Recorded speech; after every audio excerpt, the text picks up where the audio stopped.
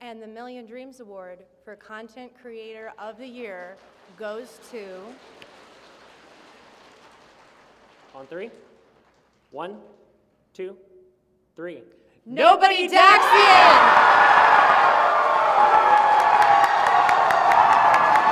This is the second nomination and the first win for NobodyDaxian. They were also nominated for Gameplay Challenge.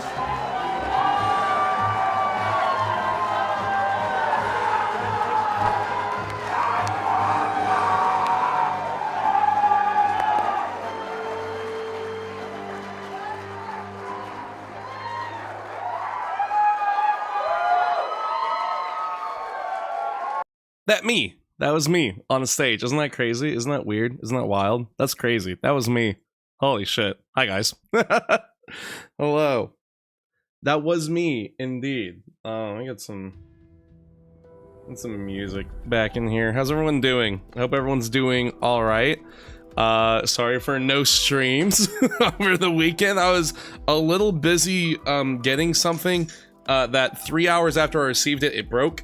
So, you know, guys, if you want to show me another one, you know. Yeah, no, the stem of this, was very thin, so, I'm gonna have to glue it back. So, you know, is what it is. But hello, Mr. Guides. Party too hard. Yeah, no, real, I did party too hard. Let me do the hellos real quick before we get started into this, because I want to talk about Reconnect. I want to give my actual speech because I thought the speech I gave was shit, so I'm doing my take 2. But yeah, and then we're gonna do like some KH Rando after this, because I want to promote Fresh Faces 3. But yeah, anyway, SB Grenfell, hello. Lorax, what's up? Lance, my goat, hello. LER gave a shout out to Lance, thank you. Ellie, hello. My goat. Guardcat Bob, hello. Marlucia's wife, Raven, Twenzo, Reaper, Swingin', Cornelius, Cat Fox, Astronma, Otaku, aim, ooh, I don't know how to pronounce that. Jace, guys, can we get a Yar gave shout? Dude, you're on it. You're on it, Ellie. Thank you. Astronma, I think I already said. Roro, my goat. Can we get a shouty for Roro, please? Uh-oh, I went too far. Phantom Eevee, hello. Is there anyone I miss? Plot holes, hello. Dan Bob, what's up? My goat, my One Piece goat. Wolfie31 Spirit, hello. And Swood, my goat, what's up? Okay. So we're gonna do this. We're gonna do this thing where I give a new speech. Because while I the only thing I had prepared, because I'll be honest, winning the Content Creator of the Year award was not in my mind. Here we go. Thank you, Lorax, for the follow. Winning Content Creator of the Year was not on my mind while I was at Reconnect. I was very much more so there to like meet people and hang out with people that I've met in the online space. So that was kind of where my priorities were. So I need to take this song off of here. As you can hear, my voice is still a little rough. The entire weekend I was screaming "That's my goat" to a ton of people at the event, and I did that because there were so many awesome people there, and I needed them to know that they were my goat. I needed them to know. So yeah, we're doing a take 2 on my speech, because the only thing I had prepared was the opening joke of my mom's biggest regret. Mac, what's up, goat? Dude, it's nice meeting you. Thank you for the congratulations. Thank you, everyone, for the congratulations.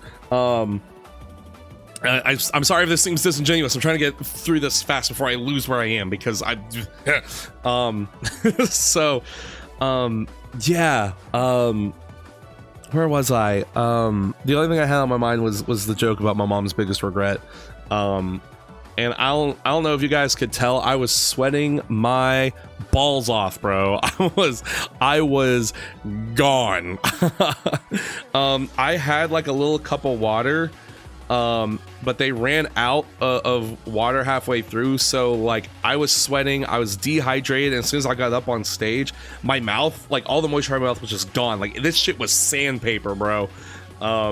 And so I was also trying to make sure I wasn't cursing on the stream, so it was a whole mixed bag of stuff happening. But now that I'm in an environment where I can dress how I want, I have water to stay hydrated, and I can say whatever the fuck I want. I'm gonna do my speech how I want to, and you know, we're just gonna, you guys are gonna have to accept it. You guys are gonna have to accept it. For anyone that wants the TLDR on this, I'm gonna give thanks to some people, and then I'm gonna disappoint you all at the end.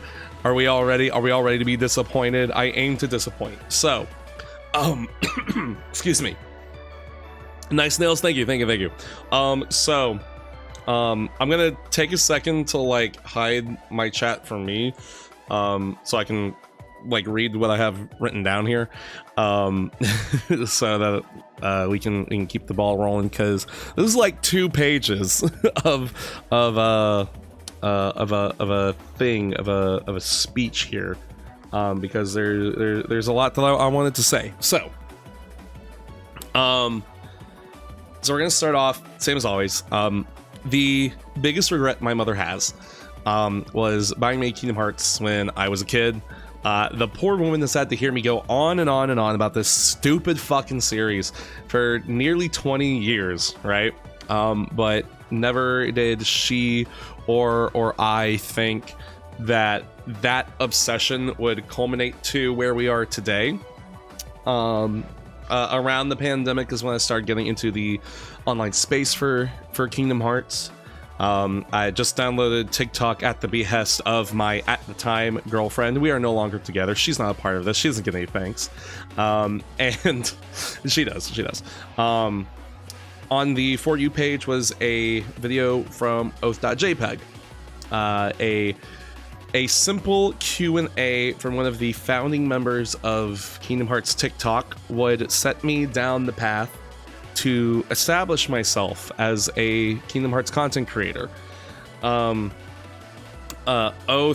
Ellie, Prime, Brisk, Swood, Ballot, Millie, Lizzie, Evan, Alaxon, Dandelion, Kelly, Mystic, you all are fucking rock stars, and thank you to my TikTok family, and thank you to everyone who enjoyed my old content on the platform.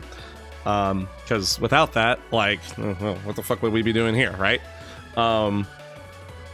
So when I decided to start making Twitch and YouTube content, I knew that I didn't want to be like a traditional quote-unquote kind of Kingdom Hearts creator.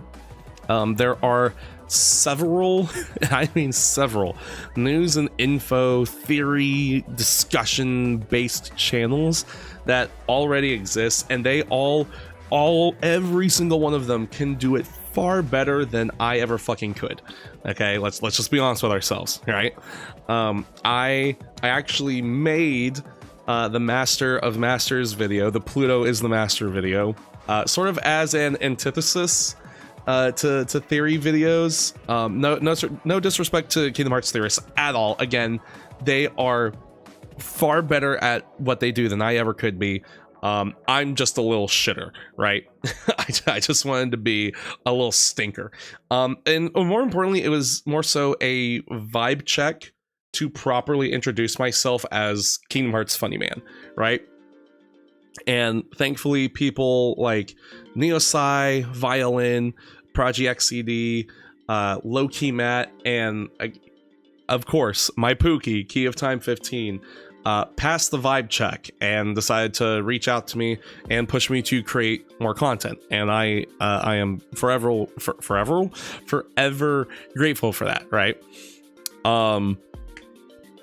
And because I made more content, I got to meet some awesome, incredible, and talented people like the Radiant Gardeners, Sunny Novus, Lance the Master, Brandon Glovich, Dallin 1016, Palpu Komi, BioRoxas, Cheney, KH Guides, and like a million other fucking people that I can't remember them off the top of my head, and if we stay here too long, we're gonna be here for like 8 more pages.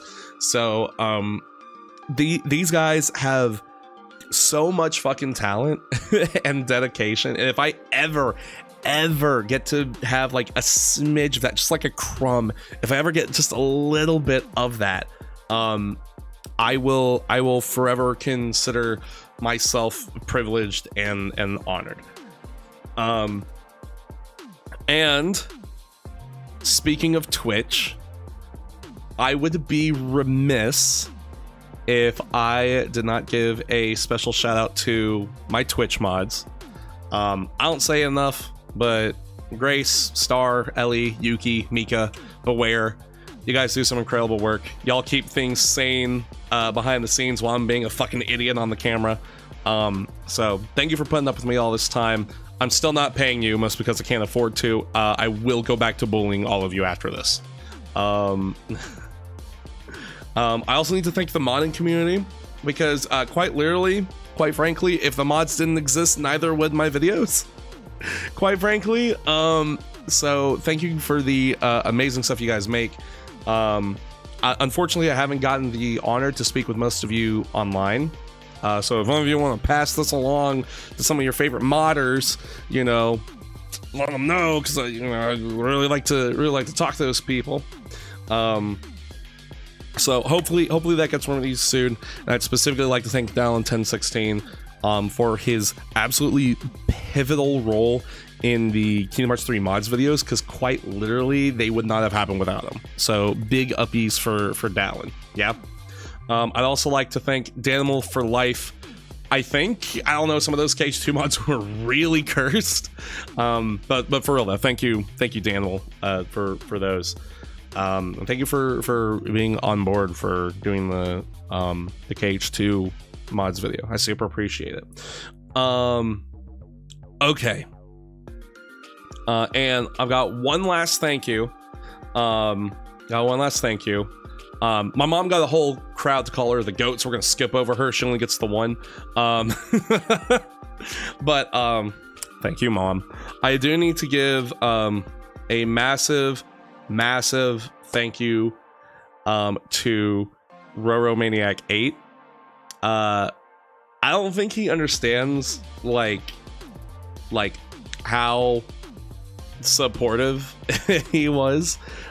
He reached out to me to participate in Fresh Faces 1 way back when, and I don't think he knows quite how impactful that was, because it was the first time that I was invited to something as a recognized creator, and thanks to Rando, I was able to concoct a lot of different ideas for content, and then through numerous Discord messages with him, I was able to see someone that's like truly like passionate about the community and who puts in a metric fuck ton of effort. I'm so serious. There's been so many messages where he's been talking to me about like plans for FF1, FF2, FF3. I'm like, holy mother of God, like you're insane. You're ridiculous. I would crumble under the pressure.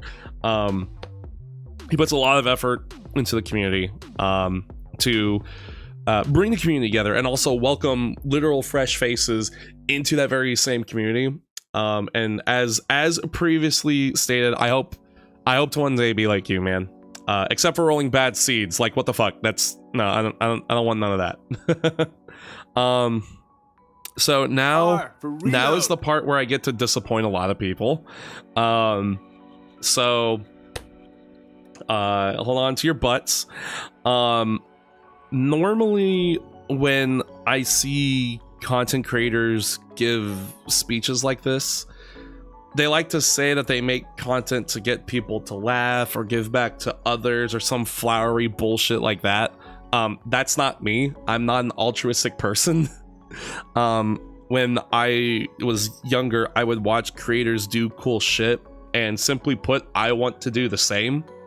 It is an immense pleasure and honor and joy that people like what I do and that people support me doing it and they come along for the ride and all you know, all this other stuff. But at the end of the day, I do this for me.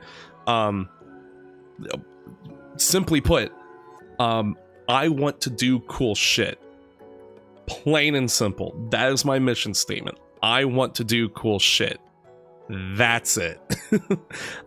Doing all these weird challenges, posting videos, having people support my work, reading all the comments on videos, talking to all the people in the live stream chats like you guys, collaborating with amazingly talented creators who, again, I wish I could get a smidge of their talent and commitment, and getting to meet some absolutely goddamn incredible people.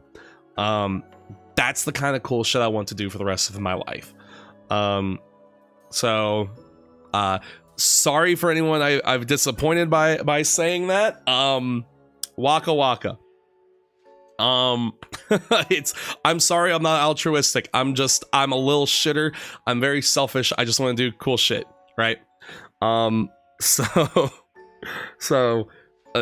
Sorry. But I appreciate everyone, you know, supporting me and coming along for the ride and just liking what I do. So, all that said, I've got a lot of cool shit I still want to do for future live streams and videos. I hope you guys come along for the ride and like support it and whatever. I did mention on stage at the Million Dreams Awards that I am going to be doing another round of Kingdom Hearts 3, but I don't know what mods are installed. That's going to be coming around September. I still have to go and recruit a ton of people for that project. I was actually meant to go and reach out to some people today, but I kind of got caught up on some stuff. But yeah, I am that's one of the things that we're going to be doing sometime soon. I've got a lot of other cool shit I really want to do. So last bit of flowery shit. Thank you to all of my friends, old and new, whether I've known you since TikTok days or I met you literally over the weekend. Thank you to the Kingdom Hearts fandom for thinking I'm at least a little entertaining. You guys are my goats. You guys literally are the goats. I'm gonna go blow my nose now, and you guys can figure out how you want to feel about all that, and then we'll talk about Reconnect after I get back.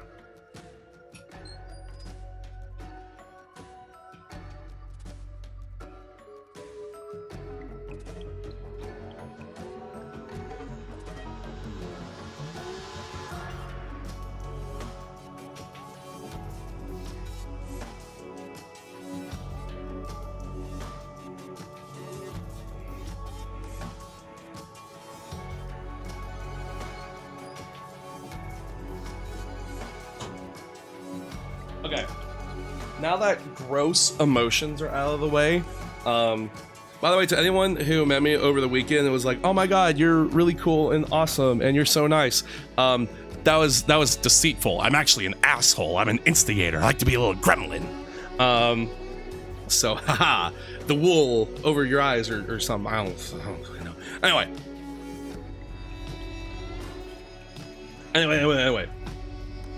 Oh, wait, let's talk about Reconnect. Let's talk about Reconnect, yeah? So. Can convert, yeah. No, my favorite thing, the highlight of my weekend was making Oath cry several times. Oh, it felt so good. The tears just, oh, they were so good and salty and bitter, and it was great. So good. So good. Yeah, anyway, let's talk about Reconnect, yeah? Reconnect was fucking awesome. Reconnect was incredible.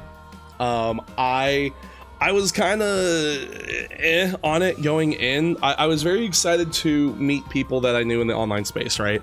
But I was a little on it because I know there's a lot of different cliques in the Kingdom Hearts space, there was a lot of people who I wanted to like hang out with and stuff, and I was kind of like, ooh, what if they don't want to like talk to me or interact with me or whatever. But all those fears were put aside almost instantly, because everyone was like super kind, super welcoming, and just really awesome to talk to.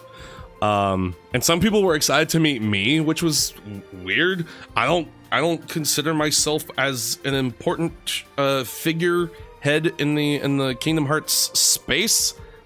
Even with this fucking thing, I don't see myself as someone of great importance in the space.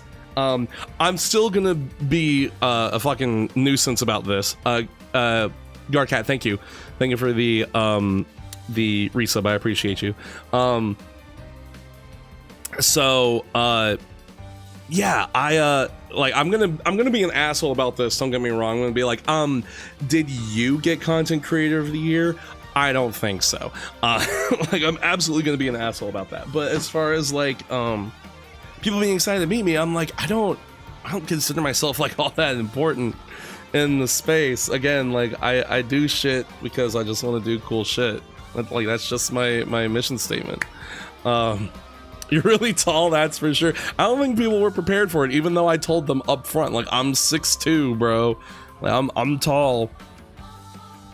So yeah, that was, I don't know, it was really cool to meet people and be like, oh my god, I love your content, which did mean a lot. It does mean a lot, again. And people are just cool. People are just cool, you know? People are just really fucking cool. But the day before Reconnect was actually super cool, because we landed like super early before our Airbnb opened up, and then you are taller than 6'2". I feel like this is Neo Sai. No, this is some bullshit Neo Sai is trying to propagate. I am 6'2", bro. I am 6'2". There's no way I'm taller than 6'2". Last time I got measured was by a doctor, so I'm 6'2", bro. Ellie's just helping being an instigator. I know her game now. I know she's like me. She's very similar to me, actually. And so I know she's just being a fucking instigator. I know for a fact that's what it is. Not counting the forehead and the hair, whatever. So anyway, the day before Reconnect was really cool, because we landed earlier before Airbnb opened, and then we went to the hotel that it was being hosted at. Cantola, we're actually talking about it right now. What I'm talking about. Okay, this whole Dax's 6'2" thing, this is all because Neo said he's 6'2" and he's shorter than me.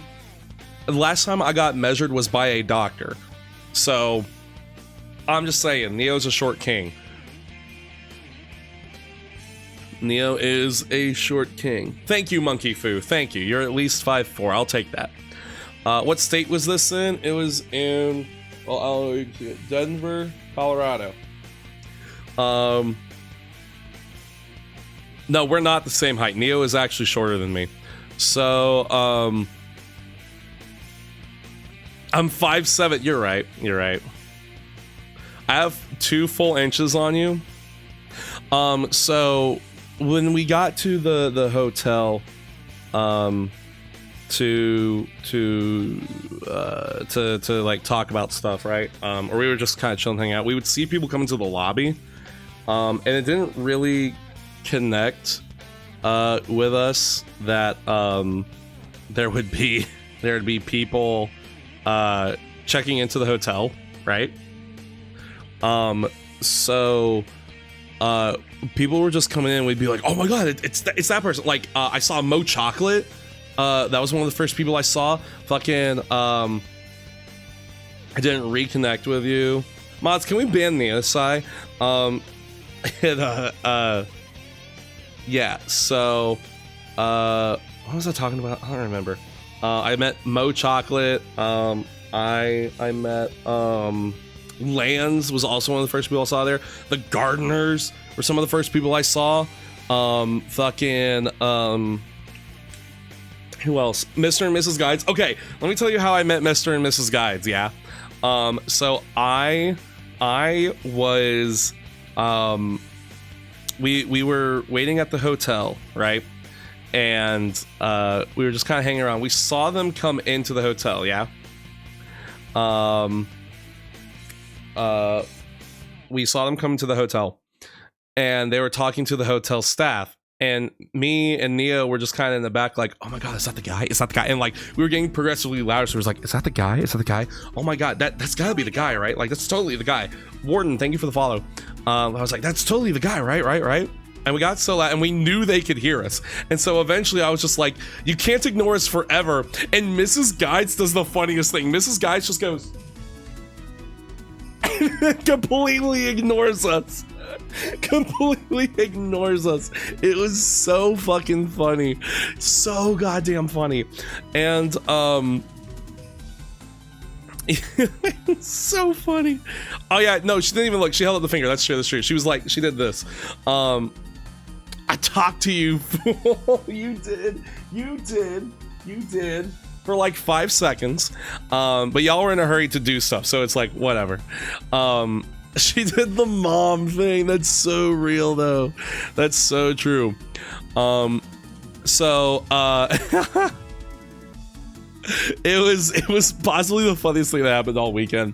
And you know, so eventually we did get to talk to everyone. I actually helped bring in some of the equipment to the stage room. There was a couple of us that were bringing stuff in. I met Ellie in the hotel, and she brought me this stupid fucking British candy that she says is toffee. It's actually caramel, or it tastes like caramel anyway. Don't let her deceive you.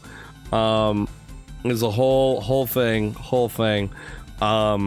Thank you, Jonas. Thank you. I appreciate you. She also gave me jelly babies, which those jelly babies are actually really good. The last jelly babies I got were not good. Those ones were pretty good. But yeah, run it back for the yearbook. You know who did get Mrs. Guides to sign his yearbook? This guy. I have a Mrs. Guides autograph. They only have 999,999 dreams left to award now. True. That's well, there was 13 awards given, so do the math. So that was really cool. We eventually did get to the Airbnb, and then we went to Reconnect, which was just they rented out this little space at what they called the milk market. It was basically just this giant room of different like eateries and a bar in the back that they had, which was super fucking cool. And whilst we were there, I got to meet some more really cool people. Who all did I see? I had met Oath before that. I had met Brisk before that. Dallin, Key, Neo, all them. Who was there? I know Sunny. Sunny was there. Sunny Novus, right? Sunny was one of the people who I was most excited to see. Because if y'all know Sunny has like some fucking banger Kingdom Hearts content in terms of either theory or discussion or analysis or whatever, right? I did not. Okay, Mrs. Guides, that was not my fault. That was not me. Vodka was good, homie. Dude, I'm wearing I think it was it this one? Was it this one? I think. Hold on. Let me flip these over. Hold up. Yeah, I got a lot of bracelets, which was awesome. Hey, Master Train. Let's go. Yeah. Thank you for the shouty. Yeah. So, met Vodka there. I had no idea who Vodka was. There was just this person that was standing there, and they were like, "You want a bracelet?" And I was like, "Fuck yeah!" And so I took a bracelet, and they were really awesome, really cool. Y'all should follow them. But Sunny Novus was one of the people I was most excited to meet, and I saw him across the way, and like we locked eyes, and I was like, "Oh!" and I like rushed over to him. And he was so excited to meet me too, which was awesome. And like he bear hugged me, bro. He was so cool. So got to see him. We chatted for a bit. Me, Sunny, Carly, Halloween Time are gonna hold a UK KH meet soon. Oh, dude, that's awesome. That's awesome. Dax, you're so sweet. Oh, just wait. When you get to know me a bit more, I'm actually a little instigator. I'm a little shitter. I'm a dickhead. So when that was super awesome. Oh my god, who else did I meet there? I obviously I met Vodka. Oh my goodness, who else did I meet? Who else? I know I met Regular Pat. Okay. Regular Pat, right? Everyone here knows Regular Pat, I'm assuming. Gigantic Kingdom Hearts content creator. A literal pillar of Kingdom Hearts content creation, yeah? So, I met Pat first at the hotel, but Key of Time 15 was really the one who talked to him. Like, I just kind of floated around him as they were talking, and I said hi or whatever. The second time I met Pat was at ReConnect, yeah?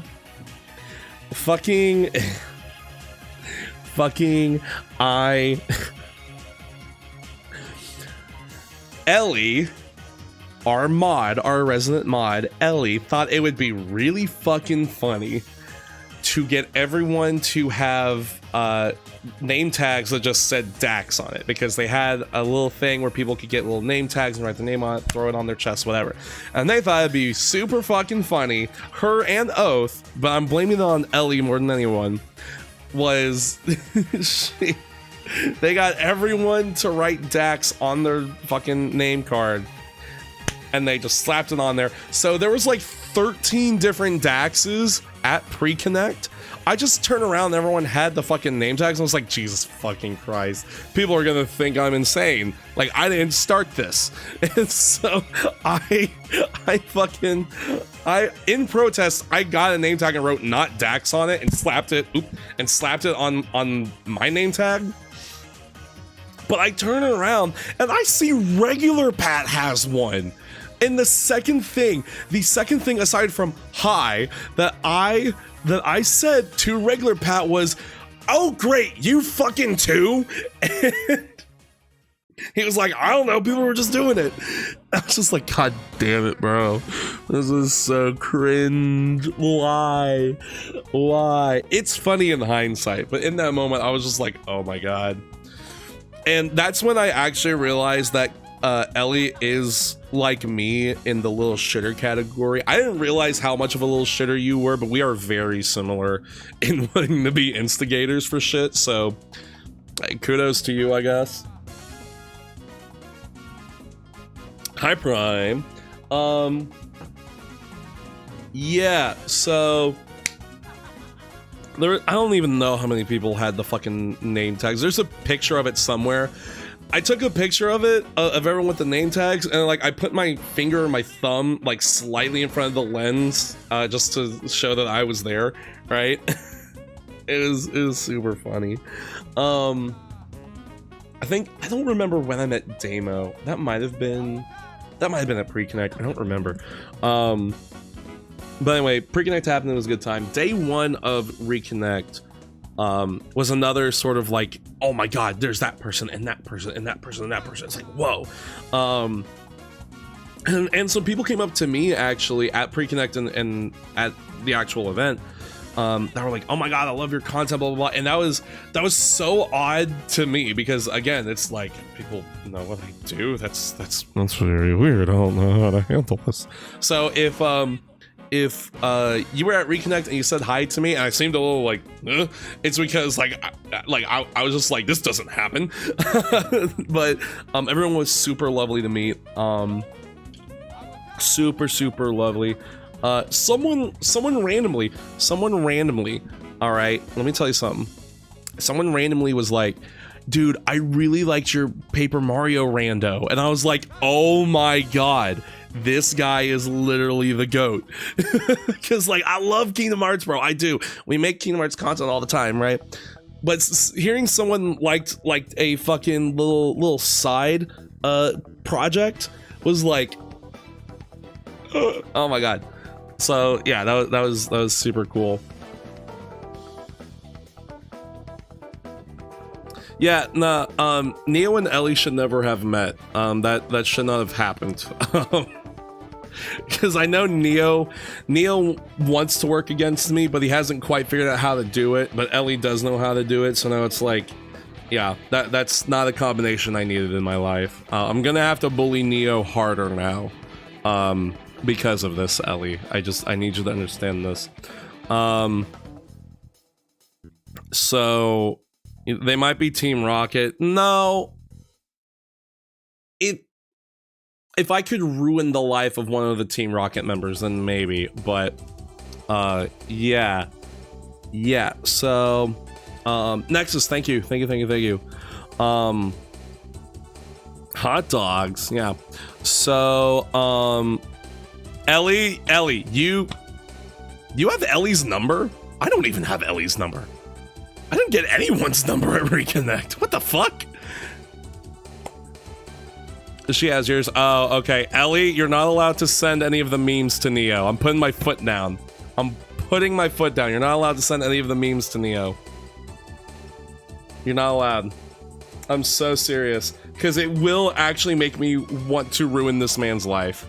I'm just telling you right now, if he has access to that, it will make me want to ruin his life. I will get canceled online for it. It'll be a whole ordeal. McRib, thank you. And on day one of Reconnect was really awesome. When did you all give each other your numbers? I never gave anyone my number.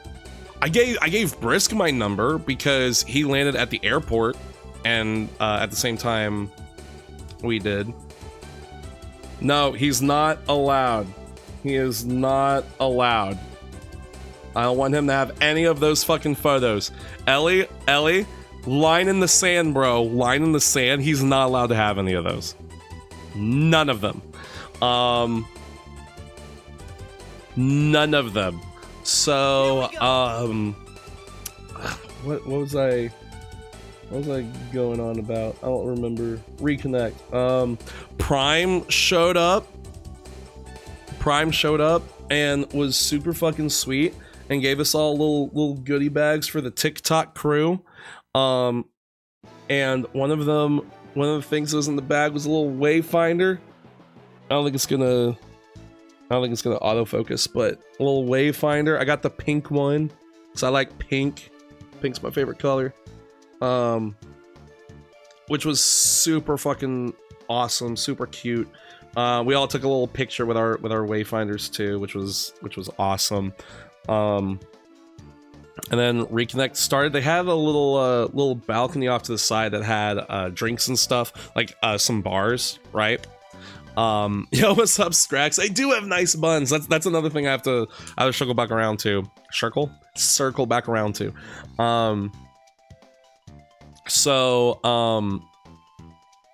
Yeah. Circle. What was I going on about?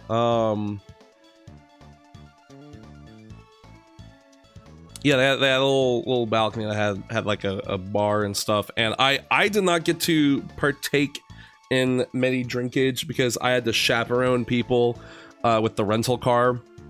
So I only had the one. Oath and Ellie tried to get me to drink more, like bad influences. And while I wish I could have partaken in bad influential decision making, I could not, unfortunately. Next time, though. Next time, I think I'm just gonna get my own hotel room so I can just get blitzed every night. I think that's what I'm gonna do.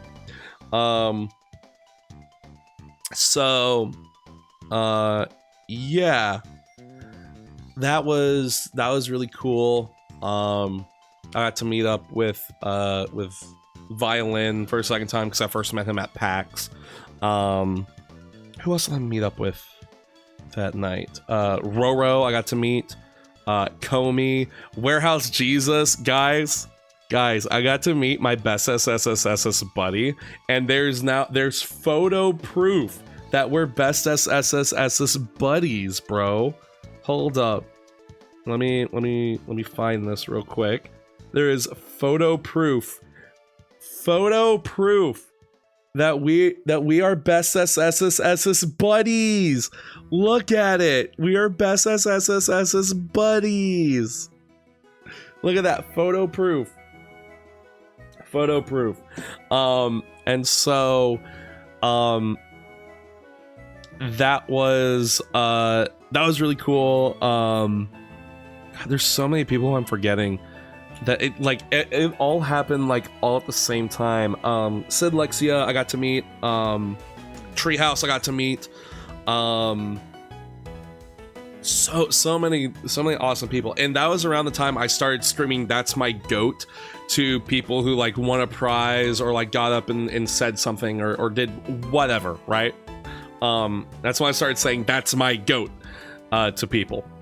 Who else? Oh, I met Elise. Elise Teria, for those on Twitch. I got to meet Carly. Is it still Carly? It's not Carly Stella. Is it Carly Stella? Hold on. I don't remember. I think it's Carly Stella. Yeah, Carly Stella. I couldn't remember if it was Carly Stella or Carly Faye. I couldn't remember what the name change was. Carly Stella, I got to meet. Super cool. Bambina, I got to meet at Pre-Connect. Says Amazing Tree, not so much. Damn, that is crazy. Yeah, so I don't know, there's just so many cool people I got to meet in that time frame. They're just super awesome, super cool, super sweet. Everyone was fantastic. Second day reconnect. I actually got to do some of the after party stuff. Kingdom Hearts fan, thank you. Let's see. Oh yeah, there was a guy walking around with like a 360 camera on a stick, and every time we come by, we would just chant stick. Day 2, I kind of felt the effects of me shouting "That's my goat" at people. Like it wasn't, my voice wasn't completely gone, but like it was starting to get there, right? It probably sounded a bit like this, if I'm being honest. Ben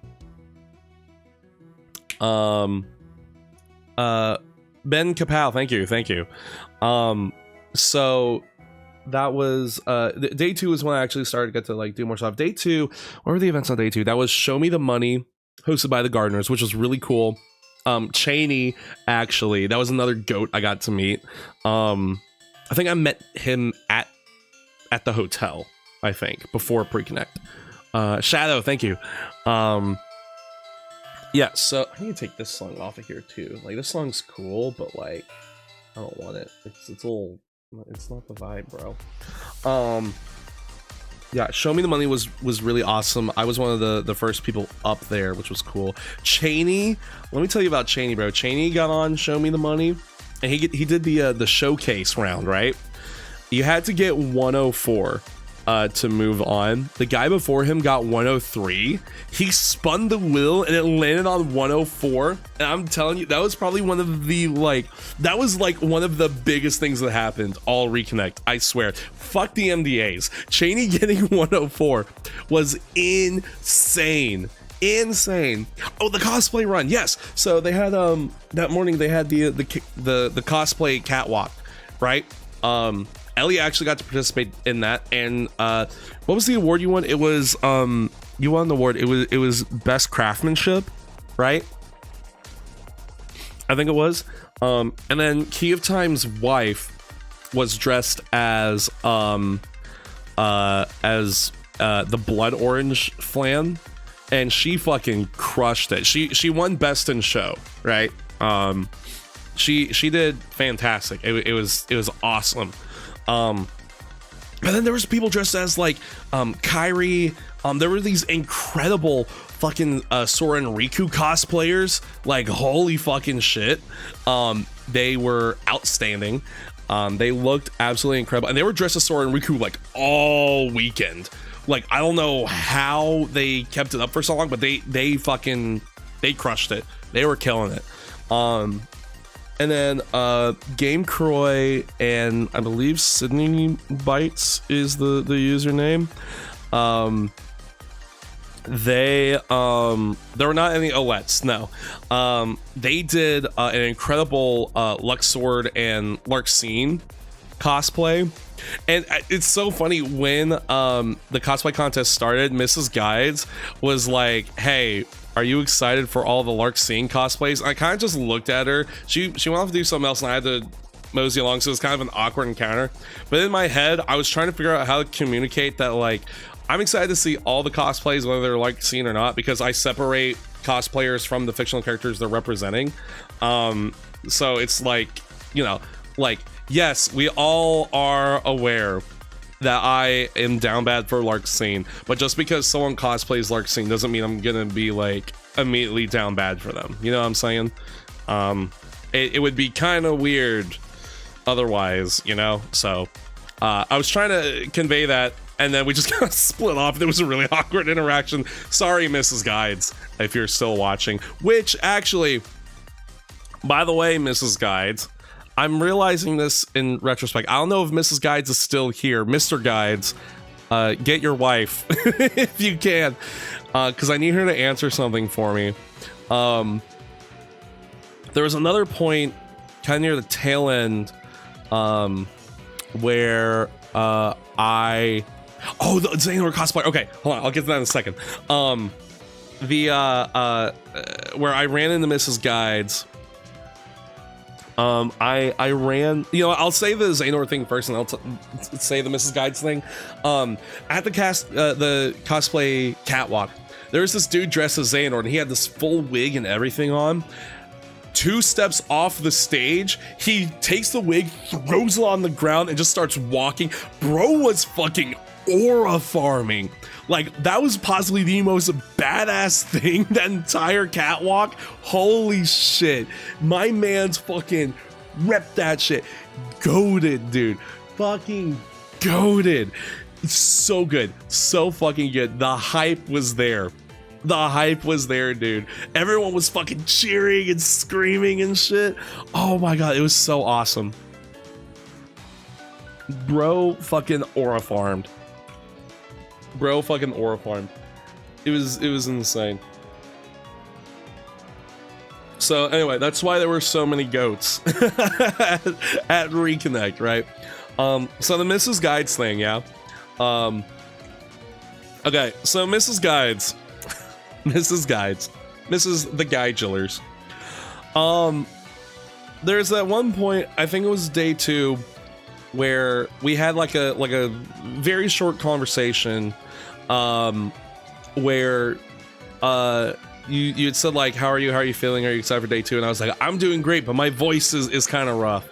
And you said something to the effect of, oh no, Dax, I need you to like save your voice or whatever in case you have to go up on the stage for the awards. So like, you knew, right? you knew, right? Right? I didn't think about it at the time, but now in retrospect, I'm like, wait a minute. Wait a minute. Wait a fucking second. Wait a second. She told that to all the nominees. Okay. But like, yeah, okay, I see you. Anyway, day 2 was really fun. Started off really strong with the cosplays and show me the money. The merch store was also kind of decked out. I got to meet more people on day 2. I don't remember why I started talking to to Niku, Sune, and Pseudo Dragoness. But they happened to be there, and I started talking to them. I got to meet them. I did not realize, I believe, and someone correct me if I'm wrong, I believe this little keychain was a Nikutsune product. I believe because they were running the merch store. I believe this was one of theirs. I'm aware, Mrs. Guides. I'm aware. That's fair. Any Keyblade costumes? Funny enough, Mr. Guides was dressed as Oblivion for the rave, and I didn't get to stay around for the rave. Unfortunately, I had to take people home. But I heard Mrs. Guides was dressed as a Oathkeeper. Yeah, so there was at least one Keyblade cosplay there. But I got one of these, which was really cool, really fun. I love that. I got I don't know what it's called, but Backstory Ben has this project that he just does where he makes these like custom Disney cards, and I got 2 of them. Where do I put my thing here? Another thing too here. He had a Larxene card, right?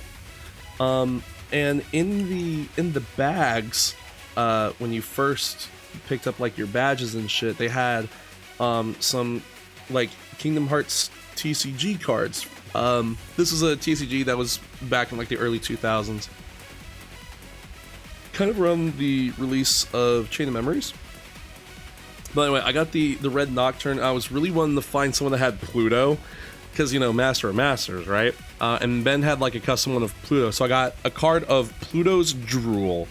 I'm the proud owner of Pluto's Drool. And Sorcerers of Magic Kingdom, thank you. Yeah, the save point in the corner. They had a little save point in the corner of the accessory shop, which was really nice. You got Aladdin's feet for free.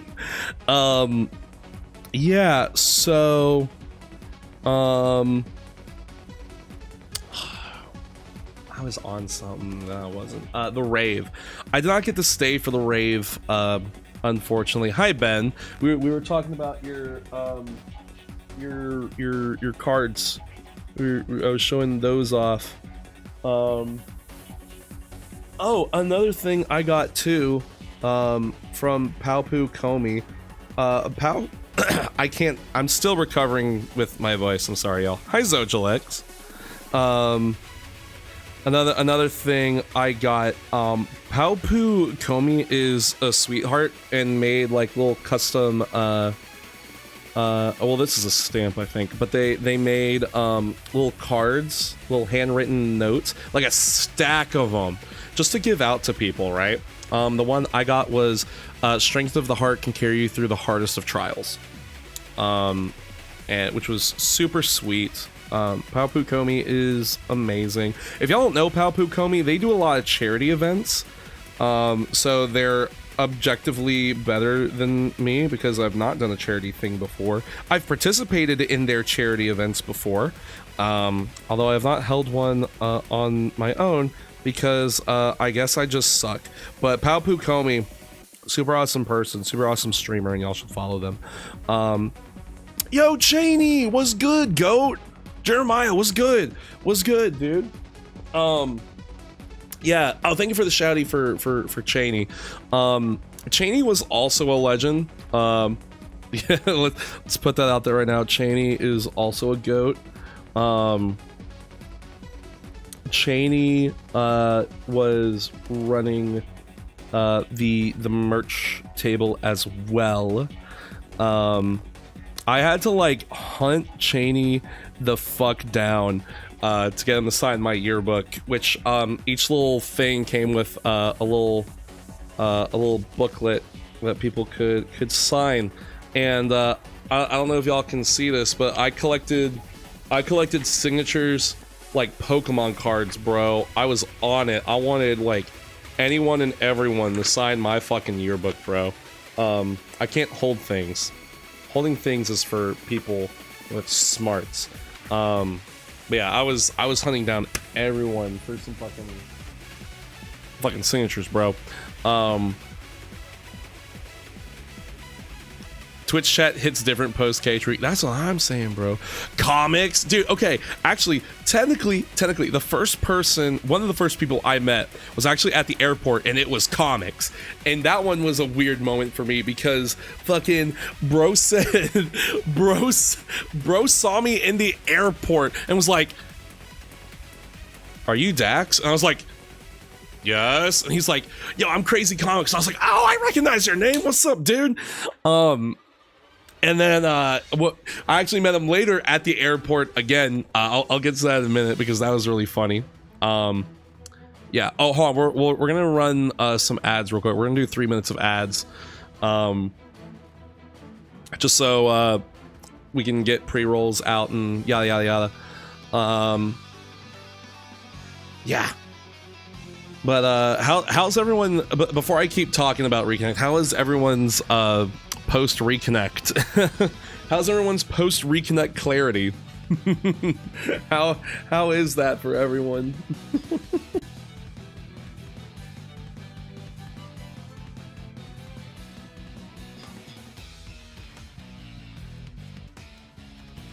All right, Cheney, do the driving thing. Don't be texting. Don't be doing none of that.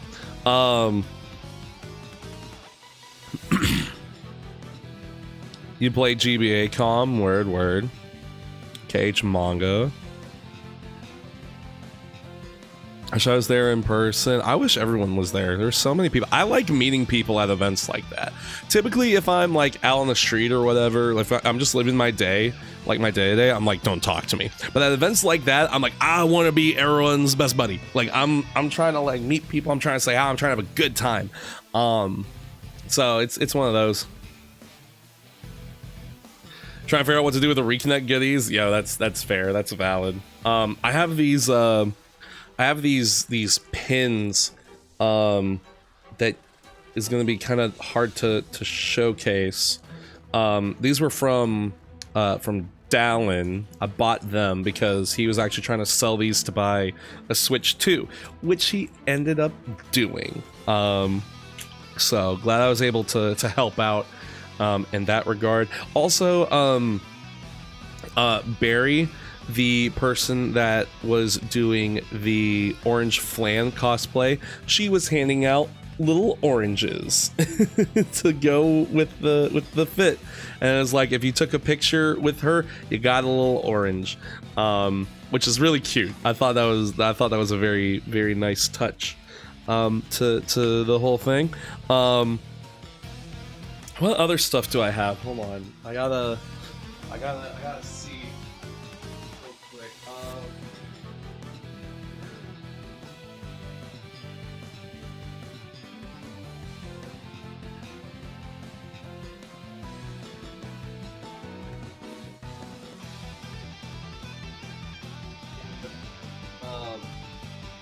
I'm gonna have to like plop some of this down for like a hot second, just so I can showcase all of it, and also there's more here. One of the other things, a little care package that Prime got for us.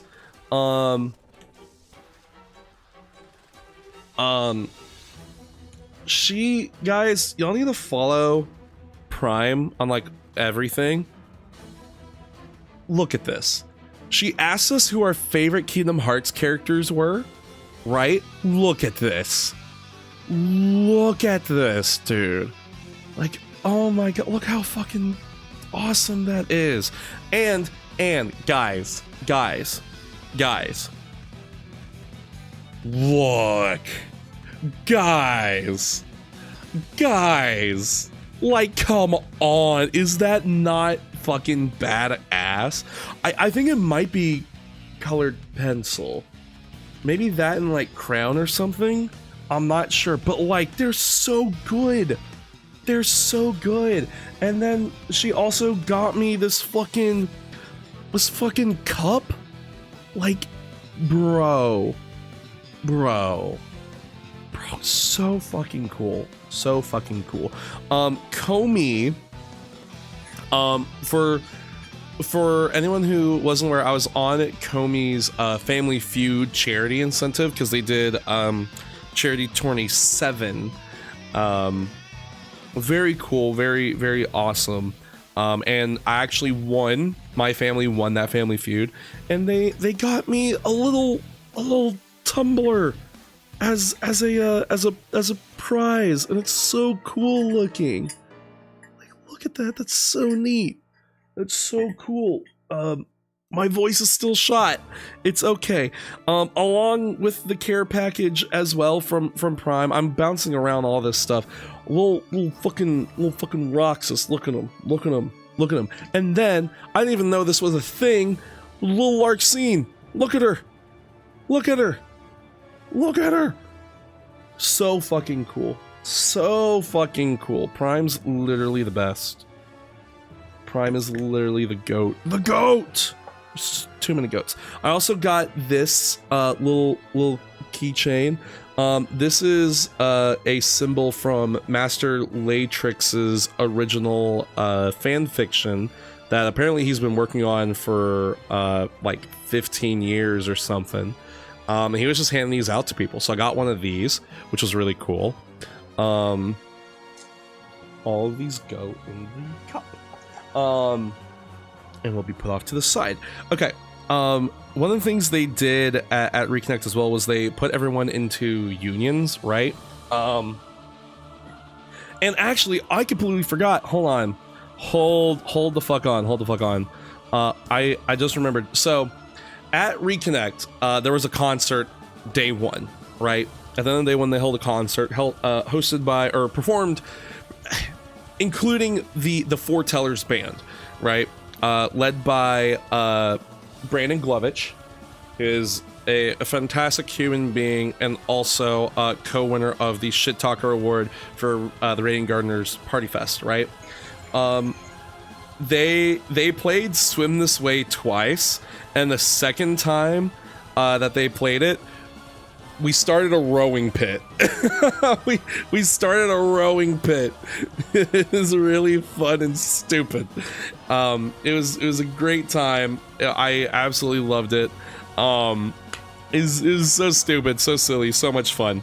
But part of the Foretellers thing was over the entire weekend, you got put into a union based on your badge number.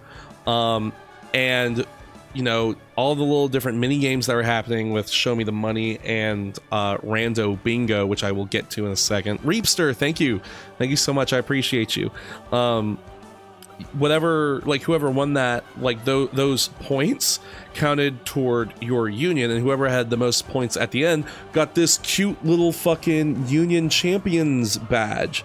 Yeah. The winning union was Vulpus. I was in Ursus, so don't ask me how I got this. I kind of found it. No one tell guides. So row, fight the power. Exactly, bro. Exactly. Loves me some Gurren Lagann in this house. Yeah, guides. I was totally in Vulpus the entire time. Don't worry about it. I was being a secret agent. Okay. We got a criminal over here. Listen, I'm telling y'all, I made really good impressions at ReConnect, and this is where you all are finding out I'm an asshole. Okay, I have fooled all of you. You can't take this back now. You voted an asshole for Content Creator of the Year. You can't take it back anymore. I am literally everything wrong with the Kingdom Hearts community. Which actually later Bio tweeted that I'm everything good about the Kingdom Hearts community. So character development. You ever watched Gurren Lagann? Time to start. Yeah, so Show Me the Money was really awesome. Rando Bingo was so much fun too. The funny thing about Rando Bingo though, right? It was run by did you and Ellie fight during bingo? Oh my god. No. not a lot. It was definitely more of a a, you know, but we didn't fight that much, thankfully. No, see, I felt bad. I didn't get to hang out with the TikTok crew as much as I wanted because I was hopping around trying to like talk to people and stuff, and then I had to, you know, conform to other people's schedules because I was driving that group around.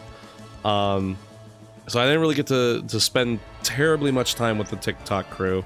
And I got a little FOMO, I won't lie. I got a little bit of FOMO. But we made up for it eventually. Yeah, Ellie was helping Brisk with his bingo board, I'm pretty sure. Yeah, Randomizer bingo was my favorite thing too. I may be a little biased because I like Rando, which we might play later here in a little bit. Yeah, so Rando bingo was a lot of fun. I won with a limit form card. I got my limit form. I got a couple of points put into a raffle, which was really cool. But apparently during Rando bingo, Boomer. Oh my god. Okay, I have some stories. I have a story about Boomer that we'll get to in a second. All right. What's up, Go? Can we get a shouty for Boomer, please? So I can't wait to tell you all this story. It's so funny. So at Rando Bingo, the people who were running it were Zed, I believe, was the username, and Warehouse Jesus, right? A lot of people in the crowd and also at at the event in the Twitch chat, they thought I was Warehouse Jesus. They thought I was running Rando Bingo because similar build, long hair, had a fucking headband kind of draped over them, right? So fucking funny. I didn't find out until later. It's so funny. So Rando Bingo wraps up. I go play some mini golf with Ben, Ash, Violin, and it wasn't just us four, was it? No, it was just us four. Right? Am I tripping? Am I forgetting someone? Am I an asshole? Am I forgetting someone? Was it just us four? I think it was just us four. But we played some mini golf, which was a lot of fun. What was so funny was there was a mini golf course there that had a little goat on it, right? And I was like, oh my god, that's my goat! Like we were just making fun of it. And the thing, what the course wanted you to do was bank the ball off of the little platform the goat was sitting on to go up the ramp, but that was bait because it actually banked you in the complete opposite way of the ramp. And so I did it and it went the opposite way and I was like, that's not my goat. That is not my goat. So funny. At the mini golf place, they had like a little restaurant in there and we sat down and we ate some stuff. I got a chicken sandwich, and on the chicken sandwich, I don't know why they did this. Fibby, thank you so much. I appreciate you. Hold on. I need to find my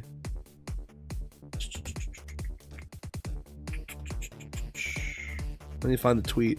They brought out my chicken sandwich on a platter that also had like a little, I don't even know what to call it, like a little like trophy stand also, and it said nice buns. And so I tweeted that and I was like, oh my god, I won the MDA for nice buns. Little did I know, right? That was really cool. They also had a sloth as a like a little plastic sloth that I took a picture with. Oh wow, that's really shitty. Yeah, you can that's a little bit better. Whatever. It's hard to see. Oh yeah, we have a new emote of me shaking my ass for the Twitch viewers. So if you want an emote of me shaking my little red wagon, I guess subscribe to the channel.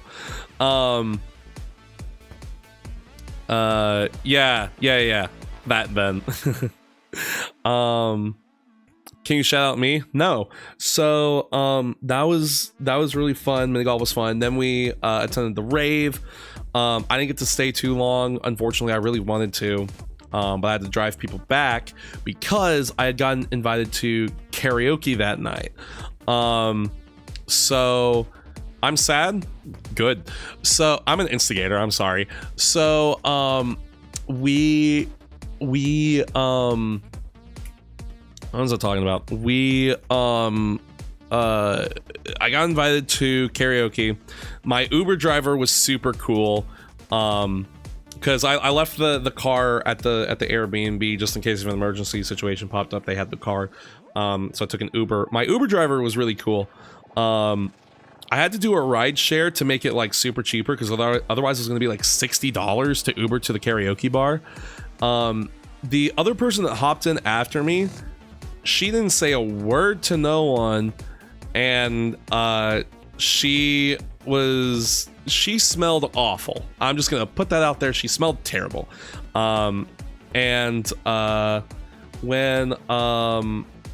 When she got out of the car, the Uber driver actually rolled down the windows. It was super fucking funny. He was super chill. But then we got finally got to the karaoke bar.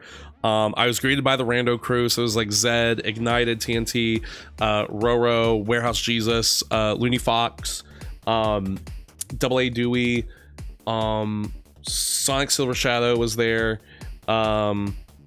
There was a couple others whose names I didn't quite get. I had to give my Lord and Savior the follow. I'll be listening to the stories though. No worries. Don't worry, Boomer. Your story's coming up here in a second. So I did karaoke that night. I sang a love ballad to Warehouse Jesus. There's a video somewhere. Walpy, yes. Raiden also. I didn't realize that was Raiden. Okay, cool. Yeah, I was just handed shots at the karaoke bar too, which was awesome.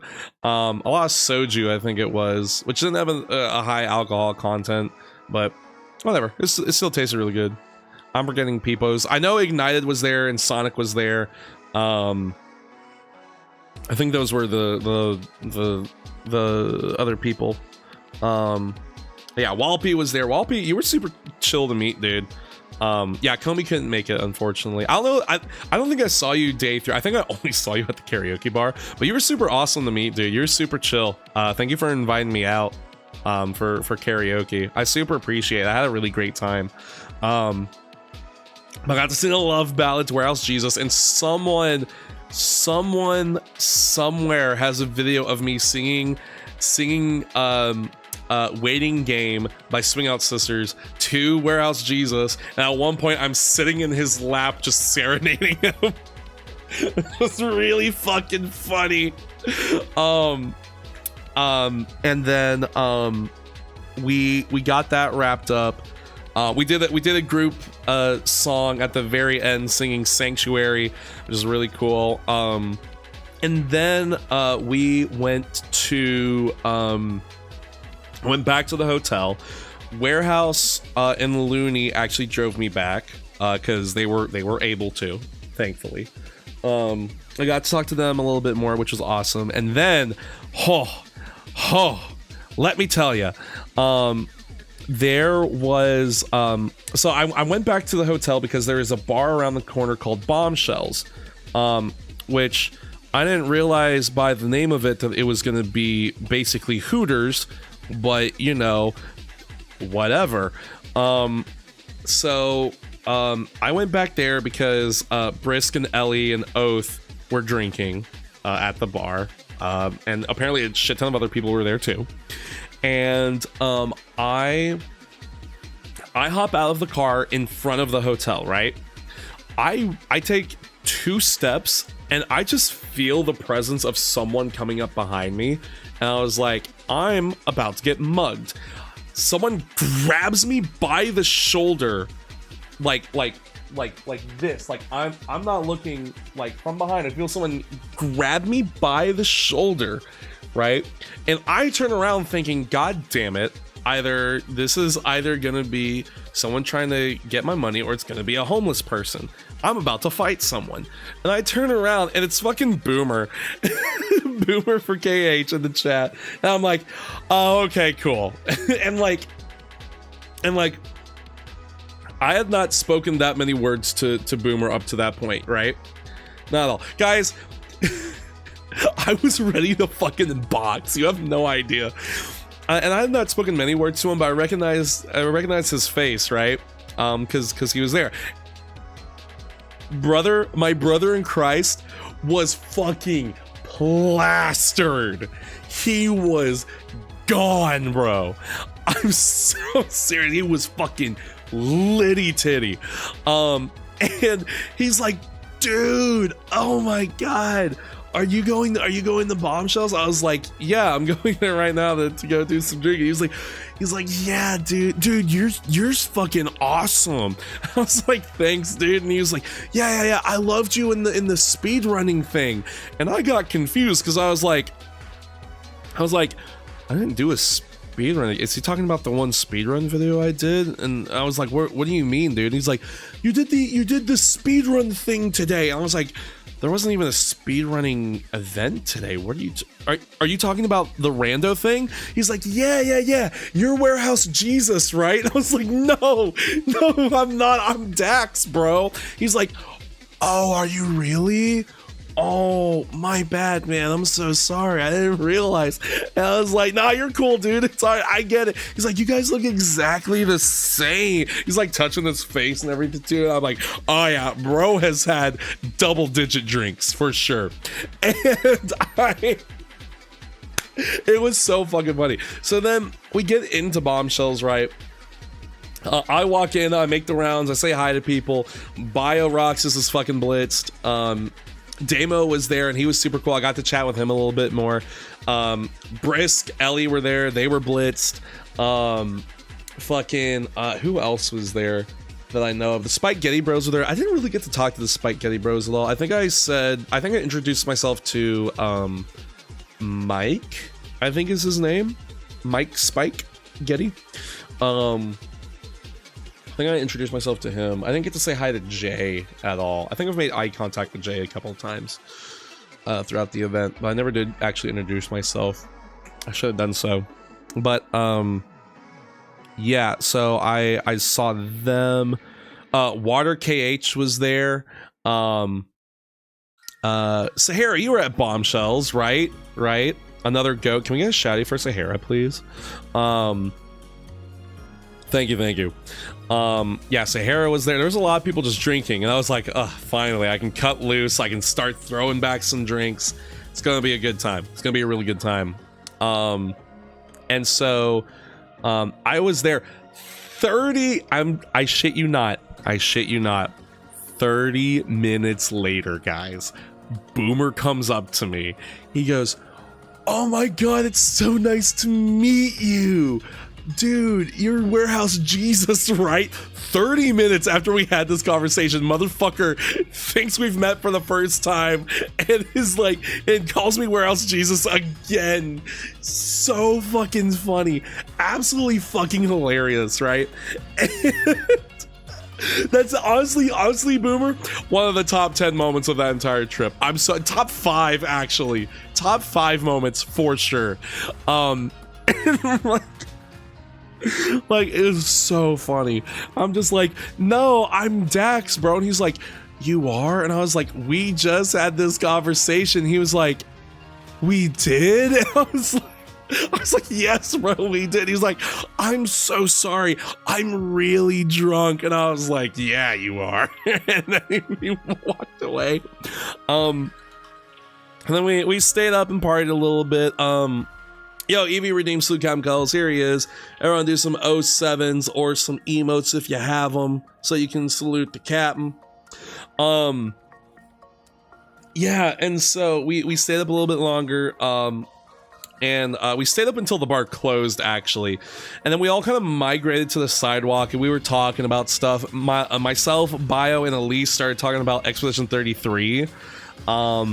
Which was super hype. Very, very, very fun chats there.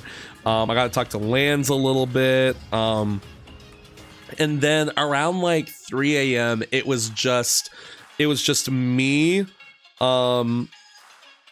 It was me, Brisk, Brandon Glovich, Empowered Muse, and K Tabulous. We were all just kind of sitting around shooting the shit, just talking about life stuff, you know, whatever. And then we all kind of migrated into the hotel, and then it was like 5:30 and the sun had risen. So that group of 5 people I have now dubbed my sunrise goats. And they were all very cool, very fun to talk to. I learned that K Tabulous and Empowered Muse really like Degrassi. They are Degrassi experts, apparently. So that was super awesome to find out. We just had a good time. Then Sunday rolls around. I get up really late, and we kind of caught the tail end of what was it, Melody of Madness. Kind of caught the tail end of that. Oh, one person, I do have to give a very special shouty to the Landy Lodge. So I can't remember if I met him day 2 or day 3. I think it was day 2. But I met Landy Lodge, right? My previous experience with Landy Lodge was on Twitter. I had posted my opinions on Final Fantasy and Kingdom Hearts, right? And thank you, Black Cat. I appreciate you. I posted my opinions on Final Fantasy and Kingdom Hearts and how I feel that Final Fantasy does not, or Kingdom Hearts does not need Final Fantasy in order for it to be good, right? I would be perfectly content if Final Fantasy wasn't in it. There was a little bit of miscommunication in what I said. I more so meant the Final Fantasy cameos, but Landy came back and started spitting some bars about how he actually thinks Final Fantasy should be in it, and we go back and forth, and it seemed like it kind of got heated. And then I messaged him on Twitter later. I was like, hey, I just want to make sure, like I'm not trying to like start any heat or anything. I hope like the conversation isn't starting to get to that point. He's like, no, you're totally fine. Like I didn't think about it at all. Think of it that way at all. I think you're like super chill and whatever. I was like, oh, okay, awesome, cool, like whatever. So that was the only experience I had with Landy Lodge at that point. When I met Landy Lodge in person, he was like, I'm Landy Lodge. I was like, oh, dude, it's nice to meet you, you know, whatever. And I was like, and like one of the first things he said was like, or I don't know if he brought it up or I brought it up, but one of us brought up that whole interaction, and he was basically like, nah, he's like, dude, I'm sorry, I didn't realize like if I came off a certain way or whatever. I was like, no, you're good. I was just trying to make sure I didn't come off a certain way because I ain't trying to like be like that, you know. And he was like, yeah, I'm sorry, I'm a little bit abrasive. I'm a New Yorker. And I was like, why didn't you lead with that, bro? You should have led with that. It just turned into a whole thing. And then he was like, and you know, it was an absolute joy meeting Landy Lodge. I wish I could have talked to him a little bit more. I never got around to it, but yeah, Landy was super awesome. Big shouties for him. Absolutely. I hope I get to interact with him a bit more. Anyway, so day 3, I mostly spent that day playing Smash Bros with Violin and Treehouse, and Ben and Ash and Sid. We all kind of just congregated into one of the hotel rooms. We were just shooting the shit, playing modded Smash Bros actually, and that was a lot of fun. And then the MDAs happened. Y'all saw the MDAs. I've got the trophy. I've got my little fucking envelope that has my name in it, you know. Once again, thank you to Mr. and Mrs. Guides for putting that on. That was an incredible experience. And congratulations to all of the nominees and the winners of those events, of those awards. Very awesome to have met, interacted with, and support all those people, which was it's fantastic, absolutely fantastic. The first proof in the real randomizer. Oh god, do I have to get 3 more? Oh no. Moral of Reconnect: we all need to sync up more often. True. Let me see what happened. So the MDAs happened, and then there was an after party, right? I had to wait around for my group because some of them went to go get like sushi or something. I was just kind of stuck there. Eventually they came back. I dropped them off the Airbnb because they didn't want to go drinking.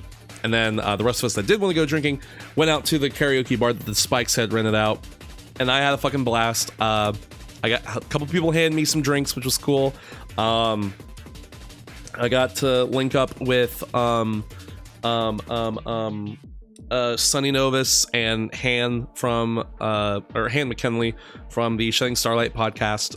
They were absolutely lovely. They were great. Really got to hang out with them, drink a little bit. I got to meet Esperoba, who I didn't realize they were there. I had actually messaged them prior because I was gonna commission them for something. And I was like, are you gonna go to Reconnect? And they were like, yeah. And I was like, cool. You know, like say hi to me whenever, because I'm trying to meet people. And I didn't actually meet them until day 3, which was really funny. So I got to chat with them some. Who else did I get to chat with? Damo a little bit. Cheney, were you at? No, you were on the Teardown crew, right? I think you're at the Teardown crew. Dan Bop, let me tell you about my goat Dan Bop real quick. All right, Dan Bop queued up fucking We Are from One Piece, bro. Fucking legend. I walked up to them and I saw the queue was up there of One Piece and they were about to go. I was like, dude, you have immaculate taste for the One Piece thing. And they're like, do you want to sing it? And I was like, I don't know, I think it's gonna be in Japanese. And they were like, well, if it's not in Japanese, come on up here. It was in Japanese, and none of us knew Japanese, but me and Ellie, we just kind of sat up front and we were just singing like whatever the words were on the screen, just trying our best to sing broken karaoke. It was silly. You were at oh yeah, because at the end of it, I found a tripod that was yours, right? So it was just, and I said goodbye, and we did the whole you were at karaoke. I remember. I clearly remember. There's too many goats. There's too many goats for me to keep track of. I'm a terrible shepherd. Too many goats.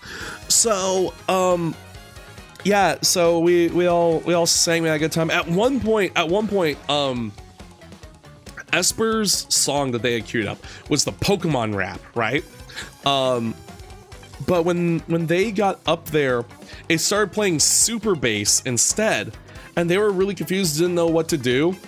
And I was like, fuck it. So I just ran up to them. I was like, hand me the mic, and they gave me the mic, and I just started fucking going ham on super bass.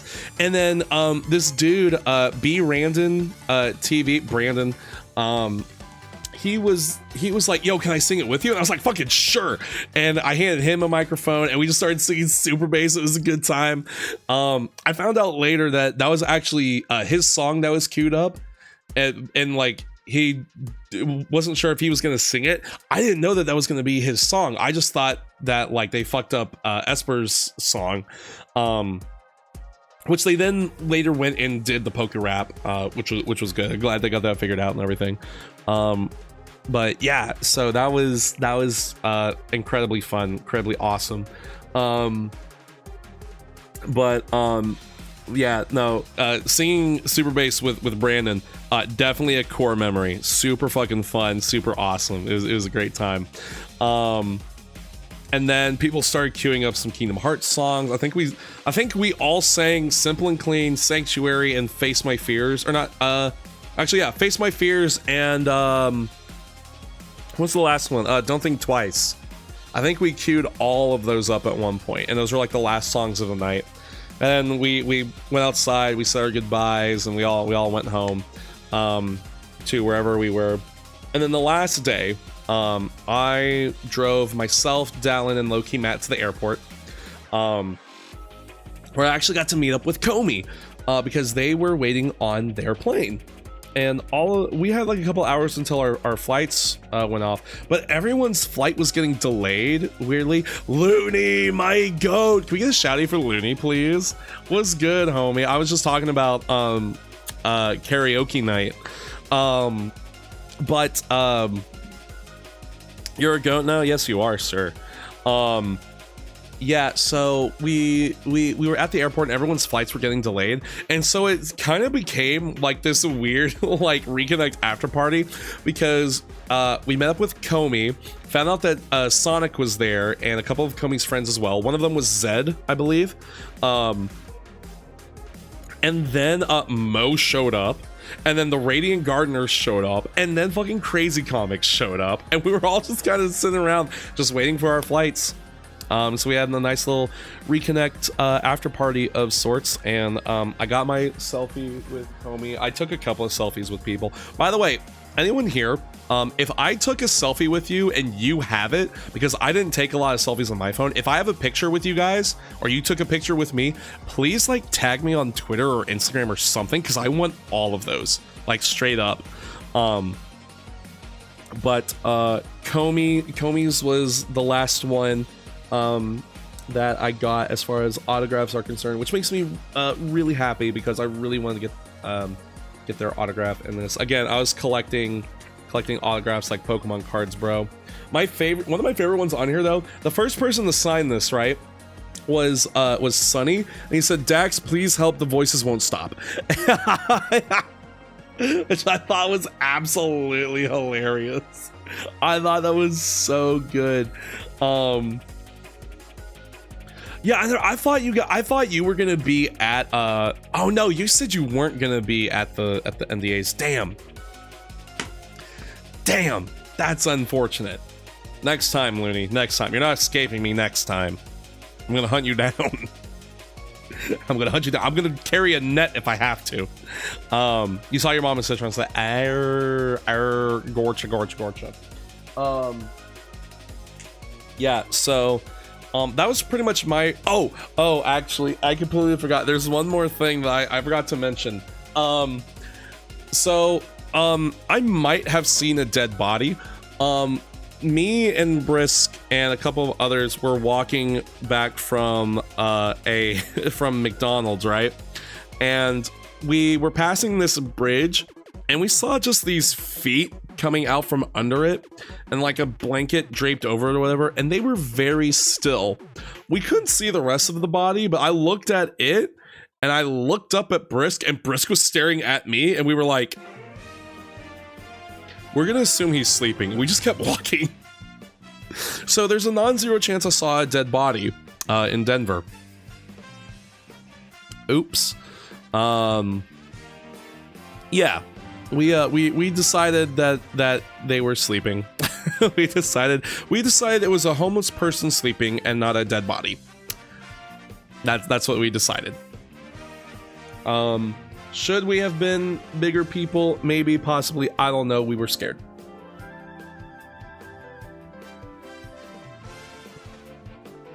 So yeah, that was my reconnect, and I thought it was absolutely incredible. Next reconnect, whenever that happens, I encourage y'all, if you ever want to be around Kingdom Hearts fans, to try and attend, because it was possibly one of the greatest weekends of my life, and I'm very honored that I got to share that experience with some really awesome people. Goats, you might say. I got to hang out with a lot of goats. Whether you create content or not, doesn't matter. Everyone's super fucking nice. So, you know.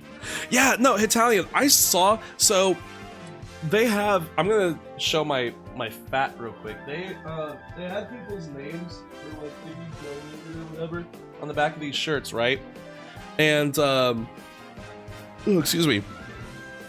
I saw your name on there, Italian, and I was like, they never said they were coming, and I thought like either I would get like a DM or like you would happen to like walk up to me or something. I never saw, so I just assumed you weren't there. Yo, Brisk. Yo, Ellie's on it with the shouties, bro. Hell yeah, fuck yeah. But yeah. I'd love to go next time. You don't have to be a content creator. You don't. There were so many people there that weren't content creators. You can go. It's fine. Yeah, you don't have to be a content creator to go. You like literally just like there were so many people there that weren't content creators. There was a lot of people who came up to me that said like, I'm not a content creator, but I really love your content. And I was like, oh my god, thank you. You'd be so nervous. It's okay. You can hang around me. It'll be fine.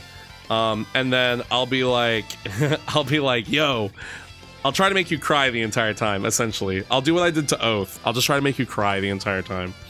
Yo, what's up, Ignalis? You need me a playable Lark Scene mod. That'd be an interesting stream. That would be interesting. That'd be very interesting. That'd be very, very interesting. No, but where literally the entire time, like, Oath was getting, like, super emotional.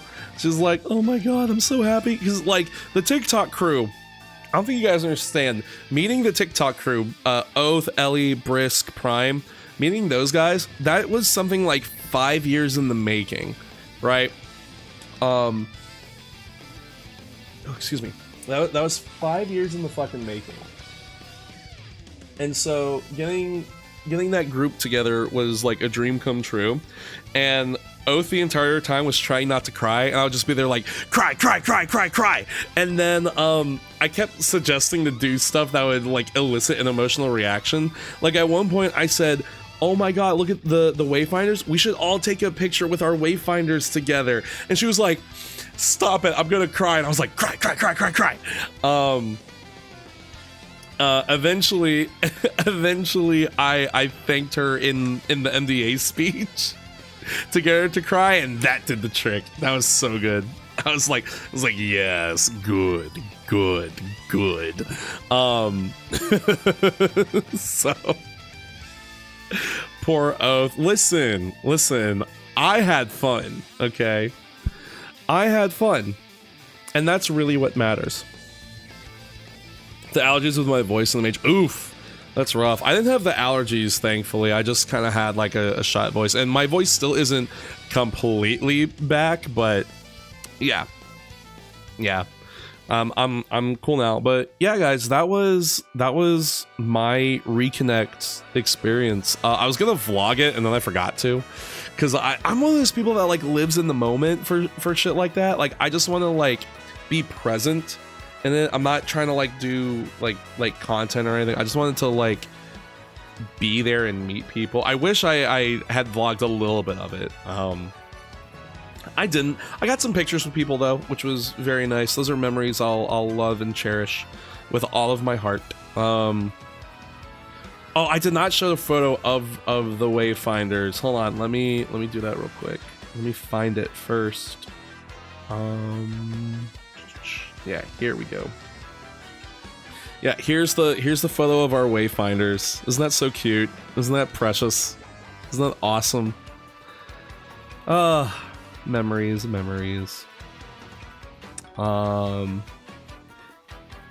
Here's our Airbnb group in front of a McDonald's. That was cool. Yeah, no drunk trivia, unfortunately. I had to be responsible. I had to be soccer mom for the weekend. Next time, though, I'm not being soccer mom. I'm not going to be responsible. I'm going to be drunk. I'm going to be everyone else's problem. It's going to be a fun time. It's going to be great. Yeah, no, I had a great time at the event. It was super fucking awesome, and I cannot wait for the next one. It's going to be fantastic. Also, shout out to Sydney Bites for the darkness thingy, and shout out to Lou. I don't know how to pronounce their full username, but Lou, my goat, gave me a Nothing is Eternal bracelet. Shout out to them. Super fucking nice, super incredible. Sid, I believe, actually had a whole fucking magic deck.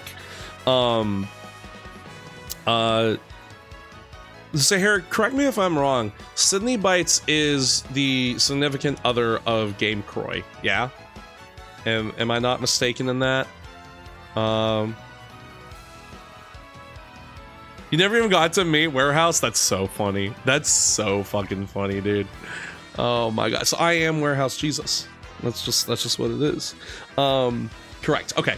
So Sydney Bites had a whole Kingdom Hearts customized commander deck. And I had actually brought my commander cards. I had mentioned I had brought my commander cards because I thought I was gonna play at one point, but no one ever actually did. But I said that, and she was like, "Man, like we gotta set something up next time." So, Sydney, Croy, if either of y'all are watching, we gotta set up like a I don't know, maybe I'll point my camera at a table or something, and then we can play commander. It'd be a fun time. But yeah, so many awesome people, so many good times.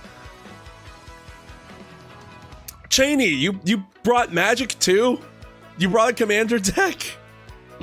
Brother, oh my god, dude, I literally day 1 and 2 I was lugging around my fucking Doctor Who commander deck, bro. Like, dude, what the hell? What the hell? Cheney, I didn't know, bro. I didn't know. I literally had my Doctor Who commander deck. Ah!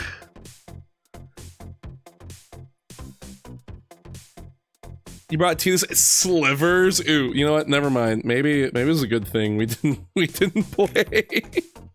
Slivers. Ew. Ew. Ew, disgusting. Next time. Well, Cheney, they have Commander on Tabletop Sim. You didn't get the dice bag? No. Oh my god. I had them with me the entire time. Croy, I was just talking about you, bro. I was talking about the commander deck your spouse had. Are you spouses or are you dating? I don't know. But bro, I was just talking about, I was like apparently a ton of people brought Magic cards and no one played Commander like at all. Like I was just telling them I brought my fucking Commander deck. And like you know, your fiance. Okay, yeah. So yeah, we need to figure out something, bro. We need to get in like a Discord call or some shit and like point all of our face cams down to a desk and just play that way or something. we need to set something up because I don't get to play Magic that often, but I like playing Magic, so it's you know, whatever. Your favorite deck? My favorite deck back in the day was Rune of the Hidden Realm. I loved Rune of the Hidden Realm. I haven't gotten to play the new Final Fantasy cards. No, I'm so sad. I'm so sad. I wasn't able to afford them, so I didn't get to try. Yeah, we can play on tabletops. Croy, do you have Tabletop Simulator? Do you and your fiance have Tabletop Simulator? Because we can set something up there. We can figure something out. We'd have to build decks inside of Tabletop Simulator, but like.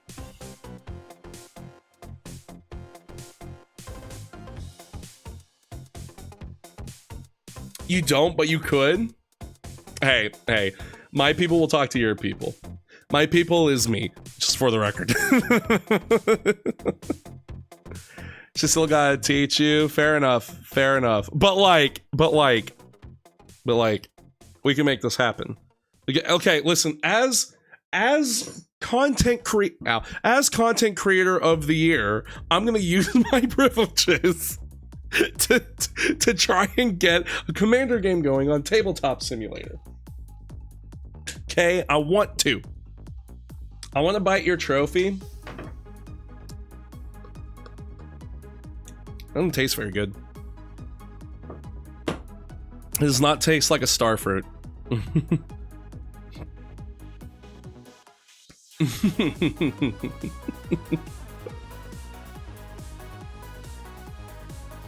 Yes. Yes, Cheney, remind me to DM you like. Also, I still need to DM some people about the next mod stream. I still gotta do that. I meant to do it today. I forgot to because I was working on a video, and then also I had to do some stuff, some choring, if you will. And unfortunately, I did not have any extra hands to make less work. It's for my whatchamaffuck, what is that show called? Letterkenny. It's for my Letterkenny. Yeah, I'm still wearing the bracelets. I have one that Sid made. Actually, when it is Sid, right? Like Sydney? Am I correct in that? And is that the appropriate nomenclature to call them? Hello, it's my first time here, and I love your Kingdom Hearts content. I sub to. Thank you. Hell yeah, and yeah, Sydney. Awesome.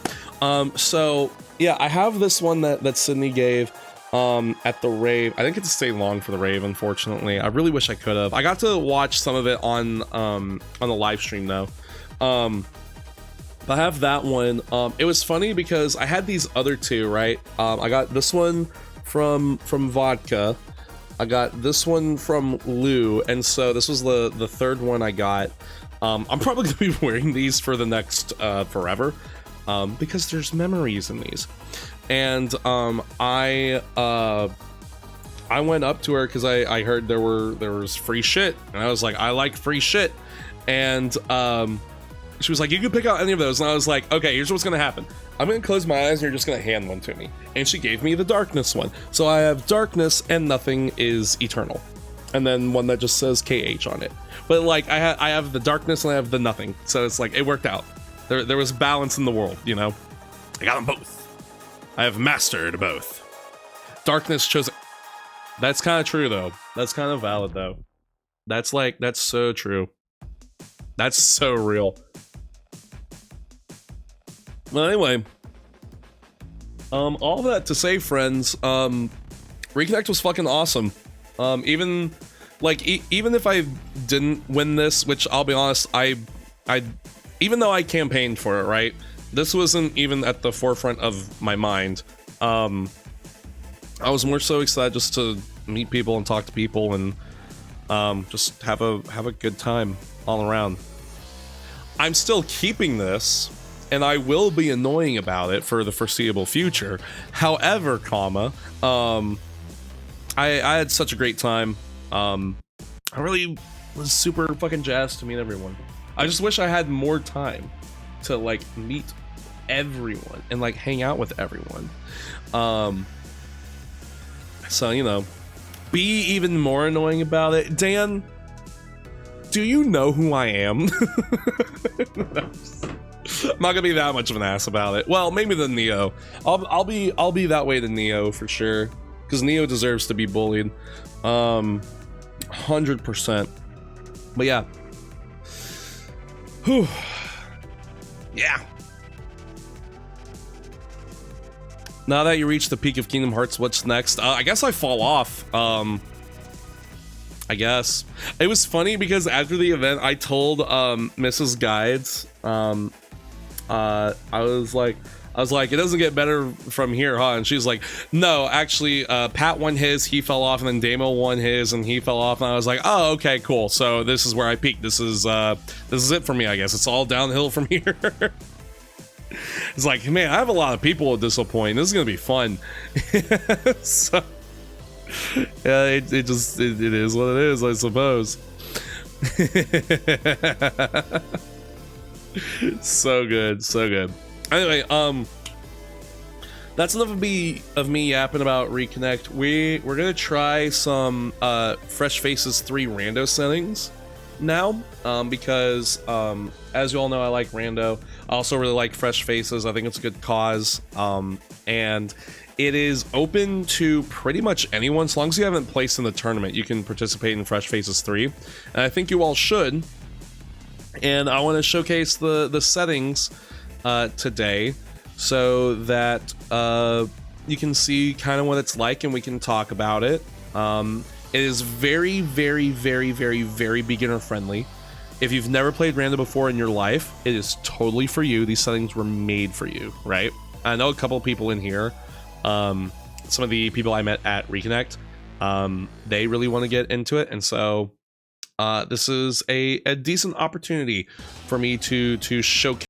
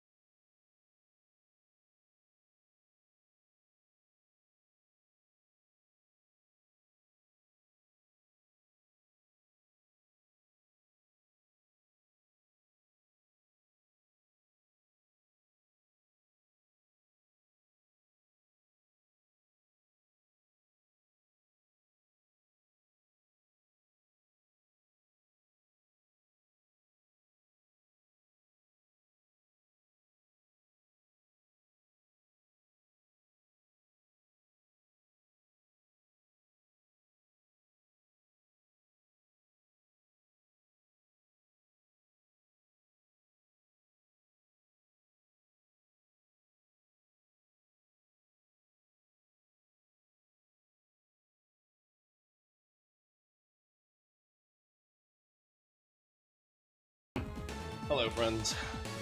Okay. The ads are mostly for Twitch viewers. This is awkward without ads. Don't worry about it. Do you see Jirachi? Huh? Fuck you talking about, Willis? Oh, you know what? Where is my... Is this it? Am I literally a genius? Oh my god, I'm a genius. I need to get my setup prepared. But where are you still in the chat? Or is there a mod in the chat at all that can do me a favor?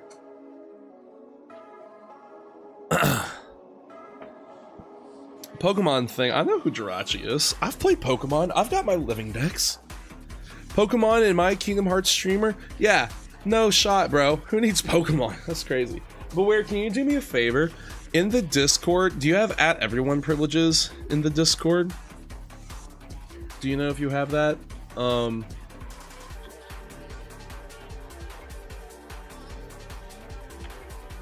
me see. Yeah, see if you have @everyone privileges in there. could you send a message,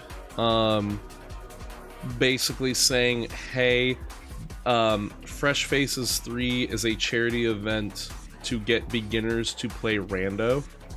And if you've ever wanted to play Rando, Dax is about to teach you on live right now. The GOAT is live. Is that low-key Matthew? Is that him?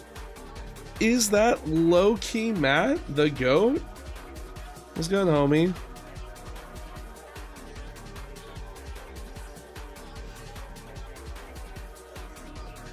Do you get banned if you don't join the Discord in 5 minutes? No. Also, the Discord is specifically for, oh, Roro's here. Fantastic. Fantastic. Yeah. You'll try? Thank you so much. I need to find the website again. I should have had this bookmark, bro. Let me see.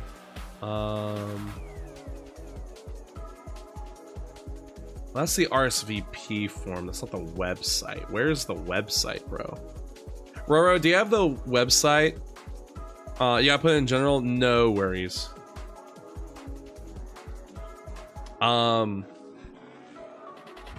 No worries.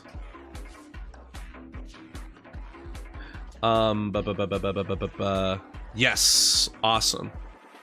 Can I pin this?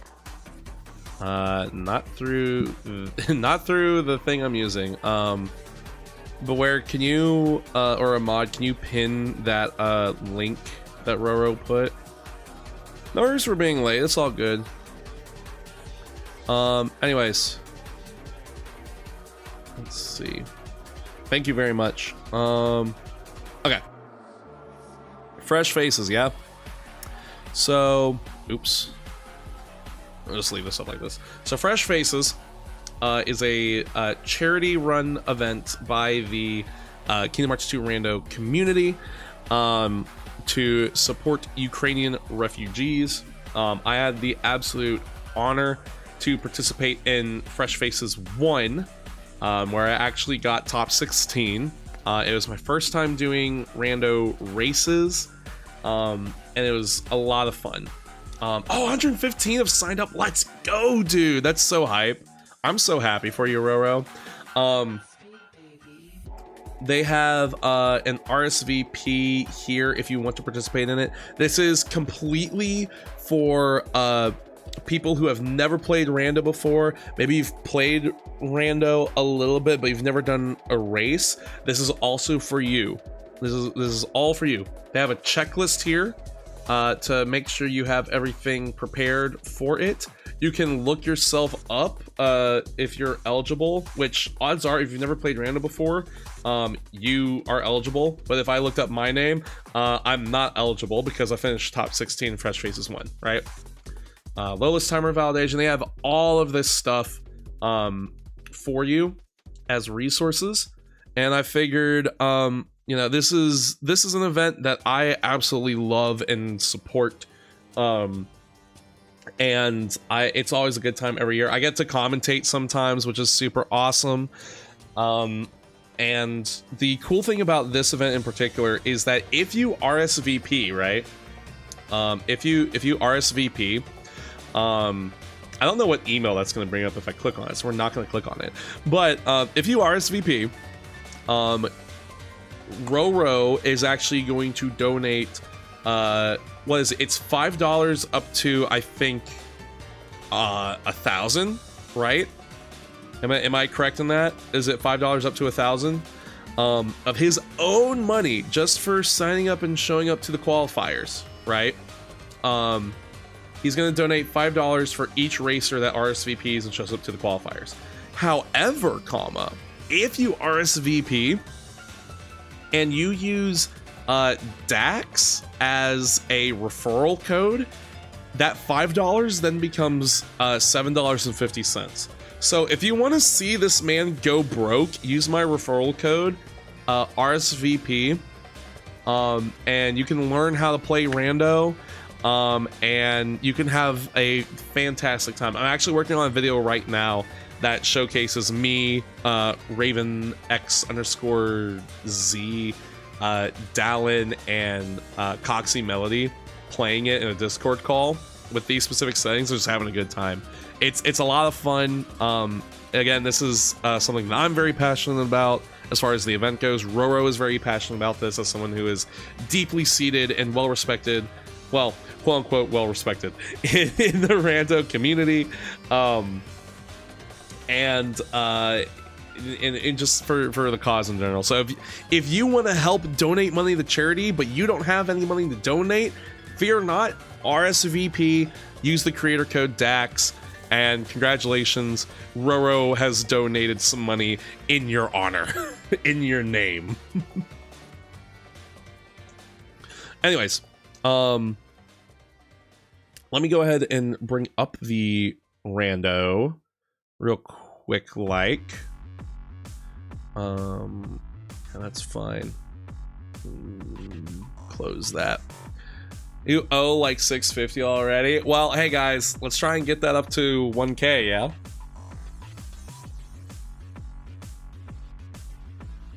Let's get that shit up. Oh, it's taking a while for me to... Okay, cool. There it goes. There it goes, there it goes, there it goes. Move this over here. Let me get the tracker pulled up. Learn Shadow Clone Jutsu real quick. Oh, okay. Easy. GG easy. Oh yeah, Roro also responds to DMs. So, you know, he'll help you through it. He will help you through it. Thanks for being one of the 2 people in the audience to cheer for me. Danimal, you're the fucking GOAT, bro. Of course I was gonna cheer for you. You joshin'? You joshin'? Okay, let me do this. And then auto track. I'm not gonna do a timer on this. Let me see. Where is all the stuff and the things? That's one. Music's still going. Perfect. Tracker. Okay. So, basically the whole point of this, guys, is we're gonna do a little bit of tutorial-ish. I'm mostly just gonna show you guys shotguns, really. If you want to learn about, like, you know, the fastest way to do stuff, I would recommend going into the Rando Discord, maybe asking some people there. I know a couple of tips here and there, but there's people who are far better than me at Rando. So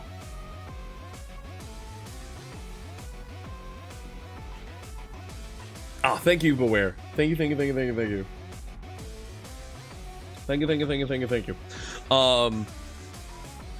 And so this is just for whoever wants to learn about the rando.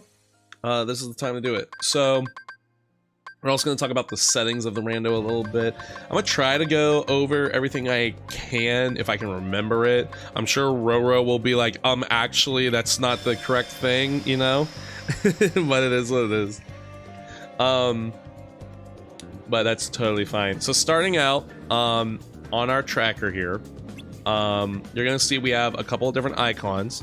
So just going top down, starting on the left side here, we have Sora's Levels, or Sora's Heart, as some people call it. We have Simulated Twilight Town. We have Regular Twilight Town.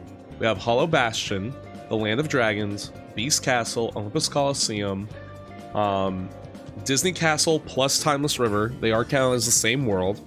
And under that is the Garden of Assemblage, which you don't really have to think about all that much. On the right-hand side here, we have Drive Forms, Pirates of the Caribbean, or Port Royal, Agrabah, Halloween Town, Pride Lands, Space Paranoids, and the 100-Acre Wood. We don't really have to think about the world that never was, because none of those, that world is turned off.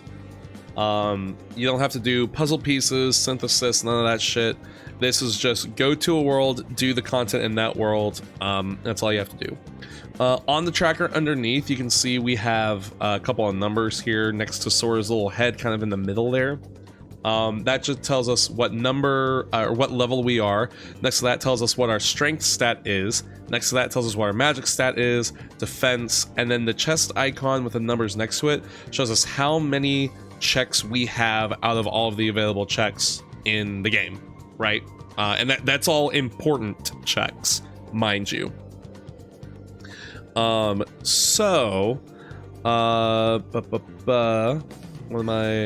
am I on about here? Underneath that shows us like the drive forms. If we have them, they will light up. Right now they're grayed out, and the numbers next to it tells us what level those forms are. Next to that is our movement. So in Fresh Faces 3 settings, you start off with what we call shmovement. And shmovement is high jump, quick run, dodge roll, aerial dodge, and glide. We start off with level 1 of all of those just to make things faster for us. No one wants to just walk up to chests. We might as well just go ahead and glide over to them just to make it faster. And then underneath all those little items right there are all the important checks we have. So we have reports 1 through 13, which the reports will actually reveal everything that is in one of the worlds or levels on our tracker. And we'll get to that when we get to it. We have all of our magics, the torn pages, we have all the drive forms, the summons, once more second chance. The proof of connection, proof of non-existence, proof of peace, and the promise charm are probably the most important checks on this, because we need all 4 of those to be able to fight Xemnas and beat the randomizer. So that's kind of our goal. Find those 4 items, go fight Xemnas, beat the randomizer. Underneath those, we have all of our world unlock items, which are the Beast Claw, the Bone Fist, the Proud Fang, the, oh my gosh, why can't I think of it? Orin's weapon that I can't remember the name of for some reason. The Sword of the Ancestors, which unlocks the Land of Dragons. What is this? Battlefields of War is the name of Orin's weapon. Weapon, not weapon. Skill and Crossbones, the Scimitar, and the Identity Disc. We also have the Way to the Dawn, but we have both of those already because we don't have to deal with the world that never was. We have the Hollow Bastion membership card, a Disney Castle key, or it's like the Royal Summons, I believe is what it's called. And then we have the ice creams and Nominated Sketchbook. We start with Nominated Sketchbook automatically because there's only one way to unlock Simulated Twilight Town. It's just one big run through. Everything else is like second visit stuff, right? Aside from Twilight Town, which has 3, but we'll cross that bridge when we get there, yeah? So, all that being said, you start off in the Station of Waking. It doesn't really matter which weapon you pick. It literally does not matter. Just run up, grab the sword, call it a day. You're gonna have to skip a lot of cutscenes here. What I like to do is I like to go ahead and get my abilities equipped. So I just kind of run down the list and press triangle for all of these. I don't like equipping no experience because we kind of need levels, right? What's up, Raven? If you want to equip no experience, that's on you, but you will definitely lose. I also like to check Donald's abilities here because you never know, he might start off with Duck Flare, which is a fantastic ability. I go to customize my party members and I set these to Sora Attack because there are a couple of fights that we can intentionally lose because it's faster to lose them than it is to actually complete them. And it doesn't help when Donald and Goofy are trying to attack those enemies, so I just go ahead and set them to Sora Attack. It'll start off on Technic Attack, and if you want to be quick with menuing, 1, 2, 3, 4 takes you to Sora Attack. Let's see. Items, I like to go ahead and rob Donald and Goofy of their shit, because quite frankly, I don't want them wasting their shit on me. Again, there's some fights that we want to intentionally lose to make it faster. So if they use potions on me, that's gonna really slow down that process. And also, ethers are like essential. Leocord, hello, how's it going? Welcome on in. I'm demonstrating KH2 Rando to people because there is a beginner-friendly tournament coming up. It's all for people who have never played Rando before, have never done a randomizer race before. And I'm just kind of showing off like the basics, you know? But I like to have ethers because magic is going to be super important in this run. And that pretty much is it for the setup. You go talk to, or you grab the first chest, talk to the computer to summon all the doors, grab these 2 chests, and Bob's your uncle, you're already there. Now, to start off with Rando, we do what are called shotguns, right? And shotguns are basically described as you go into a world, you pick up a couple of important checks up to a certain point, and then you dip out of that world to go and do something else that's a little bit faster than completing the rest of the world, right? The reason we do this is because we are concerned about checks per minute, CPM. Basically what that means is we're trying to think of how many checks we can get the fastest in the shortest amount of time, right?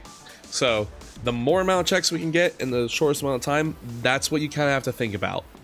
With shotguns, they're all pretty straightforward. Some people like to extend shotguns, but I think for our purposes, what I'm going to do is I'm just going to go around. I'm going to go around this room.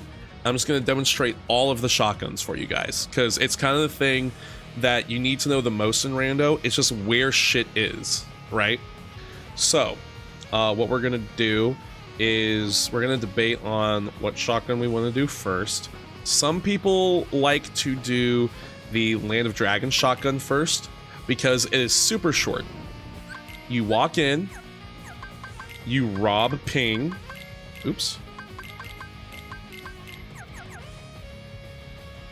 And then you turn around and there's 3 chests here. You just go ahead and grab those real quick. And look at that, a glide 2. And then we leave. That's the shotgun for the Land of Dragons. Super simple, right? Some people like to start with going into the 100-acre wood, because you can go in here and there's 3 chests here. You get the 1, the 2, the 3, and then you just dip on out of here. There you go. You've done the shotgun for 100-acre wood, right? Some people like to start with Pirates of the Caribbean, right? Port Royal. Because you go in here, and you're never going to guess. There's 1 chest here. Oops. There's 1 chest here. There's 1 chest here. And that's the shotgun. You dip out, right? Depending on if you have some tools, you can push a little bit further into Port Royal. But if you just want some free chests, there you go. Let's see. Now, other people may like to start with what we call death abuse fights. Death abuses are fights that you can go into, and it is so much quicker to just die than it is to actually do the fights, right? The immediate ones that come to mind are Beast Castle, because there's a fight in there with a lot of Shadow Heartless. There's Halloween Town, which there's a fight with some White Knights that can kill you super quickly. Yo, what's up, Sunrise Goat? How's it going, dude? Can we get shouty for Empowered Muse? Pretty please. How's it going, friend? Did you make it home all right? Everything cool? There's also Agrabah, which has a fight with some bandits. Thank you, Beware. A fight with some bandits that you can easily, oh my god, die to, and it'll be super quick. It's going good, man. Got to see Beyonce. You got to see you. Hold on. You went to Reconnect and then you saw Beyonce? Okay, you had the week of your life. Holy shit. God damn, I'm jealous. I'm jealous, bro. That's cool as shit. So people like to start off with those. There is a very popular strat that I'll go ahead and show off here for Pride Lands. The reason Pride Lands is so popular is because it has the most amount of checks per minute. Because out of the 1, 2, 3, 4, 5, 6, 7, 8, 8 times 3 is 24 plus 1 is 25. Out of the 25 chests in this world, you can collect all of them in the span of like a couple of minutes, right? So people like to go and grab this and this and this, and then you go into this fight. And this fight has Living Bone Heartless, and what you can do is if you hold up and left, it'll proc a reaction command. What's up, Prodigy? Yes, because Pride Lands movements remains the same the entire game. That is also true. So if you hold up left in this fight, if you go to this world first, I believe, sometimes it'll proc a reaction command called Rodeo. You spam triangle to get that. You just kind of get the free damage in when you can, and then once that's over, you jump, you hit, and then you just mash square to do like a little spinning attack.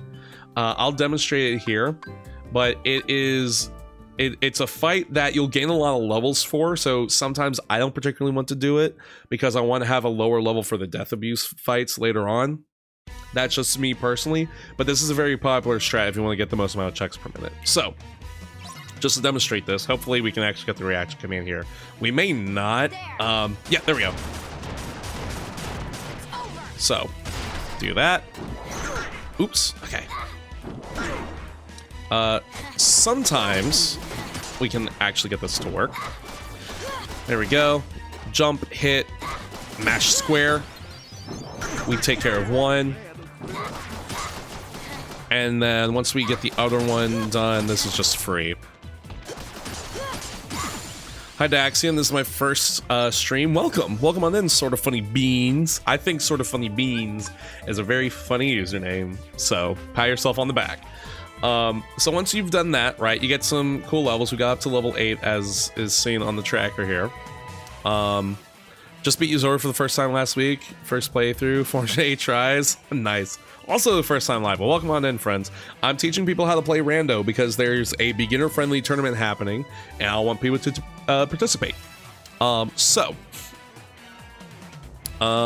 glad to catch you live on Twitch. Thank you. I appreciate that. So, yeah.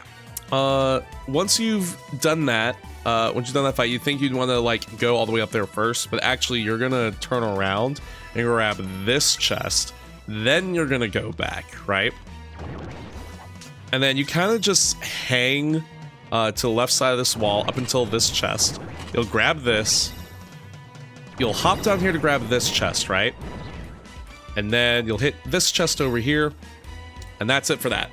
I'm gonna go a little slow, just so I don't just so people can see where everything is, kind of absorb the information. Ideally you want to go fast, so you'll be holding down the square button the entire time to run, right? But I want to make sure everyone can see where all the stuff is. So once you hit Pride Rock, you're going to turn around, you're going to grab this chest here. There's this chest up against this wall. And then there's this chest over here, which had our membership card. So now we have access to the second visit of Hollow Bastion, which is very nice. I'm going to go through all of the shotguns first. So all the first visit stuff, I'm going to go through all that first before we even dip into second visit stuffs. This is all for the sake of learning. So we're going to go through here into, I believe this is Valley of the Wildebeests. Wildebeest Valley, yep. There's this chest here. You're going to hang a right, grab this chest. You're going to kind of turn your camera and run up to this chest over here that can kind of be missed. I missed that chest a lot when I was first playing. You're going to grab that chest over there, and then you're going to grab this Beast Claw. Ultimate weapon. So the thing about the Keyblades in this game is the Keyblade stats and abilities are randomized. So just because it's ultimate weapon doesn't necessarily mean it's going to be a good Keyblade, right? So you're gonna run over here. You're gonna snake around, grab this. You're gonna snake around a little bit more. You're gonna grab this last chest in here. Okay, and then there's a chest right here. There's a chest up here on this platform. And then there's a chest right there. And what we're going to do is there is a Heartless that's going to spawn right there. We're going to whack him once, drop down, and then pick up the chest. Because if we don't, if we just go straight for the chest, I didn't know they do award for Content Creator of the Year. Neither did I. But here we are. Look, Mr. Kingdom Hearts Funny Man officially. Here we are. But so if we just go straight for that chest, the Heartless will hit us and it could potentially kill us. So we're just gonna run up, whack it, grab this chest, leave, right? Just a little bit of behavior manipulation, right? I like video games 30. Cool. I think your username is Asher is balls at games. But anyway. Let's see. So we're gonna move. Oh, you changed it. Okay, cool. So once you're here, I like to go ahead and grab this and then leave jungle because a cutscene plays, we skip it, it puts us back into the oasis. You talk to Simba because he gives you another important check, right? Just a freebie. And then we hang a right, grab this chest off in the corner, hop up here, grab this chest here, hop down, and then we take this save point and we leave. And just to show, when you do it in a fluid motion, oops. When you do it in one big fluid motion, you get all of the chests in that world for free. It takes like maybe 2 minutes once you really get the hang of it. I'm going slow, again, just to show you guys the shotgun methods. I'm going to take this time to go ahead and do the Beast Castle shotgun, just to show you guys that. Yes, I am playing with the Olette mod. Yeah, I thought it was time to bring her back. So this is a fight that we can lose intentionally. This is one of our death abuses, which is why we turned Donald and Goofy into Sora attack. Yeah, no problem, Roro. No problem at all. And so we're just gonna let these guys kind of wail on us a little bit. I'm higher level, and these are kind of low level enemies, so it's gonna take a little bit. I don't know why, but people like to go first person and then put the camera down. And see, Donald cured me right there. Just not ideal. Not ideal at all. This might, like, doing this weird camera manipulation thing might make it faster. I don't know. Hopefully we can make this quicker. See, this is why I like to do this before the Pride Land shotgun, because when you're at a lower level, you're gonna die way quicker. And Donald keeps fucking healing me, bro. Oh my god. First person so you can see Walpy's face on Goofy's shield. You know what? Fair enough. Fair enough. I think Donald's just gonna continuously heal me, so I'm just gonna go ahead and fight all these.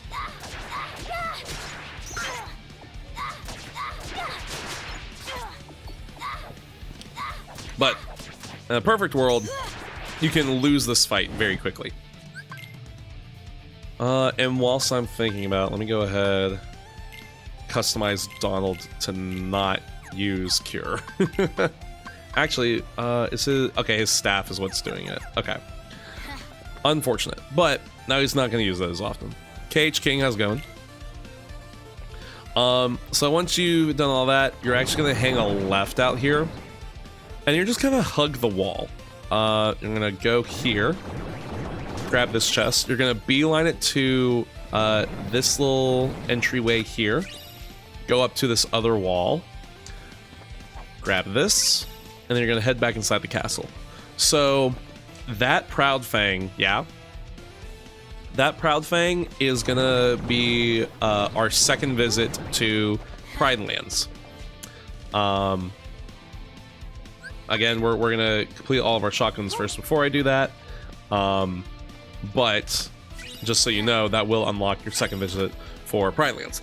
Something else I should point out too, aside from there's these 2 chests in this room.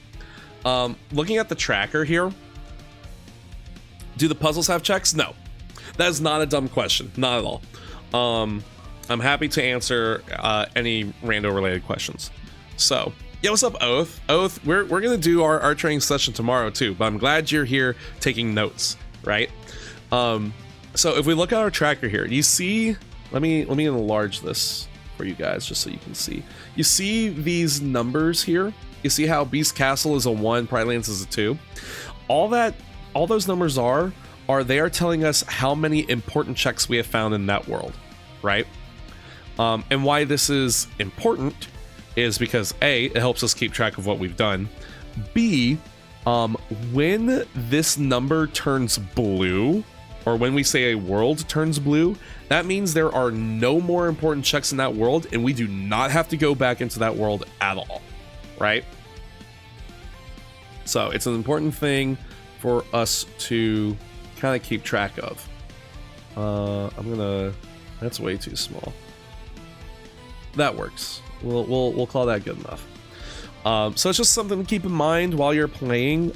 If you've done all your shotguns and some of those worlds aren't blue, it might be worth going back in.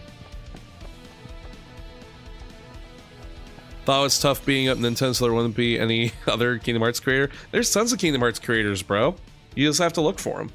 And thankfully, a lot of people looked and found me. Nintendo actually won a Million Dreams Award for speedrunning, which is super fucking cool. So props to him, you know? There's a ton of creators out there, you just gotta know where to find them. Anyway, to finish out the shotgun, or to continue the shotgun, you grab these 2 chests in the hallway, just on the left side here.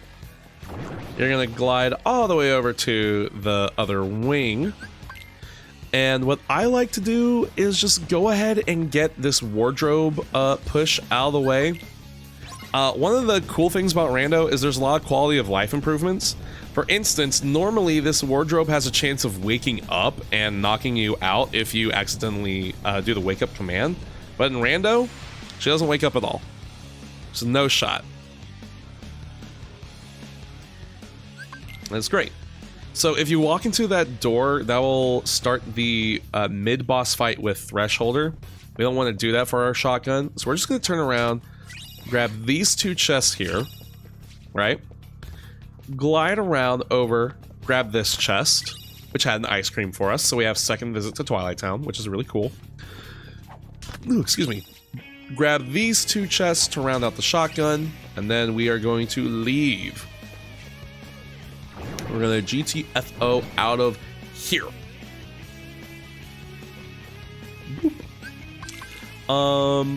Another popular shotgun that people like to do after they've gotten some of the other stuff out of the way is Twilight Town, because there's a lot of stuff in Twilight Town that we can do right out the gate. A lot of checks per minute for this one, yeah? So when you're in Twilight Town, it's gonna spawn you here, but you're actually gonna turn around. You're gonna grab this chest here, and then you're going to go to the opposite corner, grab this chest, and you're going to just zoom on over. Have these shotguns sort of made sense? Have my explanations sort of made sense for this? Sort of, maybe, hopefully, kind of. Once you've done that, you're going to walk out, and then you're actually going to hang a right. Normally, you want to go to Station Heights. We don't. We're actually going to go to the Sandlot. And I didn't find this out until Rando, actually. But you can actually hang to the right here, and you can grab all of the chests in here. So, you'll go and grab this here. Turn around, jump up, grab this chest. And then you're gonna find the hole. Now, I know finding the hole is hard for people, right? It's really hard to find the hole, but trust me, it's there. You just gotta locate it, right? hug this wall, grab that chest, fly across to this chest. You might get a little turned around, but it's okay. You're gonna do a 180, go through these trees, find this chest, and once you've got all 3 chests in the forest, you're just gonna dip out here. Then you're gonna hang a right. Now, if you have just your base movement, what you're going to do is you're going to climb up here, try and grab that ledge, and then glide over here. If you have higher movement, so I have high jump 2 and aerial dodge 2, I should be able to do this. You can just do that. Saves you a couple extra seconds, but it's not the end of the world if you go through that. Then once you're up here, you're gonna go over here, grab this. Personally, I like to go ahead and just glide over here, grab this chest, snake back around over here. It's a lot of zigzag patterns, it seems. And you're gonna kind of hug that wall, and then there's this last chest right here. Bada bang, bada boom. Gonna go back up to Market Street. You're gonna go to the back alley. If you wanted to push the shotgun a little bit more, you could hang the right instead and go to the Station Heights fight. But for the sake of shotguns, we're just gonna go to the back alley. We're gonna go to the usual spot. We're gonna hit the save point and leave. Find the hole, you lost me there. Yeah, I'm sorry. Sorry. Okay. Continuing on the trend of death abuse fights. We're gonna go to Agrabah next. Agrabah can be a little bit scary, I won't lie to you. It's mainly for like the second part of this. So you're gonna run up and hit this guy. He's gonna be like, yo, why'd you fucking do that? That's so weird. What the fuck? You suck, bro. And then hopefully one of these guys can... Oh my god. Okay, Donald's used up all of his magic. Thank god. Okay, cool. Now I got the death abuse. When you're... Again, I like doing those first instead of Pride Lands just because I will only be... I will only be level 1 to do those, so I'll die quicker. But once you've done that, you'll grab that. You'll grab this. You're gonna do an immediate 180 to grab this chest over here. You're gonna turn your camera a little bit to the left to grab this chest. Secret report 1. Okay, so when you find a secret report, it will reveal what all is in a world. So as you can see, our tracker here, let me enlarge this a little bit. It says the Land of Dragons has been revealed. So that's what that was. And Land of Dragons here, it has a green 0. Green just means you have, you can see what's hinted in that world, right? And we can see the icons are a little small and a little scuffed, but that is Thunder, Blizzard, Master Form, and a report. So we know that those are in there. Why it is important to know what is in the world is because you can change your routing depending on, you know, what you want to do later in the rando. So maybe you're not entirely interested in having Master Form and Thunder and Blizzard because, you know, Master Form is all right, but maybe, you know, Drive Forms ain't all that. You know, maybe for whatever reason Drive Forms doesn't have anything in it, right? So maybe you don't want it. And you're like, well, there's 2 more Thunders that are available, and there's 2 more Blizzards that are available, so maybe I can get those elsewhere, right? Hello, Bloody Dragon, welcome. Hello, Creepola. So, in the world where that's what you're thinking, you're like, okay, I do not have to go to the Land of Dragons anymore, so I'm just gonna keep on. So to keep going with the shotgun, you're basically just gonna do a little zigzag on these walls. You're gonna turn around. There's this one chest here. Which with a bone fist, cool. Then you're gonna snake around, go to the palace because this activates a cutscene for us. We're going to then rob the street rat of his ethers, and then we're gonna make our way back to the peddler shop. Now, this is where the shotgun can be a little scary at first, but fear not. You're gonna hang a left to go to the bazaar. Now, the bazaar has enemies that can spawn all around it. And some of them are like these weird enemies. I forget what they're called, but they can turn into like little orbs of light that can deal damage if you like fucking run into them. So, hi Dustin. So I'm gonna try and explain this as I'm doing it. We're gonna go up here. These guys will especially be dangerous if you like glide through this place. You're gonna grab that chest. This guy sometimes spawns. It's a little challenging to get him to spawn sometimes. Ideally, he can break that thing for you. If not, it's okay. What you can do is run up to this, activate Aladdin's Limit. Walk up to it, do a little quick play, stop. Oops. Grab that chest, and then you're just gonna get the fuck out of there. I'm sorry I didn't explain where all the chests were there. It was a little chaotic, but you can see how it can be a little bit much sometimes, right? You're gonna grab this chest over here, this chest over here, and you're gonna go through the rest of this. Again, this is one of those places where you don't necessarily want to glide because something like that will happen. I'm stupid and like taking the risk, so you know. You probably just want to quick run through most of this. Grab those 2 chests, make your way into the Cave of Wonder's mouth. Okay, so there's gonna be some like wizard heartless. I forgot exactly what they're called, but they're the dudes on like the orbs that shoot magic at you. They're gonna spawn. They're gonna be annoying. But there's 3 chests in here that you can grab. Thank you, Wade. I appreciate you. So you can grab. I'm sorry. There's 4 chests in here. Grab that one, grab this one, and it's kind of up to you which one you want to get next. I do this sort of zigzag pattern just because it's the easiest way for me to dodge those ice shard attacks. And then we're in the Stone Guardians room.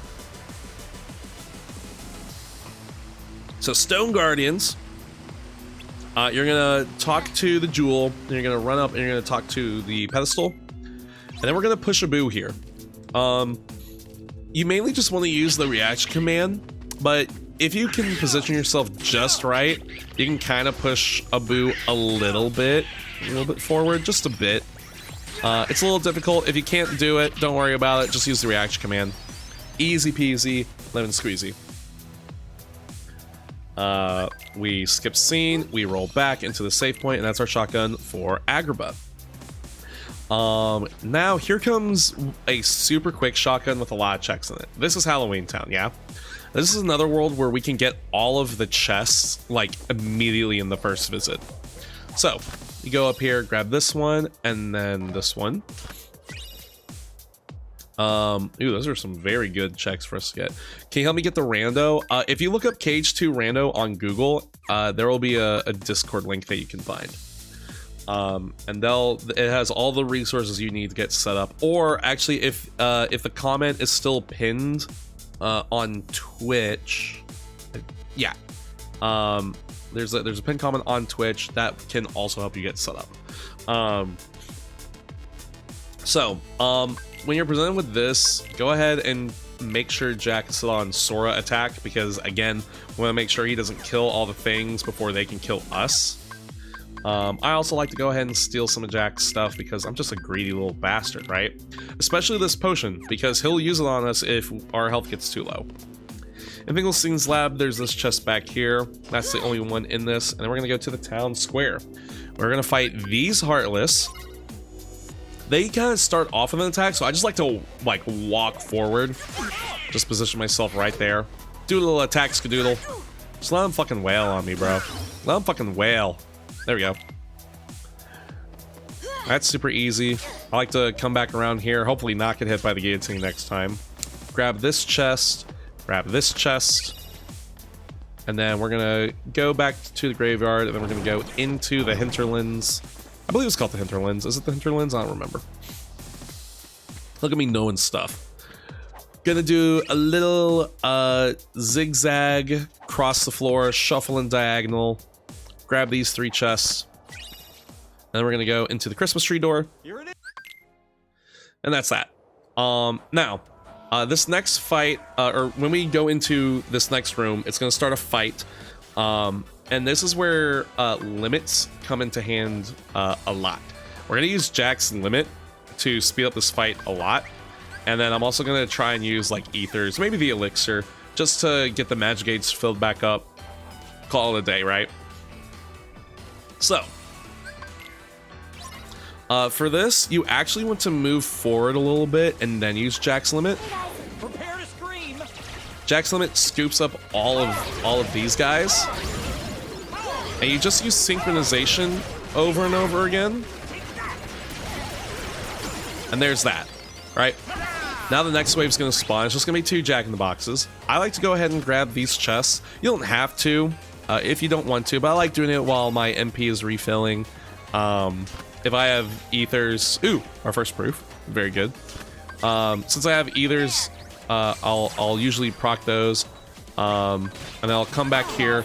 I'll use Dance Call again, and this is kind of tricky. So like, if you can't get it on your first time, don't worry about it. Menuing is definitely a skill that you have to hone, so don't worry too much about it.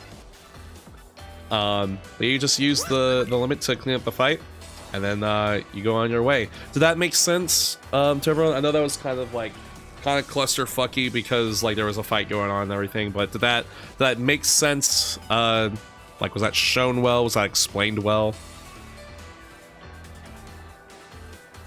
Any questions about anything I've shown so far? Let's skip this scene. We're gonna turn around, grab these 2 chests in here. Makes sense. Awesome. Go through the door into Santa's workshop. Skip the scene. It's gonna poop you out back here. Now, if you want, you can get some free levels here using Jack's limit again. This is just for free. It's just because maybe we want the extra levels. Because if you guys remember, levels are a thing that could have important checks behind them. So leveling up after this might be super beneficial for us. Okay, so now we're going to dip out of here, and we're just going to clean up the rest of these shotguns. Olympus Coliseum is also a very good shotgun to have, or shotgun to do, because it's super quick. I am playing as Olette, yes. Dude, the Olette mod is so badass. It's so good, vodka. It's literally so good. It's possibly one of my favorite mods for KH2, period.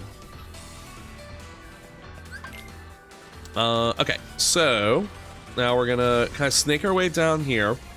We're gonna hang a left when we do this to grab this chest, which has literally the best form in the game. That's so great. And we're just gonna keep hanging on the wall for a little bit until we get this chest.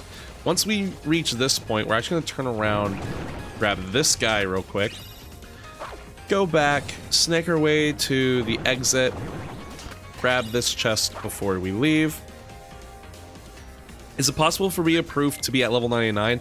Not on these settings, but if you wanted to have a seed where you had everything up to level 99, you definitely could. Where's her bat? We have to find it. So you're gonna turn around, grab that chest, grab this chest, and there you go. Super quick shotgun with a lot of checks per minute, right? We've already done Twilight Town, we've already done Port Royal. Let's go ahead and get Space Paranoids out of the way. Space Paranoids doesn't have a lot of checks in its shotgun, but it is like super quick to do. Just go ahead and attack the door, get this little stupid minigame out of the way. There's a lot of pathing and memorization. I'm bad at that. Honestly, at some point, it becomes muscle memory. You know? It becomes muscle memory. But this is something you definitely have to practice at first. And that's okay. That's okay. It takes a little bit. So anyway, you grab those 2 chests there. Get out of here. Fly on over this a ways. And then you're gonna fly up here. Hang left, grab this guy. And that's all the chests we're gonna get for now. But we can't leave the world until we access the computer. So we're gonna do that.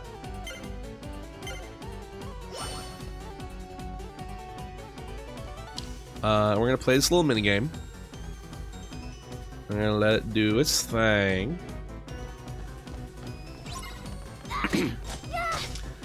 Go ahead and get that cleared. And then we're gonna dip out of this world. Now the funny thing about this world is that you can't actually leave it through a save point. You have to leave it through the computer, and sometimes you accidentally talk to Donald when you do that, so it's like, you know. Hi Cosmic Stuff, how's it going? Dude, I saw the little drawing you made for Sunny Novus. That was really cute. I liked it. Okay. We have 2 more shotguns left. I'll show the Disney Castle shotgun first. So, Disney Castle shotgun, super quick, right? It is a little bit much, but we can get through it.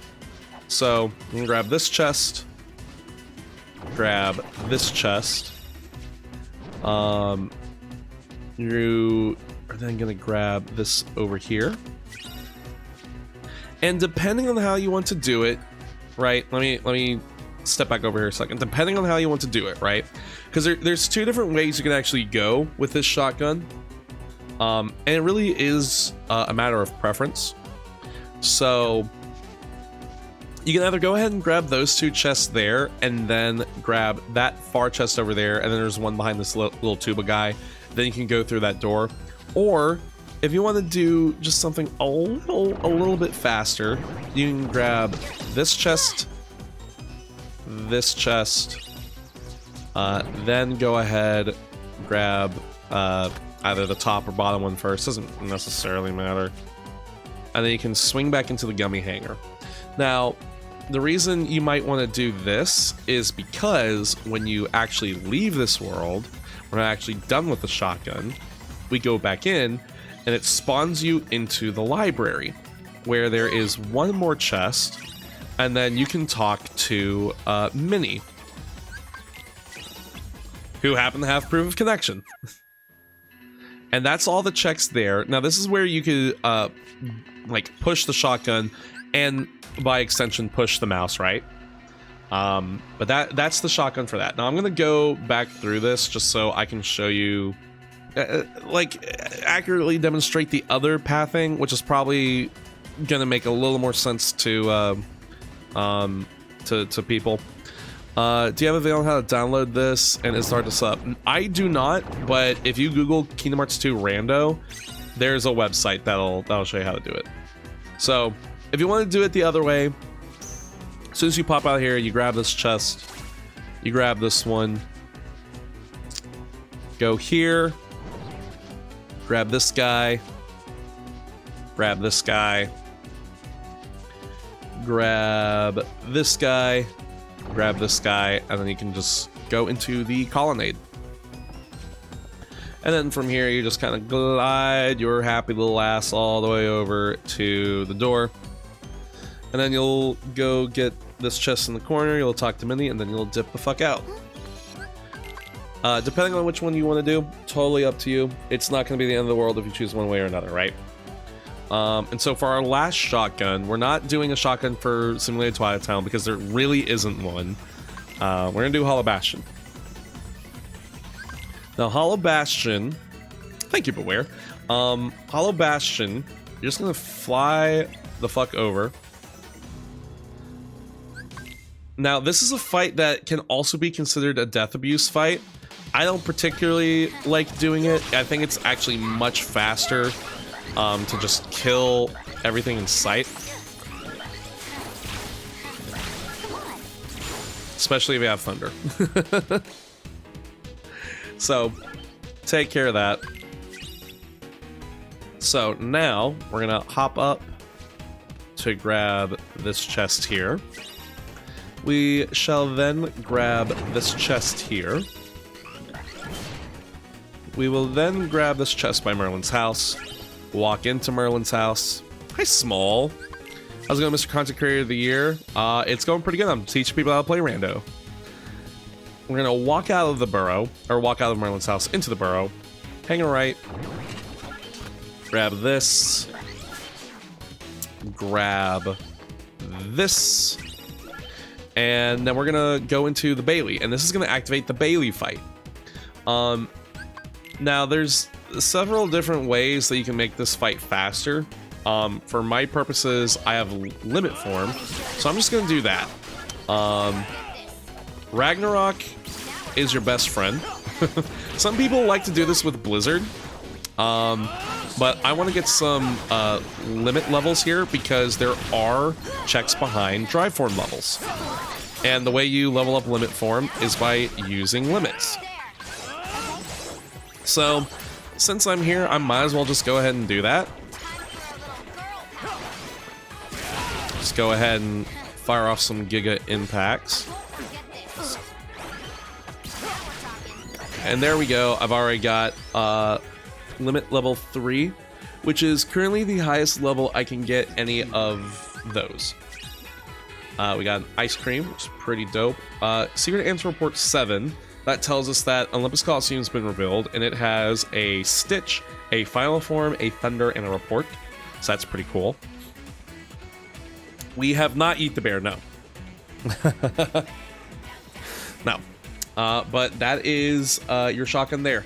Now, about drive forms, real quick. You can level up your drive forms equal to the amount of drive forms you have plus 2. Since I only have limit form right now, I'm only able to get it up to level 3 because I have the 1 limit form and then the plus 2. Math is mathin', right? There are checks up to level 7 of each drive, right? So when you have these drive forms, it's good to think in the back of your head like, oh, is there a way for me to level up these drive forms while I'm going along? If you're not going to do it while you go along, don't worry, there's plenty of opportunities to level up drive forms elsewhere. It's just a matter of, knowing where you can do it and what sort of what each form needs to level up, right? So for Valor form, it's just you have to deal so many hits to enemies. Wisdom is based on how many Heartless you kill. Limit is how many limits you use. Master form is how many drive forms you collect while in Master form. Final form is based on the amount of nobodies you kill while in Final form. Thank you, Gage. Thank you.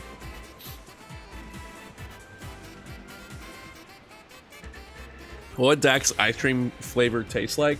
Sadness and bitterness, and also being a broke ass bitch. So we've done all of our shotguns, right? So now it's time to think about what I want to do next. Where do I want to go that will give me the most amount of checks per minute, right? So just looking at my inventory, I've got some pretty okay magics. I've got Reflect, which is the best magic in the game. Thunder, which is pretty good. Abilities, we've got a lot of abilities that we can use. Slide Dash is your gap closer. Slapshot is pretty decent from what I remember. Trinity Limit is a very good limit that can be used in a ton of different fights, and I can show you.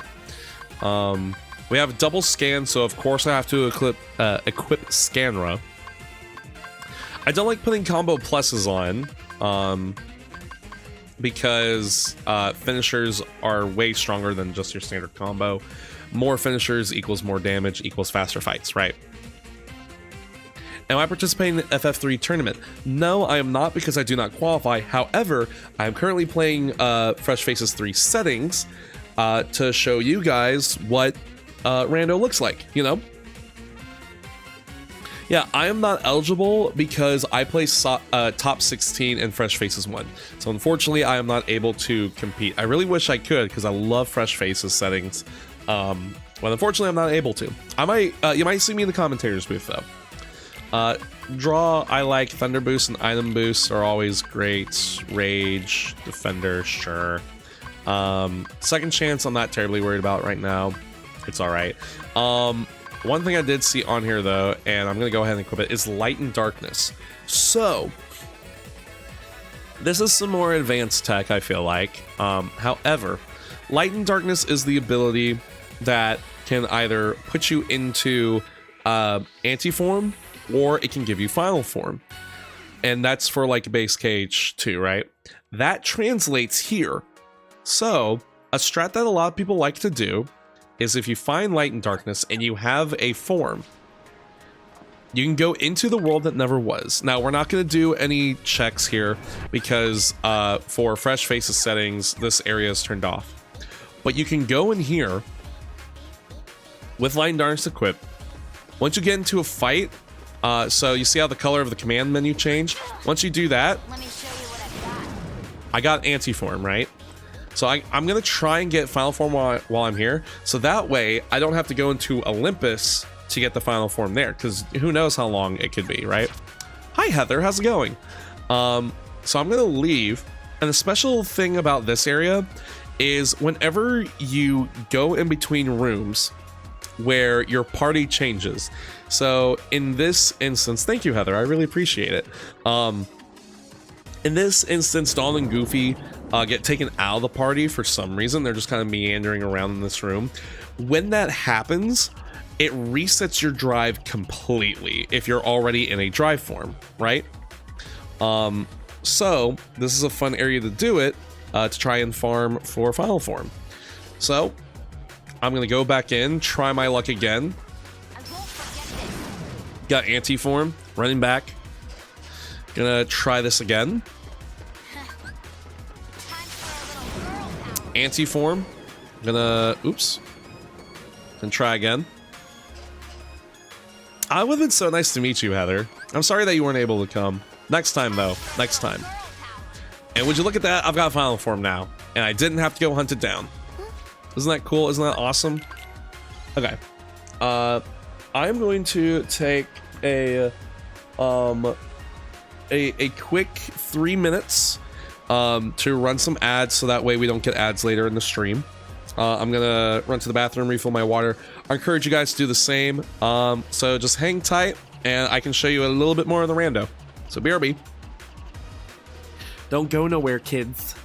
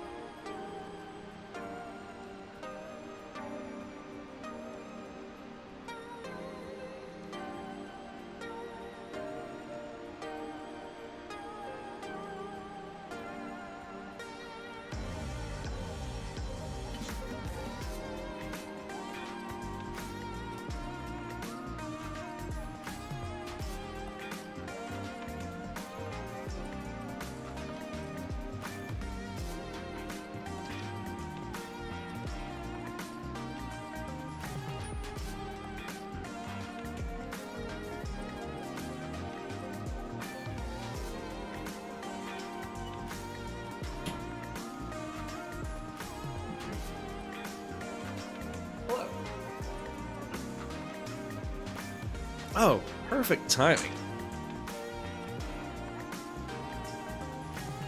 Perfect timing. Oh, BKB. Woo. Oh, cool. Asyncs open next week. Live qualifiers are 8, 9, and 10. Excuse me. Yeah, so asyncs, Roro, do you want to explain asyncs? Actually, Roro, do you want to get in like a Discord call? So you could probably like answer a couple more questions for the chat. Are you able to do that? Would you be up for that? You do? Excellent. Let me pull up Discord real quick then.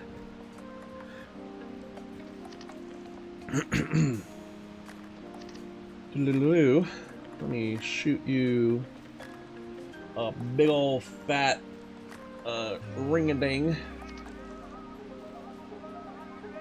me do that real quick.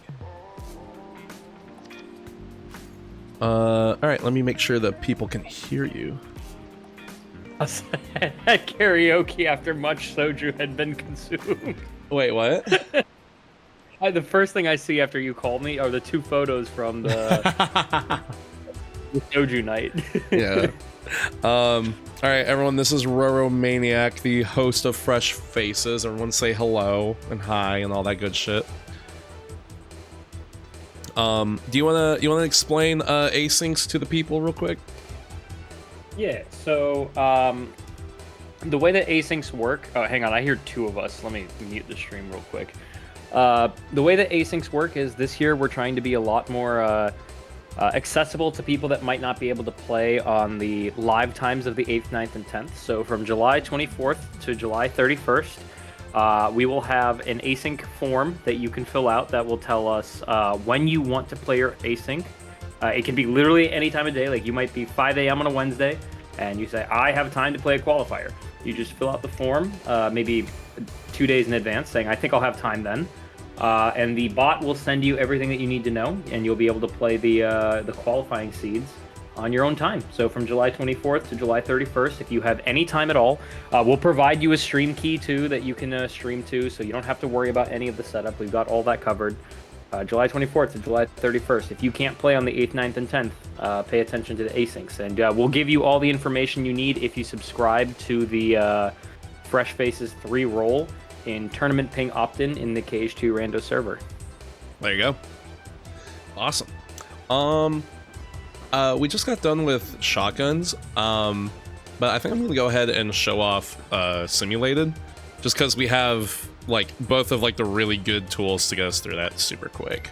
Oh yeah, if you have the tools, it's you have to. Yeah, we have limit form and fucking Trinity limit. Like, no reason for us not to. So the reason that we don't include simulated Twilight Town in the shotguns for Rando is because this used to be what was called jail. This place takes a very long time to get through, and it's very backloaded. Okay, wow. Some people still call it jail. I call it Superior Twilight Town. But it's very backloaded with its checks, right? You have to do all this stuff. Your first chest that you get is gonna be towards the Twilight Thorn fight. So we gotta go through all this stuff, all this tutorial nonsense. And we can make this like super quick. Thankfully in Rando, Roxas has the like all the stuff that Sora has. Very nice quality of life improvement. Additionally, let me go ahead because I almost forgot to unequip Light and Darkness. To get through this place super quickly, you'll either want Trinity Limit or you will want Limit Form. The cool thing about Simulated Twilight Town and Limit Form is if you have Limit Form, you get to go into this form literally as many times as you want. Super awesome, super cool. Now the first big thing here is fighting this Dusk. The fastest way to do this is by using Ragnarok, trying to get as many hits on it as you can, right? Because you can't actually hit the Dusk on the first wave. So, once you actually get the Keyblade, you can just Sonic Rave into it, or however you want to do it. If you have Limit Form, you can, or sorry, if you have Trinity Limit, you can activate Trinity Limit, do that, whatever. Just something to make it, like, a lot easier.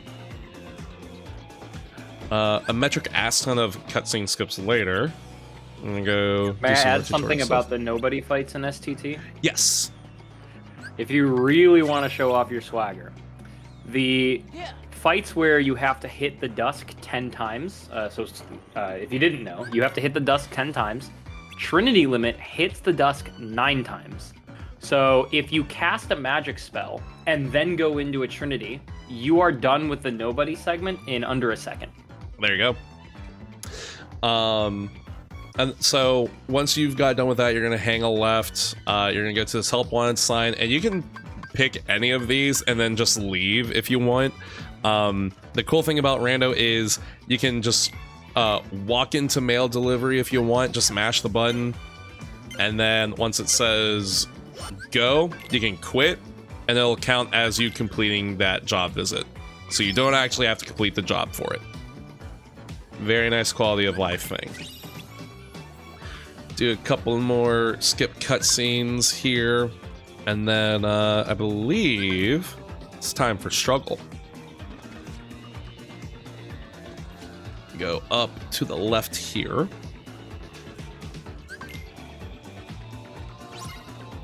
Sorry, it's not time to struggle. My mistake. We gotta fight a mysterious enemy. So there you go. Just to show off a little bit of training limit there. Now we got to fight some mysterious enemies. Ooh. There we go. Make that super quick. If you have limit form and you do this way later on, it might be good to just use limit form in this world, since you can just use it willy-nilly. You can get a lot of experience for limit form, and you can get some limit form levels while you're at it. So something to keep in mind if you are like trying to think of stuff to do and you're like, oh, I need to level up limit form, I haven't been to STT yet. You can totally do that. Grab that chest, go through this door. Now this is an interesting one. Twilight Thorn. In a perfect world, you only have to go through the cycle one time, right? The cycle where he like puts you in this weird like light prison thing. He kind of squiggles up, you bop him back, and then he falls to the ground or whatever. You can activate Trinity Limit, or you can do Limit Form. Hopefully I can do this in time. Oh, okay, I scuffed it. I scuffed it bad. Don't do what I did. Do not do what I did. At all. I'm bad at rando. Just ask Roro. This is where someone goes, I mean, why this are you is Mr. teaching me? Ninth Place. This is true. top I 10. am Mr. Ninth Place. So I'm just gonna stick in limit form, wait around a little bit. Another fun quality of life thing is that this section gets sped up significantly. So everything just goes by And I might have super missed quickly. it. But you did tell them about the infinite limit form, right? Yes. Okay, good, good. It's so helpful. Okay, so I'm gonna take the 2 cycle here. I will just go back into limit form again. Let this run. Bop. I might actually get the kill on the landing here.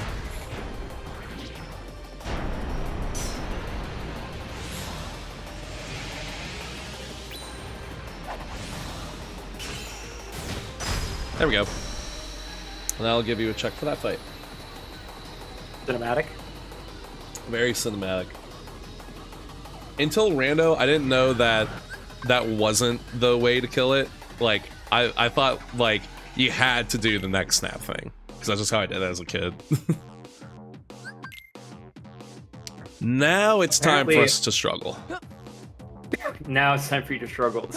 One of the Fresh Faces TOs actually made a video that discovered that you can there's some lingering hitbox in Twilight Thorn's arena if you revert out of limit form. And so the entire cutscene just disappears, but there's an invisible hitbox that you can just end the fight with. Yep. It's very funny to see. Yep. So you'll spawn in here. I'm gonna just preface this because I got confused a lot when I was first doing rando. You would think you'd talk to this guy first. You don't. You talk to this guy by this chalkboard here. And then afterwards, you then talk to the guy on the platform. So don't get terribly confused about that. Now, correct me if I'm wrong, Trinity Limit is faster for these fights, right?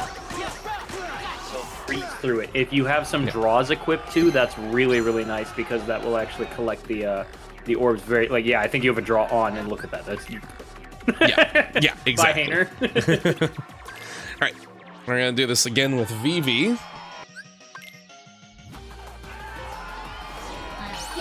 Just immediately proc this. There we go. Look at that. Under 5 seconds.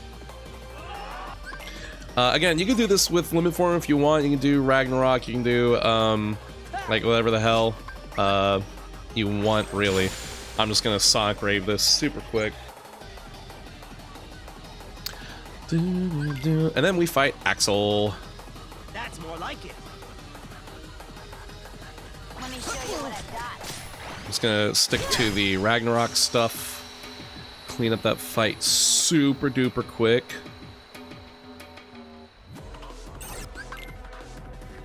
And then we talk to this guy again and we fight Setzer. My life is a chip in your pie. Time. So I'm exit limit form. Try doing Trinity Limit again just to clean up that fight super quick. Super fucking quick. And then now we get to the part where all of the checks are. So we got those 2 checks off of Setzer. And then we're gonna do some homework, y'all. Everyone loves homework, right? We're gonna we're gonna go up to Station Plaza. We're gonna fly over Hainer's head. He's gonna be confused as to what the fuck's going on. Skip this cutscene. And before we actually go do the 7 wonders, we're actually going to hang a left, go back into the train, which will take us to Central Station, because there's some chests here that you can very, very easily miss if you don't know about them. There's 2 on that wall, and there's 1 on the back wall over here. And then we will go back through, oops, if I can actually move correctly, go back through the train. Now we're back at the Sunset Station, and we're going to make our way into Sunset Terrace. There is 1 chest at the bottom right here. There is 1 chest up here. There is a chest over to the right over here. And then there's 1 behind this little lip here. Now the cool thing about Rando is we do not have to do any of the 7 wonders at all. We just go straight through here. It'll play this cutscene, and it'll pop us back at Station Plaza. And we do have to fly all the way back to the mansion. So I guess we have to do 1 of the 7 wonders. I'm a liar. My bad. My bad.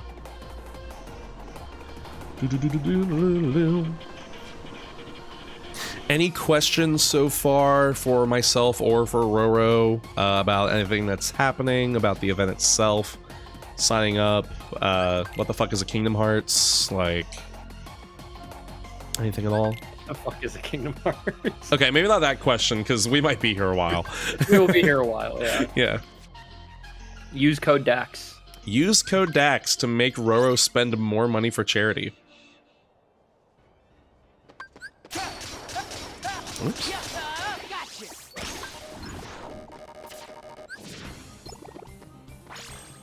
Well, okay, I kind of scuffed that fight up a little bit, but it's okay. It's a quick recovery. Okay. So then we go through Sandlot, and we're gonna make our way back to the mansion. What do you mean when you say proc? I just mean activate. I think proc is like a MMO term. I'm not exactly sure. Just say, okay, I'm gonna activate limit form, essentially, is more so what I mean. My bad. I will try to use less slang jargon, whatever.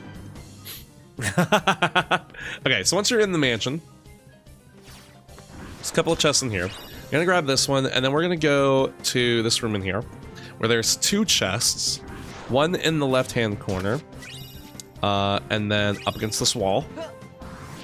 We're gonna go back out, and we're gonna take the stairs to grab this chest. We do have to enter Nominee's room to activate a cutscene.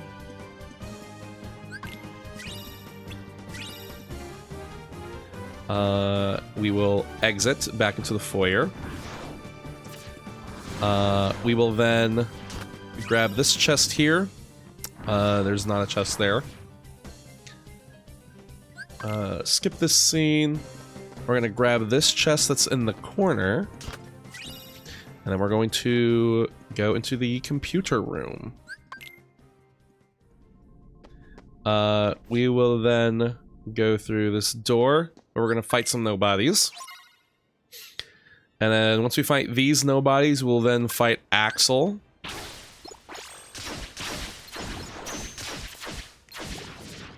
Oops. These guys are being a little bit of bastards.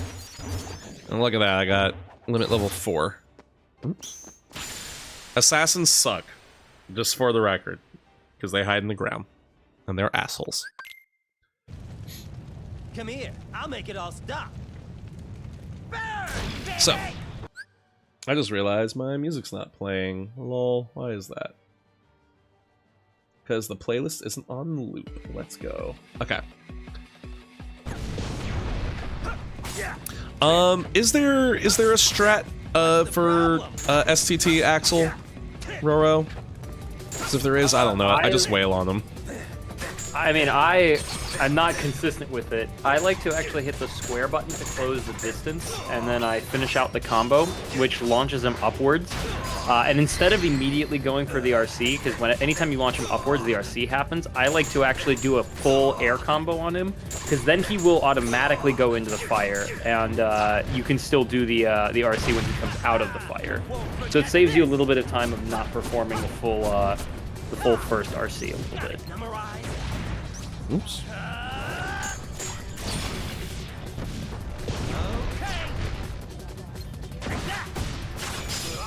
There we go. We got Answer Report 2, which shows us Disney Castle, which has a Reflect, a Promise Charm, and a Report. So we kind of want to go there at some point because that has something we need to fight Xemnas. And as you can see, this world is not yet blue. There is one last chest in here that had Chicken Little in it. And there we go. That is all of Simulated Twilight Town. So now... It's crazy. There was an important check in the last chest of STT. And yeah, it's so I know, useless. right? It's so silly. Hello, Ducky. Thank you so much. So now that that's taken care of, this is what I like to call like the mid game of Rando. Where now that I've done all my shotguns, I have a bunch of tools, I have to assess, you know, what kind of tools I have, what stuff has been revealed, and what I can do fastest, right?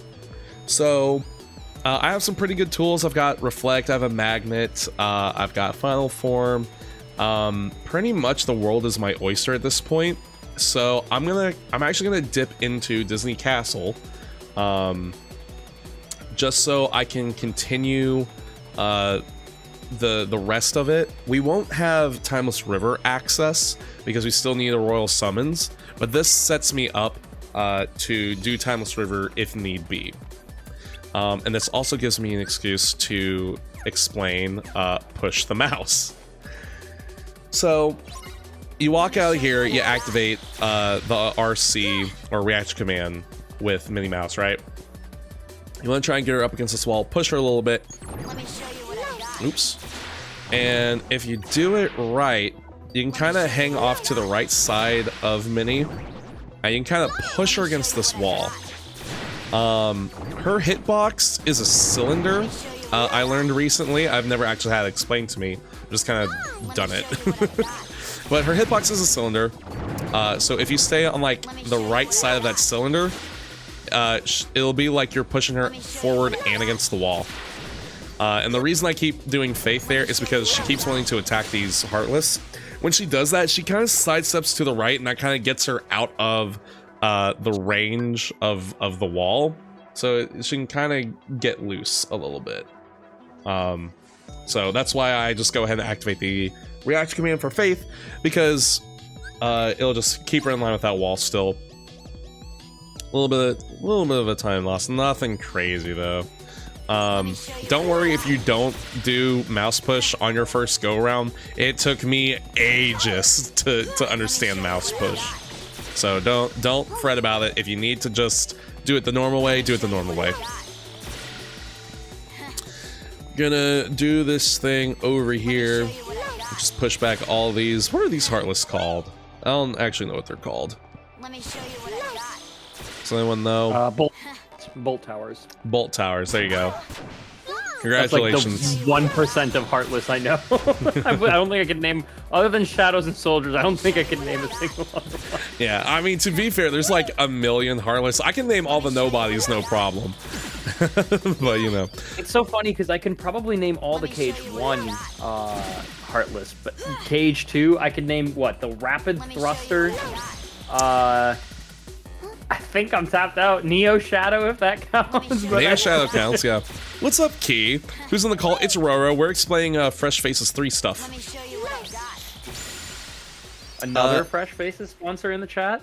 Yep. Answer Report 11 has Beast Castle. So Beast Castle has a Reflect, our second visit for Tron, and another report.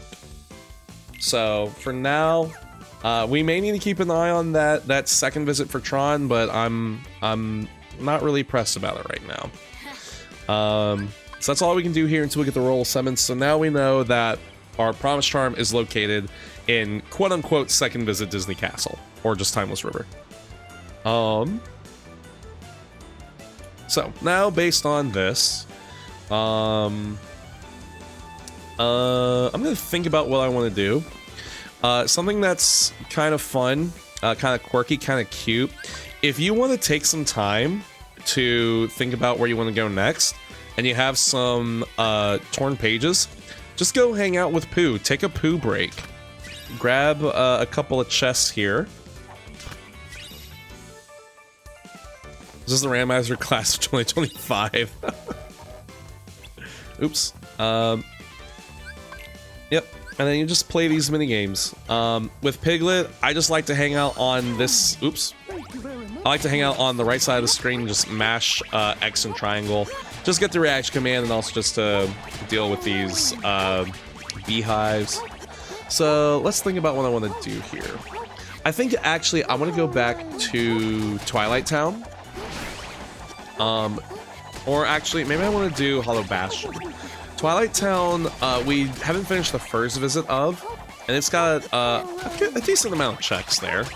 It also has the station fight with a bunch of nobodies, which we do have final form.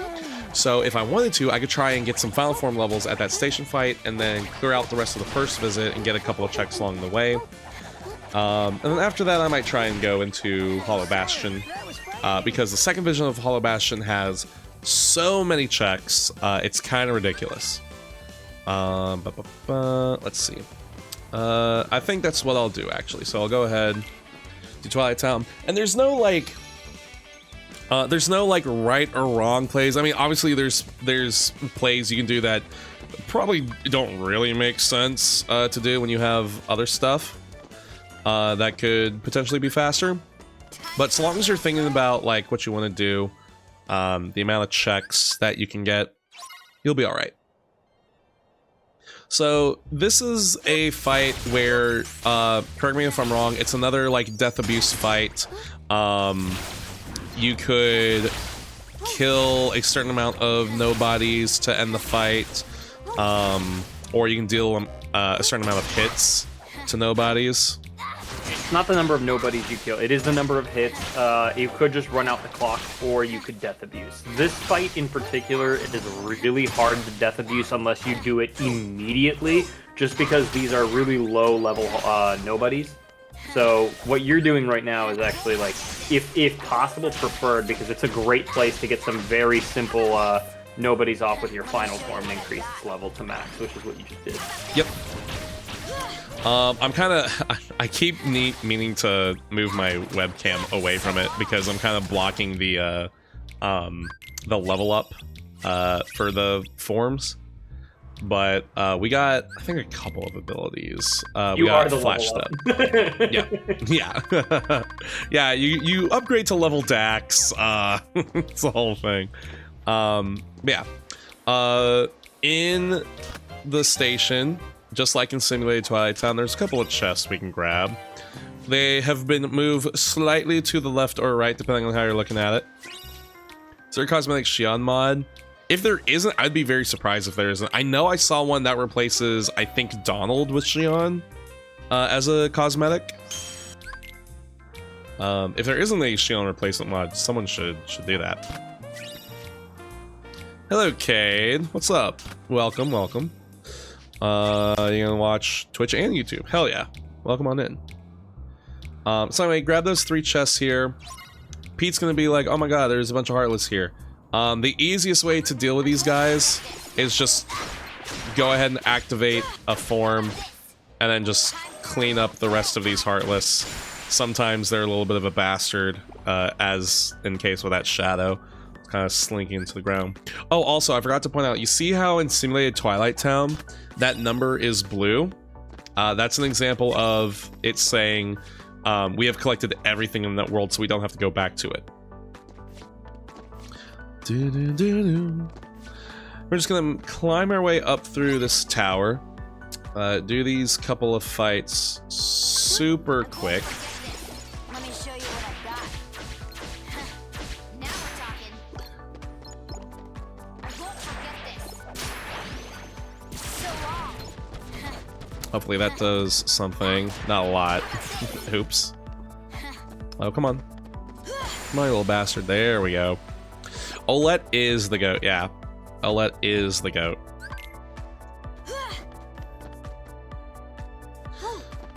I'm just gonna dodge roll my way up these stairs because I don't want to lose the form. Let me show you what I've got. I won't forget this. It's alright. Let's grab these soldiers. There we go. And it's just a straight shot up to Yen Sid's room. Are you playing another randomizer? Yes, I am actually showing off Fresh Faces 3 settings for anyone who's interested in participating in a beginner-friendly randomizer race. Thank you, Owl. I appreciate it. So once you get up this, you're gonna talk to Yen Sid. Stand on the table if you can, because we love being rude to Yen Sid in this house. Grab that chest, walk in here, talk to the good fairies, the red one specifically. Don't remember her name. Where we got Ant Report 6, which tells us that 100 Acre Wood has been revealed, and it looks like the only thing there is a once more, so I don't want to go anywhere near 100 Acre Wood ever again. Once we're done there, we're gonna grab that chest, go through the door, where we're gonna be taken back from the door, and then we're just gonna go through the door again. Bing, bang, bop. We have finished Twilight Town 1. Or first visit Twilight Town, I should say. Now I'm gonna go to Hollow Bastion, and we're gonna do not all of second visit, but we're gonna do most of it. We're gonna do about half of it. So we're gonna fly around. Whoops. We're gonna go through the burrow. What's on my wish list for KH4? A good game. That's my wish list. I want it to be good. I want it to be fun. That's all I got for you. I'm not particularly picky about it. Anyway, so once you've talked to Merlin, go through the Bailey. You're gonna go through this door that wasn't open before. When is FF3? You just said something about asyncs. I don't remember when exactly, but August 8th 9, and 10 are going to be the qualifiers. But asyncs are happening The before live then. qualifiers. Yes, sorry, Yeah, the so live qualifiers. async, just to be clear, the async qualifiers are different from the live ones. So there are 4 async qualifiers and 4 live qualifiers. The asyncs will be July 24th to July 31st. There you go. There's your answer. In terms of user interface, is Twitch or YouTube better for streaming? It's personal preference. When I think of interface, I usually think of... Oop, I keep booping my mic. I typically am just using my OBS setup. Asyncs, it stands for asynchronous. It just means that you're going to be playing the rando not alongside other people, but rather you're going to be playing it on your own time, but your time will then be compared to everyone else's time once the actual live qualifiers have concluded.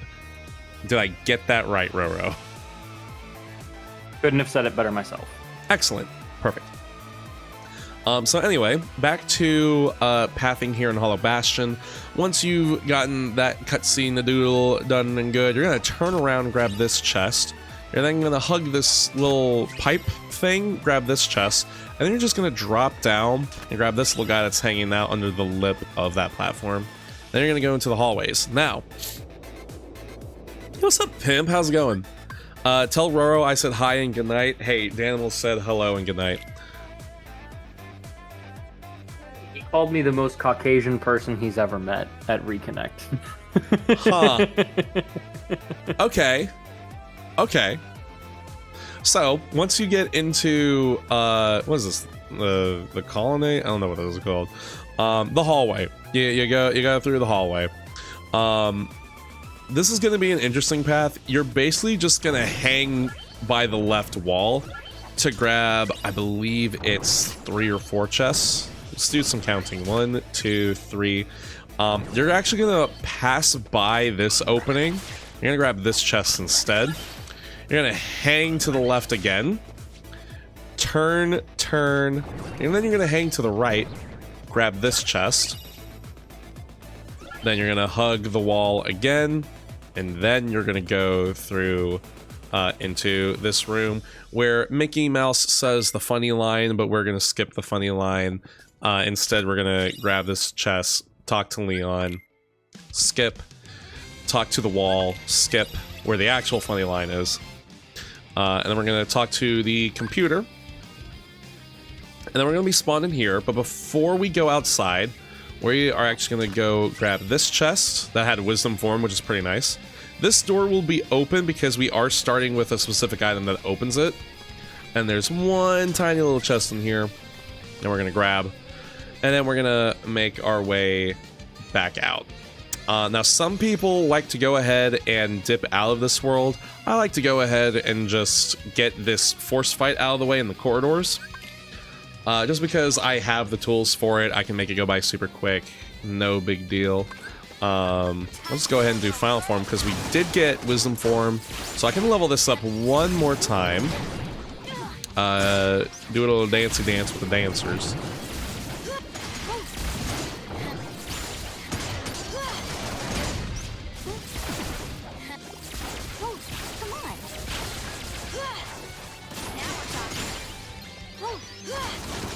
There we go. Yeah, I was looking for Danimal because I thought maybe he might show up for his MDA. Big sad. But that pretty much takes care of that. We dip out of here. We could go and do the dancer fight lower down. And then go fight Demix and do the Final Fantasy fights and yada yada yada. I don't particularly want to do that right now. I want to go do some other content. Which content I want to do though? I think we can do Port Royal because there's a lot of checks that we can get there that I have not done yet because we only did the first 3 chests here. Let me go ahead. Oops. Get this set up. So a fun thing I like to do with the fight here with the pirates, if you have Reflect, you can actually make this go by super quickly. because this whole fight is based on the amount of hits you do to the pirates. If you just reflect them, you can get through it super quick. Now, the second part of this, you actually do have to kill the pirates. But you can kind of do a similar strat. If you have, like, reflect, like a second reflect or a third reflect, it can do so much more quickly and have that time. So, we just make do. Extras in 33? Yeah.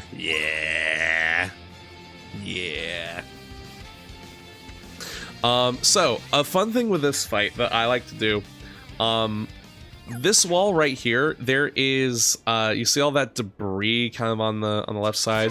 There's a chest behind all that you will need to clear after this fight. What I like to do at the start of this fight is I like to go up against the wall and just go ahead and activate a drive form, and it cleared out all of that debris. You don't have to do that, it's just something that's kind of cute that I think is pretty neat. Just a little something, you know what I'm saying? Since I have wisdom form, I'm just doing little cheeky levels here. I've got level 3, which was a Gaia belt, so nothing crazy. Nothing crazy.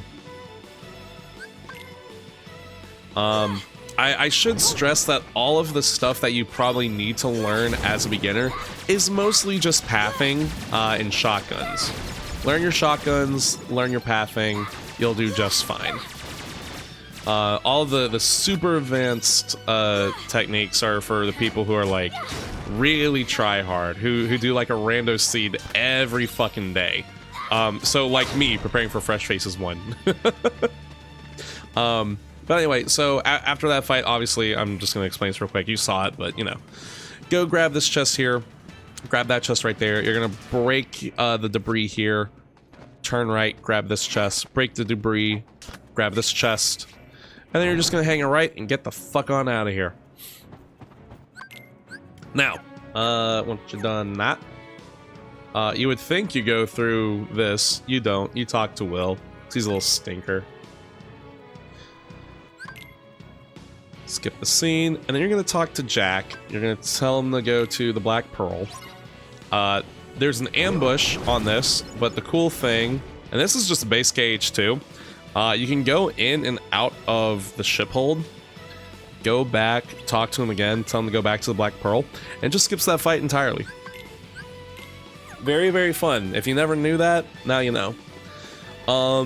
So we're gonna go into our first minute fight. These are fights that, surprise, surprise, last 1 whole minute. That's the whole goal, is last 1 whole minute without dying. I like to go ahead and grab these 2 chests while I'm here. A fun thing to know about this minute fight in particular, if you have Valor Form levels up based on the number of hits you deal to enemies. Because these pirates are immune to attacks in the moonlight, you can actually use Valor Form on these guys, and it will count toward your Valor Form levels, or your Valor Form experience. So if you have Valor Form and you're trying to think of a good place to level it up, this might be the place for you. And I'm not too particularly worried about doing any of this, so I'm just gonna fly around for the next 10 seconds. Do we have Valor Form hinted? Oh my god, we don't. No, we do not, unfortunately. Big Sag. This thing sucks. Where's our royal summons? Where's our proof? I mean, there's places that it could possibly be. I don't think this seed is bad yet, per se. It's certainly interesting. Not the worst. Oops. Give it time. Yeah, give it time. Hey, in fairness, I rolled this one. You did not. So hopefully it's not a bad seed. Anyway, talk to Will, do the thing where you skip the fights again. And then this fight. This fight is just all about taking care of the pirates. Just shoot them with magic if you can. Or, if you're like me and you have Chicken Little, or in my case, Little Sus, I guess, you can try and do this fun little strat. He'll try to bring all the pirates over to you. He's failing at that right now, but that's okay. We love him anyway. Oops. Whoop. Okay, come on. Out into the moonlight. There we go.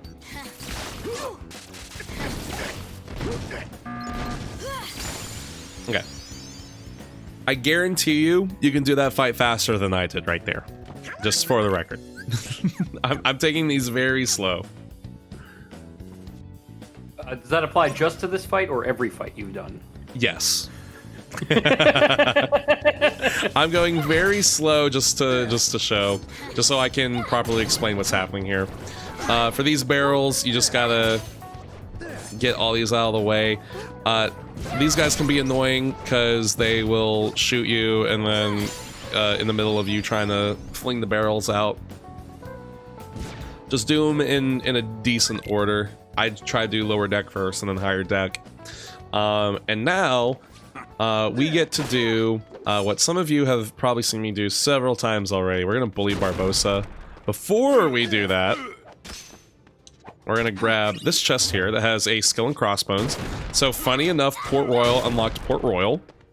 We're then gonna go to this stack crates over here, grab that chest. And now there's 3 chests we can grab here. First one has a potion. Second one has HP increase. And the third has high potion.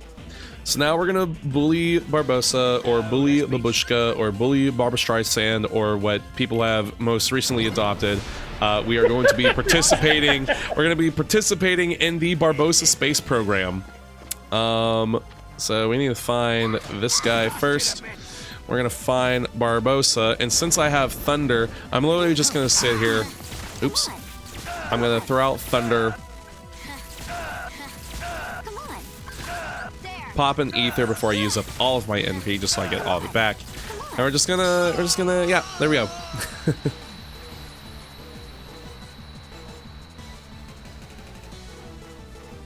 Ban the racist. Is someone being racist in my chat? That's not cool. Answer report 4 revealed Sora's heart. So we now know that the only thing on Sora's levels is a blizzard. I'm wondering what items unlock visit to and stuff like that. Don't worry, most of them are pretty self-explanatory. If you look at them, you go, oh yeah, okay. Most of them are actually like the weapons from like some of the Disney World characters. I didn't mean to spam. Well, you spammed it like 8 times, so I don't know how you accidentally do that, but you know. Anyways, looking at this now, I see that Land of Dragons has the Master Form, which I might need later. I don't think I need anything from Olympus Coliseum, because I don't really need Stitch. I don't really need the second Thunder. I already have a Final Form, and while the hint would be nice, I don't really need it. I can go push other content. Let's see, what else is here? We can do... Let's do Agrabah, actually. Because there's, I think, like 3 or 4 checks we can get pretty quick. We have to do this elevator fight.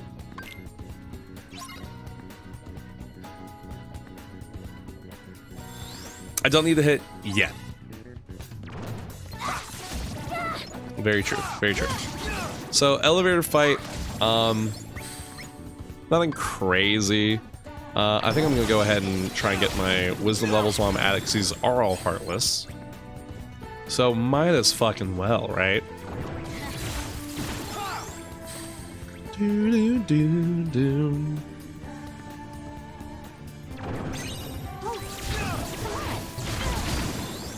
Alright. That is level 4. We can get 1 more level for wisdom. It's very, very nice, very cool, very chill. There's 2 of these guys that spawn. Oh, there's the blizzard. That's funny. And then that's the last of the Heartless here. So, what we're gonna do is we're gonna skip the scene. We're gonna grab these 2 chests here. Sort of the ancestor. We have Lauder's Part 2, Electric Boogaloo. We're not gonna talk to Iago. We're gonna translate this thing. And I'm actually gonna real quick just dip out of Garden of Assemblage, or dip out of here into the Garden of Assemblage, just so I can reset my drive. Then we're gonna go into the chamber. Now this chamber is just a wave of Heartless type shit, right? It's just a bunch of Heartless that are here. So nice place to get some wisdom levels if you're so inclined.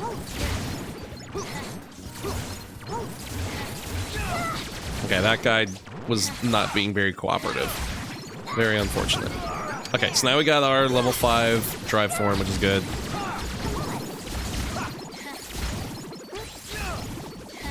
Probably could have used Magnet there, but whatever. These guys, you can just use a Reflect to try and deal with most of them. Sometimes they're a little bit of a bastard, but it's okay. You can take care of them. Where'd you find the OLED mod, internet? It was actually recommended in a YouTube video.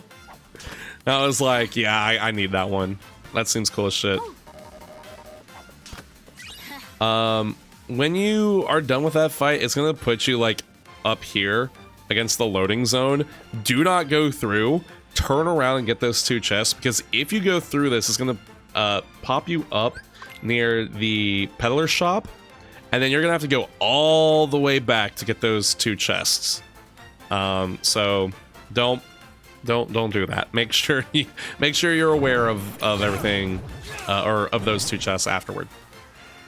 Then you're just gonna go into the boss fight with the what is it, Volcano Lord and Blizzard Lord, something lords of the AC. Actually, I'm about to go final form, but whatever.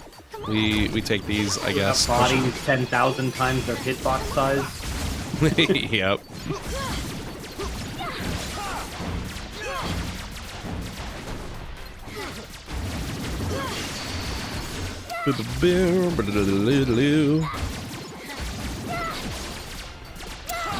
Remind me, are reports only on boss fights, or can you find those in chests as well? So the reports are actually a huge and important part of the setting. So the reports are, there's 13 reports. They are located on the final event of a first visit, which is usually a boss. So this is a prime example of one. So there are exceptions to it not being boss fights. For Hollow Bastion, it's the Bailey. For Twilight Town, it's climbing Yensid's Tower. For STT, it's Axel. Well, I guess that is a boss, Axel 2. For Disney Castle, it's pushing the mouse. But there are 12 first visits and 13. Oh, you cut out. 13. Uh-oh. Row.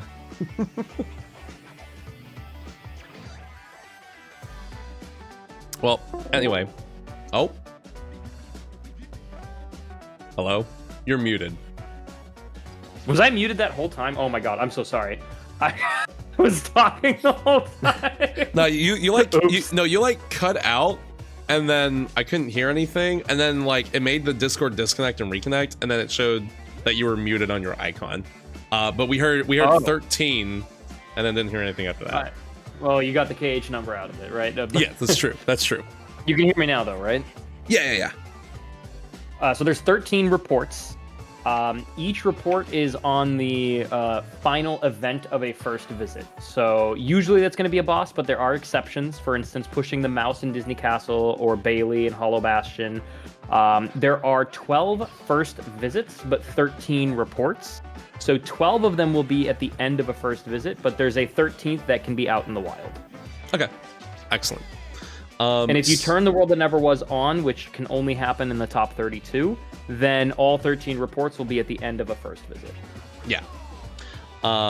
For all of your, for chat, for your intended purposes, we don't even need to worry about that right now. That's for down the line.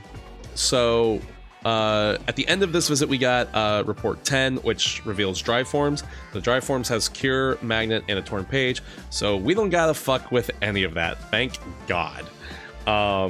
Now forms are just kind of tools for us to make things go faster. Additionally, it says Agrabah is now a blue number, so we have gotten every single important check that is in Agrabah. We do not have to deal with it anymore. Very, very good to know.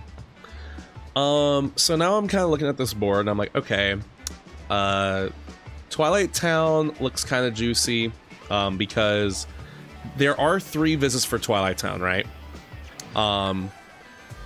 The second visit of Twilight Town isn't really anything to scoff at. It's just one fight in the Sandlot with some nobodies, so if you're wanting to get some final levels, then you might as well just kind of go for it, right? And you get like a couple of checks. I think it's like, I don't know, it's like 1 check and then you get like a pop-up check at the end of the visit. Nothing crazy. Twilight Town 3, on the other hand, or third visit Twilight Town, completely different story. The third visit of Twilight Town has a lot behind it. Pointyful, what's up? Thank you for the follow, appreciate you. Oh, there was our magnet element on Final Form level 5. Oops.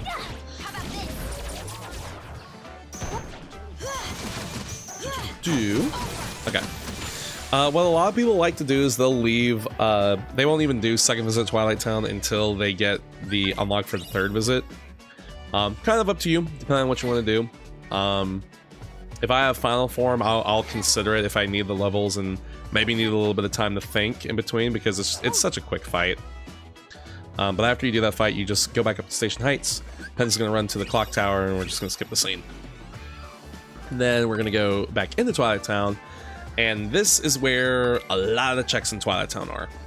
So once you're in the central station, you're going to go out, you're going to hang to the right, and you're going to go into the Hazy Maze Cave if you're a a Mario fan.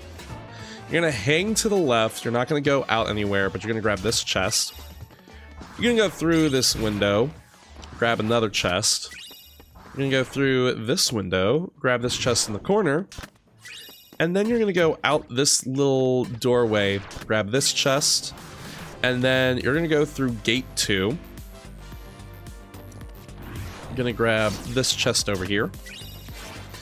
You're going to snake around through here until you find this other chest, and then you're going to go into Sunset Terrace. Now, an important thing to note, Simulated Twilight Town and Twilight Town are not the same place. Therefore, the chest locations are not the same. So just because you got everything in Simulated Twilight Town or you got everything in regular Twilight Town does not mean you're going to have everything in the opposite world. Twilight Town is a little bit more confusing because of all like the snaking you have to do around to get to everything, but it's worth memorizing just so you can get all of these checks. You'll grab this chest over here. I believe that I don't know where I am, so we're gonna grab this chest here. We're gonna grab this chest up on this ledge, and then you're gonna fly over to the wall over here where all of those balls spawn in Simulated Twilight Town, and then you're just gonna make your way back in through the tunnels. And then through the tunnels, we're gonna hang to the right. I just realized levels is blue. Yep. You're gonna hang the right and you're gonna go through gate 4. And then we're gonna make our way to the mansion. There's gonna be one fight in the mansion. Let me see here, once we actually get there. Nice place to get some final levels if you want them. And then we're gonna collect some chests inside the mansion as well.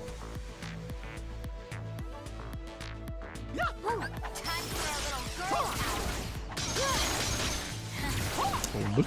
Boop. Boop. Boop. Boop. Oops, come on. Oh, you know, something I've been neglecting. I've been neglecting looking at our keyblades and armor and accessories and all that shit. So we're gonna do that after I finish up this fight, because sometimes that's kind of important for stats. Sometimes abilities too. If we're talking Keyblades specifically.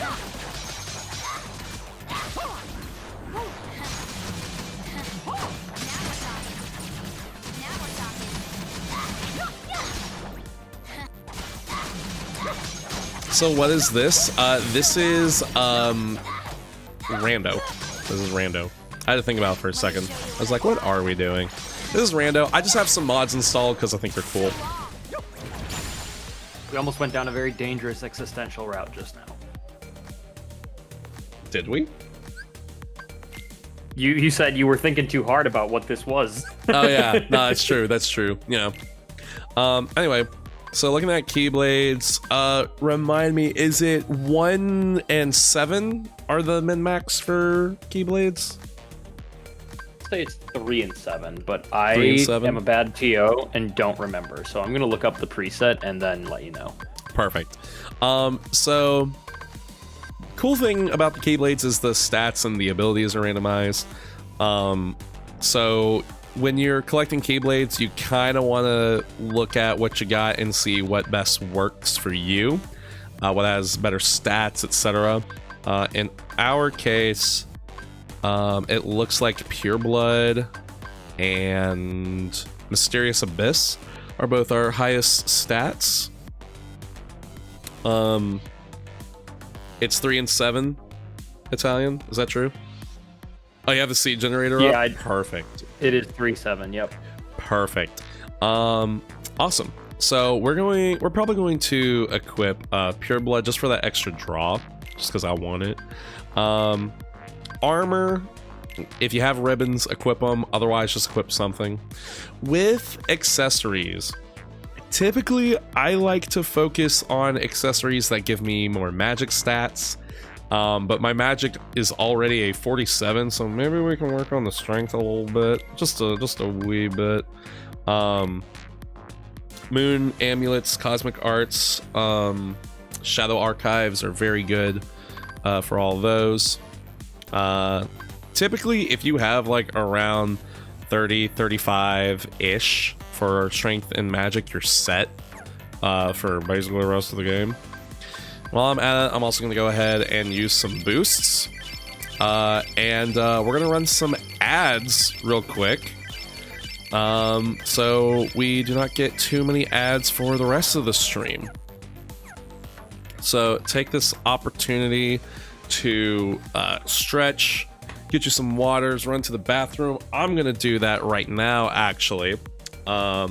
And I'm just gonna leave you with Roro Maniac, and he's just gonna say whatever he wants for the next 3 minutes to the people who don't have to deal with ads. Don't get my Twitch banned, I guess, Roro. Good luck.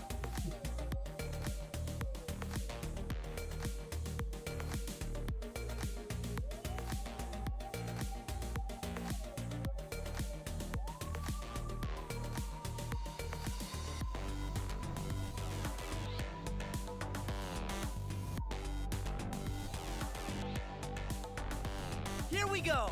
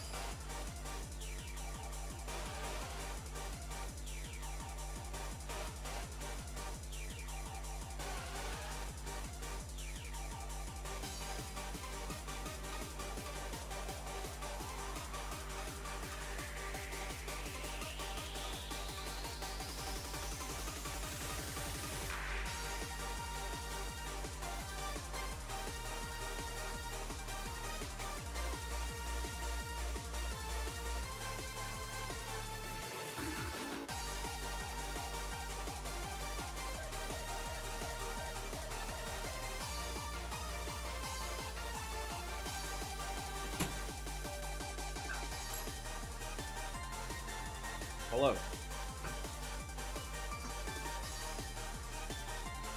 Are we back at? Oh, we got 5 seconds on ads, dude. Perfectly timed.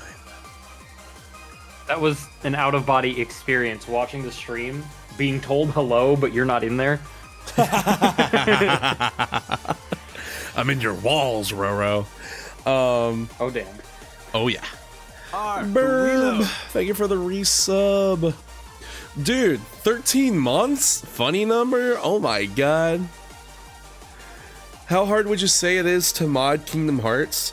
I think the initial setup is a little intimidating, but after that, it's super fucking easy. Okay, so what do we need to know? Let's look at abilities. Dodge Slash sucks, never equip it. I kind of like Vicinity Break. What else do we have here?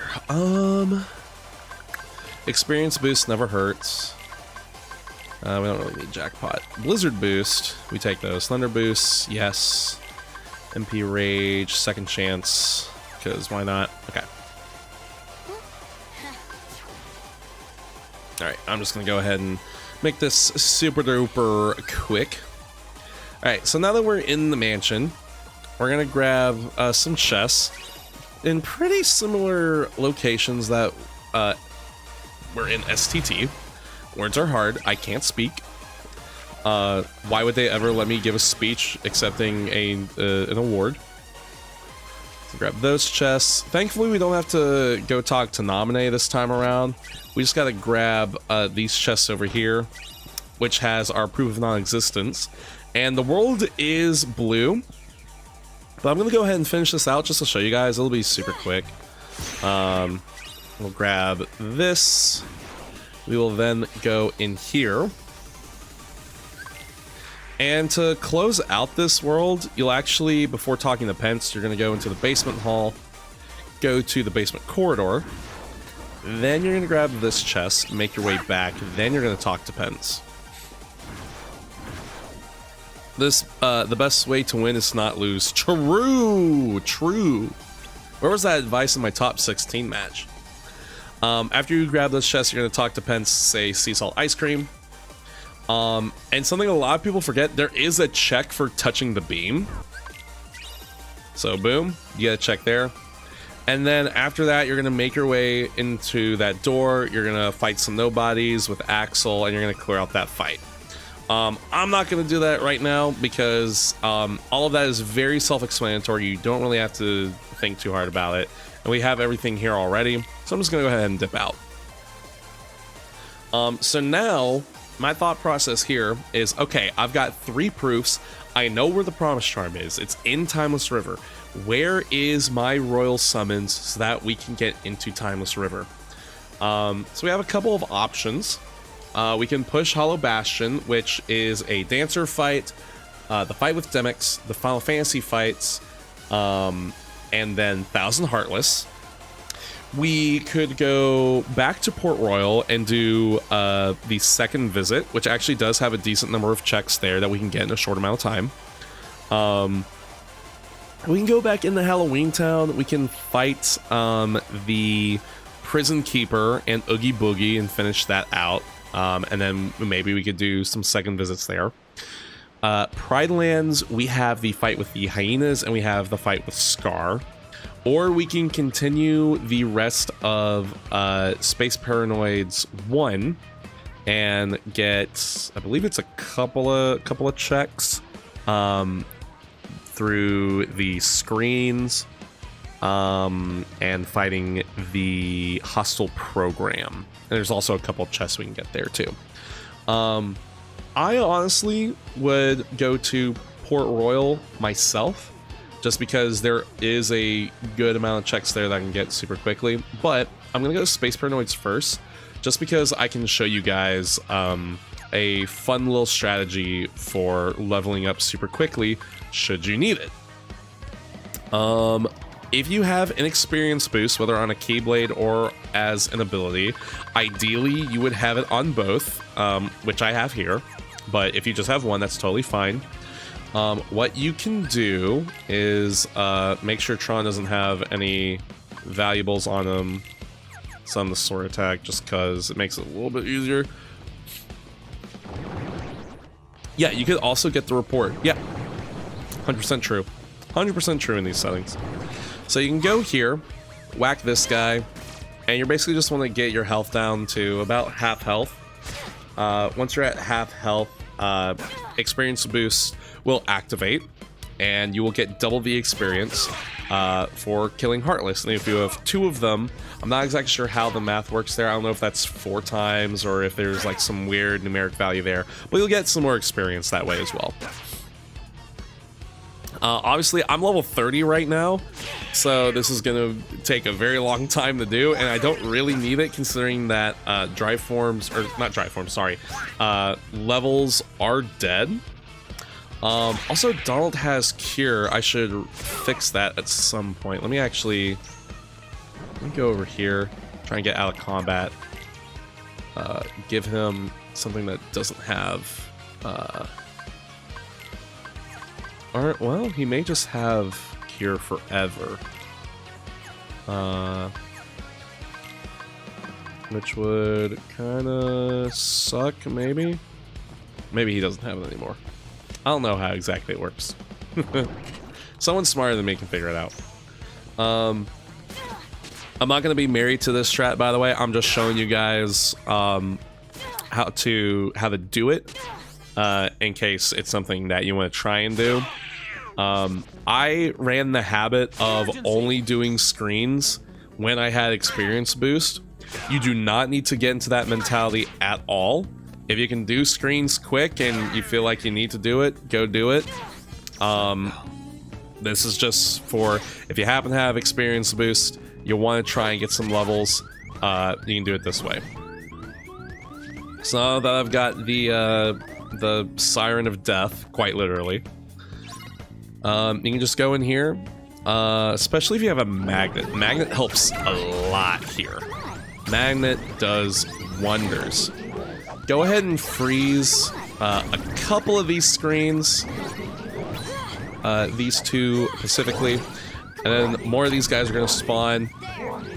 Just keep popping some magnets.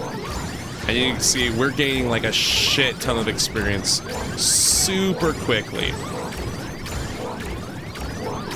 Let's just see how high we can get this.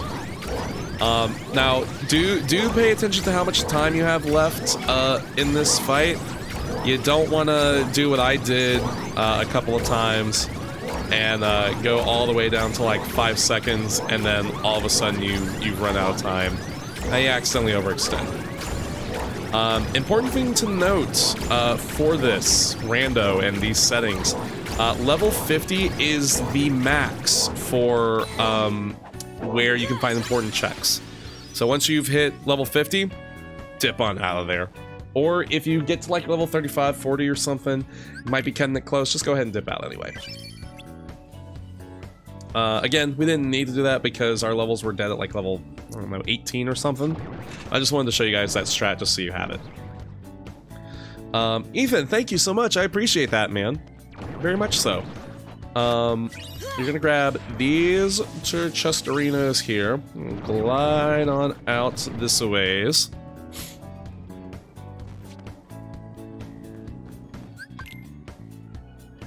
You're gonna turn around, you're gonna grab these 2 chests.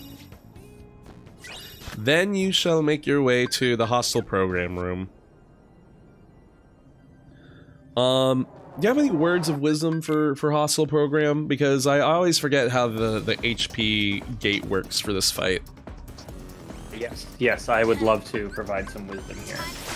So, if you start the fight, one great way to start the fight is actually pulling out the Tron limit and using it in the corner. Another option is Final Form, because Final Form is just like, it's gonna absolutely shred through it if you use Thunders or even just a physical attack. When you get to about just under 2 HP bars left, he's gonna do his pissed off move. He's like upset and he's gonna start careening around the arena. You want to let his 2 beams go off. Yeah, so don't do what I did. Yeah, don't do what I did. Because now you're gonna wail at him and the HP bar doesn't go down. So what you want to do is you want to hit that HP gate before you do the RC.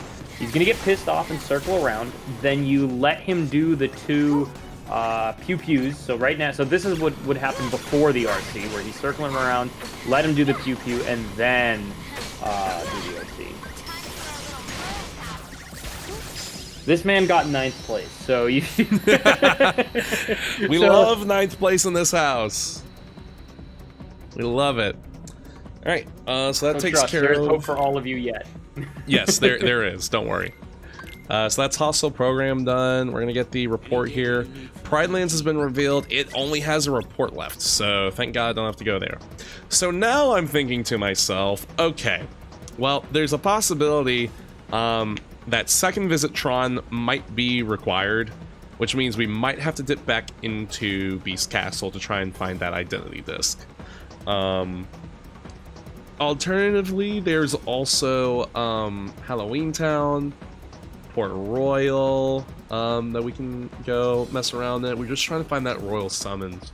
What would you do in this situation, Roro? So in this situation, let me pull up the tracker in a bit more visibility. Okay, so there are 2 real strats that I would go for. The first is Port Royal 2. You get a lot of checks very quickly. Grim Reaper 1 is a complete pushover with your tools. The other option you could go do is you could go fight Scar because it gives you an additional report, so that could potentially narrow down your proof. I don't mind PR2 at all. It's a very quick amount of checks. You can basically blue that world with a high likelihood unless you're unfortunate enough to have rolled a GR2 seed, in which case Dax ... Yeah. So yeah, PR2 or Pride Lands I think is the move here. Yeah, that's about what I was thinking with PR2. And also, just to clarify, if there's no, like, I mean, technically there is a quote-unquote right path to go down, but like you could justify any of these paths, really. So don't think, like, think about it, but don't beat yourself up over it. If you can make a good decision and be wrong. Yeah. It's a very common occurrence in the case. In fact, like if we end up getting 200 participants as we're hoping to get, a lot of the players that don't make the top 32 will not have gotten there because they're bad. It's because they got unlucky. Yeah, rando be rando, bro. Rando be rando. Rando be rando. Hi, Jesus. What's good, Holmes? What's up, best SSSS buddy? Spawning Roro into being the call with you. Alright, so we're gonna finish that first fight super quick. We're gonna go onto the ship. We're gonna hop in and out a couple times. Then we're gonna fight Grim Reaper 1, who, like Roro said, total pushover. This is just easily done with a couple of thunders. Bada bing, bada boom.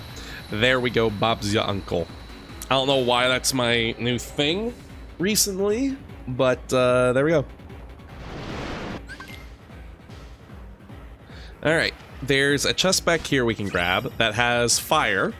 And that completes that world, it looks like. But I'm going to go ahead and show you guys the rest of the chest locations here, just so you guys are aware and have them. There is one chest off to the right here. A little further up, there's another one. We go ahead and grab that chest over there. Go through here. A boomer specifically said he loved watching me play rando. Twice, actually. Once we get into this fight, we're actually going to collect these chests first before we defeat the Nobody. Because we'll get teleported out otherwise. There's those 3 chests. And we just kind of lock on, do the thunder. There we go.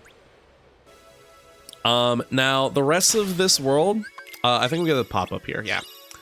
The rest of this world is just hunting down the rest of those gamblers to get the coins, and then fighting Grim Reaper 2. Those are very self-explanatory, so we're not going to focus on them right now. We're just going to dip out of here and continue on with the rando. Now I'm kind of thinking about, like, okay, what do I want to do here, yada yada yada. Couple of worlds.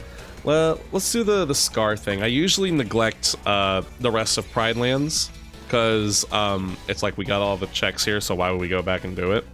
But we'll do it for the sake of that report, and hopefully that report is not for a world we've already completed. Hopefully. There is a fight that we have to do against the hyenas first. There's a way. Yeah, okay, here we go. Yeah, so there's a fun strat we can do with the hyenas where we can just kind of loop them a little bit. It involves thunder and reflect. I think there's another way to do it with like fire or something. I don't remember exactly. Yeah, you let them all converge on you. You cast a reflect, and while they're getting stunned, you can hit them all with fire. But what you did was also very good. Yeah. Hey, Dallin. If we still have a mod in chat, can we get a shouty for Dallin, please? Also one for Warehouse Jesus. Yeah. So now we're gonna fight Scar.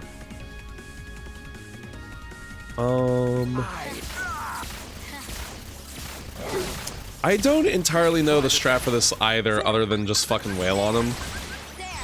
Let me get some reflect damage in. There's several different ways to go about doing fights for the rando. If you want to learn particulars, I would suggest maybe joining the rando Discord, KH rando Discord specifically.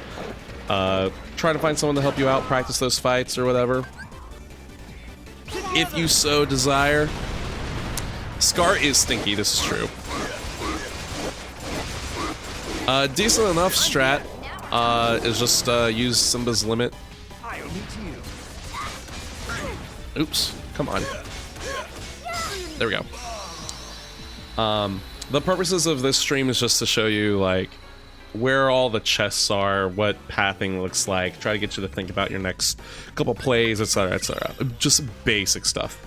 That was a Twilight Town reveal, which we already knew about, so that kind of sucks. So now I'm thinking that maybe Beast Castle looks kind of good. Maybe we do Halloween Town actually. Halloween Town's not a bad play because we can finish out the Oogie Boogie fight, get that other report. Hopefully it gives us something useful. Yeah. Yeah, the fog chest. We haven't actually gone back to do Olympus Coliseum. Just because it got dead early on. What am I doing? Where am I going? Not there. So go do the right thing, Dax. I may show off the fog chest though, just to make people aware that it's there. Oops. Prepare to scream. Fun thing to do with this fight is just use Jack's limit because it's super busted. Because Jack is literally the best .jpeg. Best to ever touch the sticks, frankly. Alternatively, if it decides to be a little bastard, then we can just Final Form Blender the shit out of it.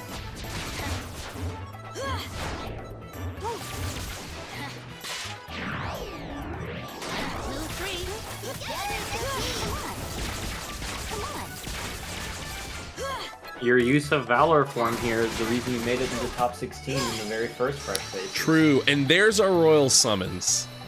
There we go. That's nasty. It was just there the whole time. Yep.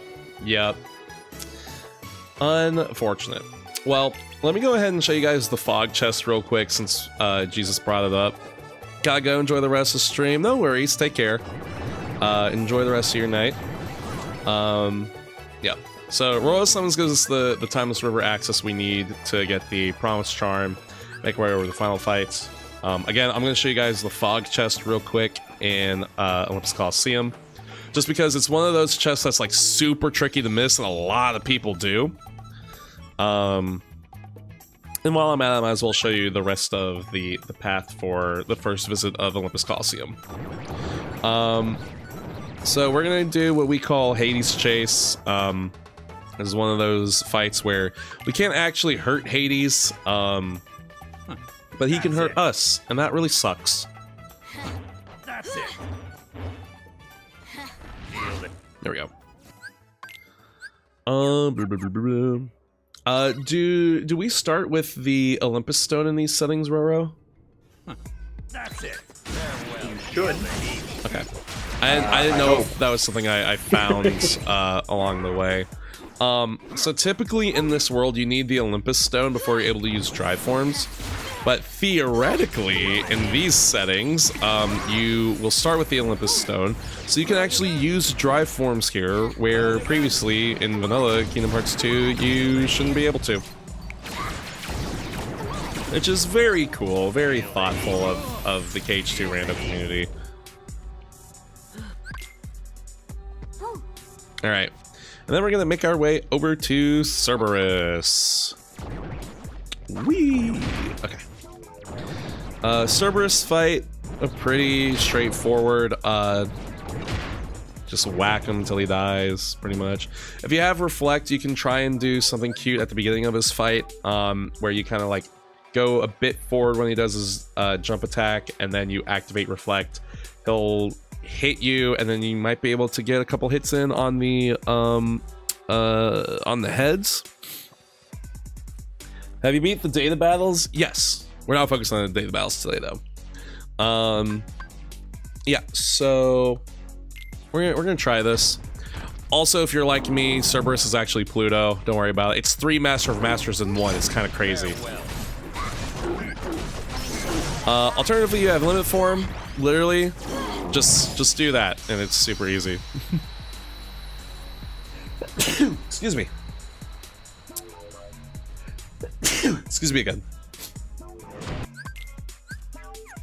Now, before we can go get the aforementioned fog chest, we gotta do some training to be a hero or some shit. I don't know. Phil's kind of all over it.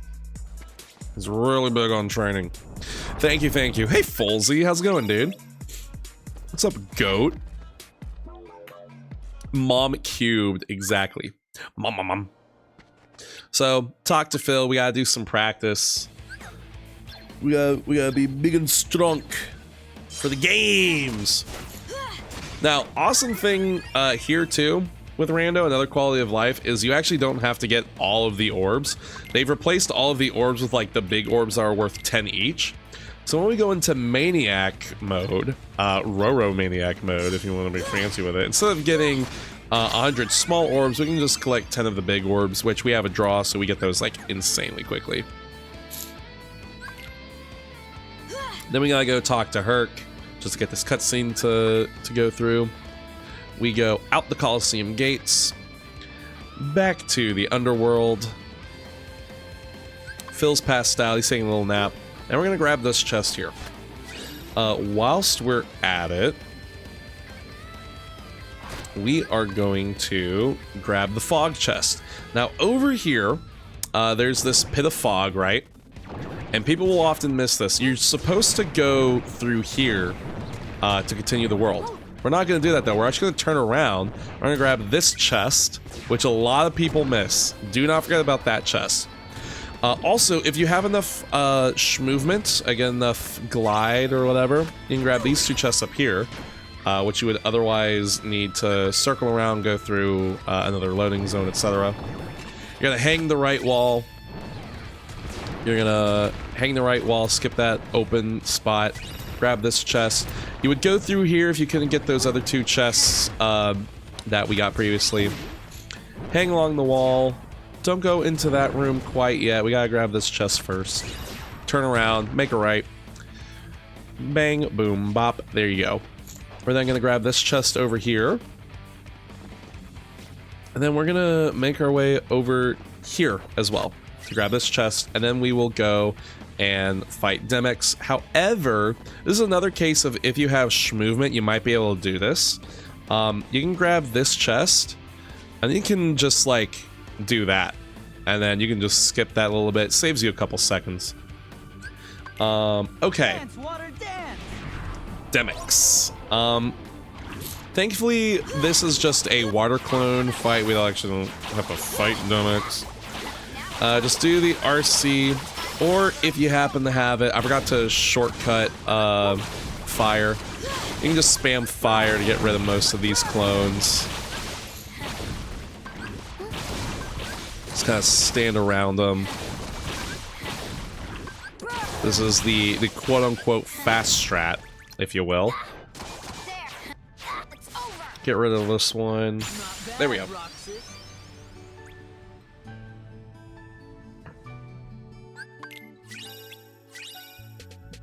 All right, get those there. We go through here. And then there's 3 chests in here we can grab. And that is all of the chests in Olympus Coliseum. You would then go activate this, jump into the pit, fight Pete, and then after you fight Pete, you'll go and fight Hydra, and that will complete the world. But since we are kind of on a mission to get this last Promise Charm, we're just going to go ahead and do that instead. Excuse me. Manual Fireworks Curse, that's not too bad. You just have to press 2 buttons, it's no big deal. So the chests in here. Timeless River. You're going to do a 180. Grab this chest over here. Grab this chest right here. Then you're going to make your way to the pier off on the right. There's 2 chests in here we can get as well. Grab this one. Grab this one. Then we're going to talk to Pete.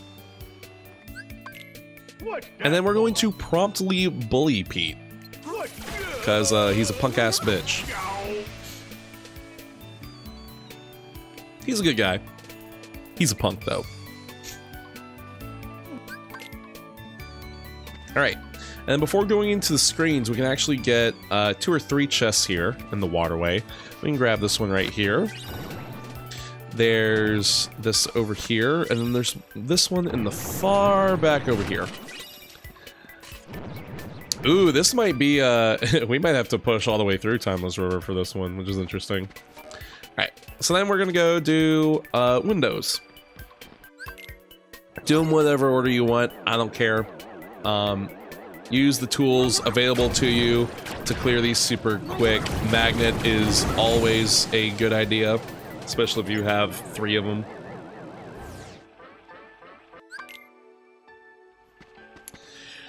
Let's go do this one with the cars.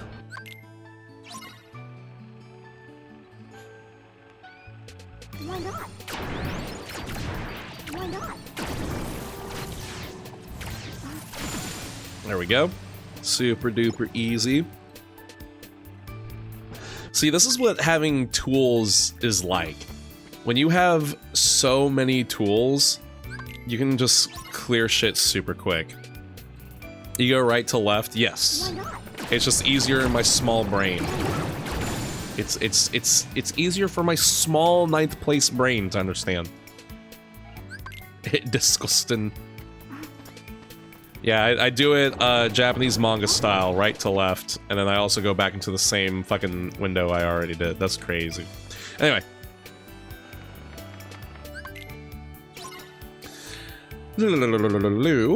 Clear. He's taking my strats away from me. Forget which ones you have done. Basically. Optimal, some might say. Those people might be wrong, but some might say. Anyways, we're gonna go back through, once we cleared that, to the waterway, and we're gonna do this fight. I think there's a strat here for if you have Master Form, you can throw out a magnet or 2. I don't remember. Yep, that's exactly right. That's if you have Master, right? Yep. Yeah. If you don't have Master and you really want to get fancy with it, you could Thunder into it. So like you can do Thunder into the RC, and it can like quickly snipe something, but it's not the end of the world. Yeah. It doesn't do that much. And there was our Promise Charm. So we have everything we want, everything we need. I'm gonna go ahead and show off just doing this fight real quick, because I just want that extra reflect, if I'm being completely honest. In a race setting, I would just go ahead and beeline it over to Final Fights. But, you know, we're not in a tournament setting. If you're in a tournament setting, don't do what I'm doing. Only for this. we did try to give good advice. Yeah. Some advice was given. Whether it was good or not, up for debate. Oops, come on. Pete's being a bit of a bastard. Get out of my way!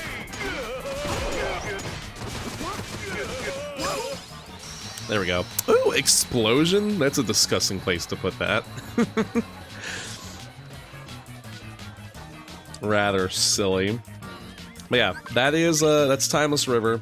We get one pop-up check here, and then I think we get 2 pop-up checks. Or no, just the one after that other cutscene. So now that we have all 3 proofs in the Promise Charm, we can finally make our way over to this terminal that leads to the World of Nothing. If you get here super early, they have these little capsule heartless. So if you find it all super early and you're like level like 15 or something, you're like, man, I don't want to go into the fight super quick. I feel like I'm under leveled. You can just do the reaction command with these guys. You get 4,000 experience per. Let me show you what I've got. Realistically, if your magic and strength are like 35, you're fine. You don't need to do any more leveling up. For this specifically, this phase of the fight, you're gonna glide off to the side. Don't get hit by the buildings like I did. And you're just gonna make your way through. It's actually slower to do the really cool reaction command, so just don't do it. For here, if you have a high enough glide, you can try and make your way over to the very last one to do the reaction command for the building. If you don't fuck it up like I did there, because I was too slow. Oh my god, I'm literally the worst. 9th place finisher, guys. Just remember, 9th place. They literally call me Mr. 9th place. It's kind of crazy. It's kind of weird. There we go. It's only when I'm live, dude. It's literally only when I'm live. Okay, so for engines, you can pop out some magnets, or if you have Chicken Little, you can summon him, and he can help you out. If you have both, good for you. Otherwise, just smack them. You only have to smack them once to get them to get into the engines, and then once the health for one is gone, stunt dodge over to the next one, and then just wash, rinse, repeat. I just call you annoying. Dude, that's so true, bestie. That's so true. That's so valid. Come on. Come on. Alright, now that's done. We're gonna go into the engine.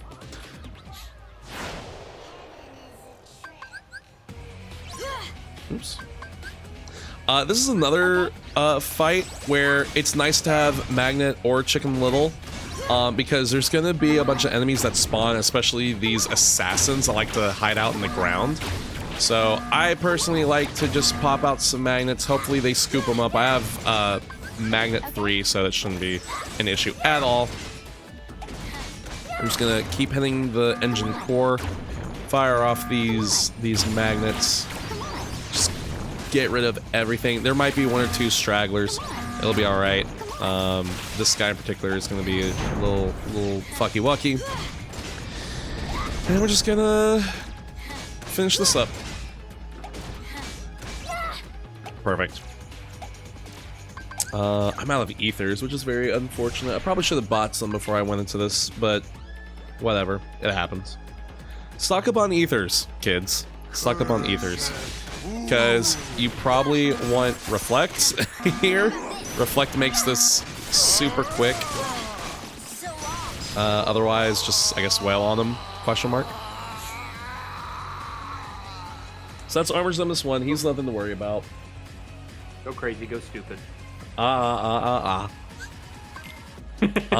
Armor's Nemesis 2, a little bit more rough. He's gonna start off with that attack. If you're fast enough, you can maybe reflect into it. And we're waiting for that big swiping attack. He's HP gated there, so we can't actually do any more damage until he sends us flying back like this. And we're just gonna try and find a building. oops, come on, to activate this reaction command. Are you certain you can trust me? And then we're gonna drop a little bit so he summons these lasers. We're gonna drop. We'll do 3 of them. Then we just make our way back over to him. It's gonna do this little shield thing. Oops. There we go. Ooh, that's unlucky. Oh, that's unlucky. We hit the bottom of this fucking area. Oh no. Okay. Is eternal. Let me see. Where's a building? Building Wiesna. Building Wiesna. There we go. Get this riding shot over.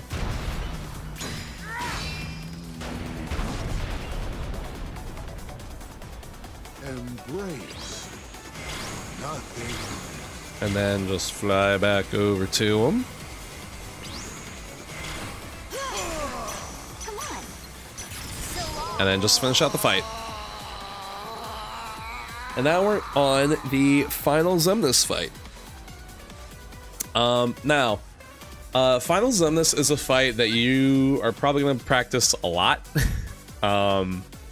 For 2 reasons. Mainly the opening section where you're going to spam reflect, and then you're probably going to want to practice dome skip if you can. Took me a while to get dome skip. I don't always hit it every time because I'm bad at the game. But for beginner settings, it doesn't matter. So, what we're going to do at the start, there is like a specific pattern you can do with this, because Xemnas will throw you up in the air and then he'll have like a reaction command that you can use to try and like circle around him and stuff while he tries to attack you. There's a certain pattern of throwing out reflex and then also using that reaction command to try and deal the most damage. The simplest thing I would say is just let him grab you. We shall go together. Oops. Just alternate between reversal and reflect. Just whenever you can. Hopefully you get some good damage in. I didn't really. That's fine. It's okay. There's a guide on the FF3 website, right? Oops. I'm like half paying attention to this fight. But what you're kind of looking for here is you're gonna try and get Xemnas to about 3.5 HP bars, because then he'll start doing this. At which point you're gonna start throwing out reflex.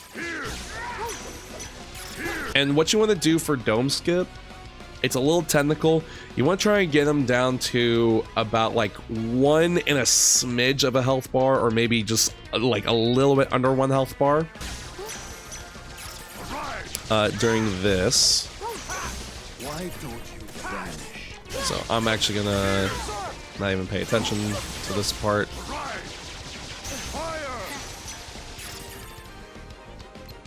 Where is he? Okay. Why don't you vanish? And then when he does the why don't you vanish when you have that health there, you're gonna use a reflect, and then you're gonna immediately go into Riku's limit called Session. The reflect damage should get him down low enough to where that the first half of Riku's limit should kill, right? And that's how you skip the dome. If it doesn't pan out, you can either take the dome, which adds 1 minute and 40-ish seconds to your time, roughly. That's how long it takes to like do the dome skip and go through all the cutscenes. Or you can die. Sometimes people say die, it's faster. And just try to go for dome skip again. Typically in a race, I err more on the side of caution, so I just take the dome, you know?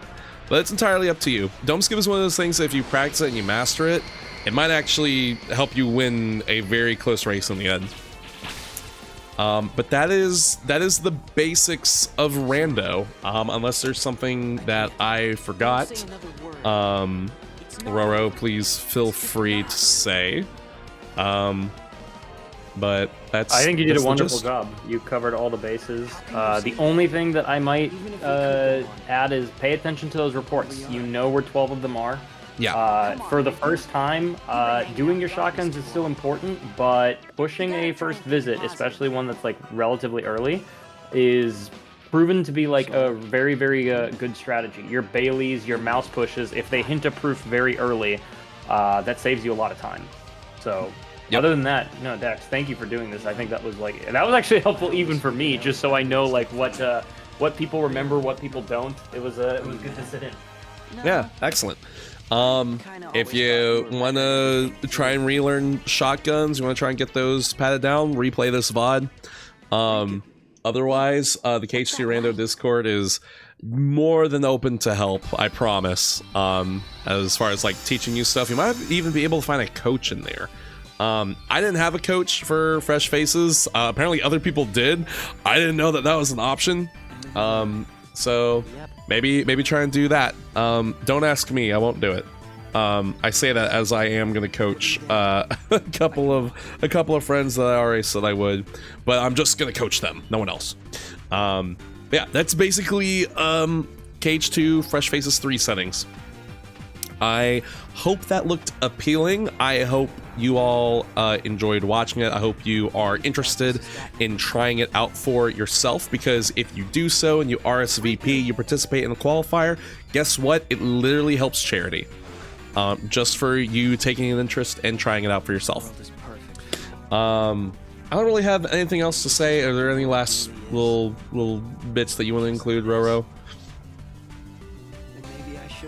Congratulations on winning Content Creator of the Year. Much deserved. Stop it. It's not about me right now. But yeah, again, the Fresh Faces website is pinned over on the Twitch side of things. Let me copy this for the YouTube chat as well. If you guys want to support a very good cause and you want to try out Rando for the first time, free of charge, boom, click that link, RSVP, use code DAX, and congratulations, we're going to make Roro broke by the end of this. Please. Yep.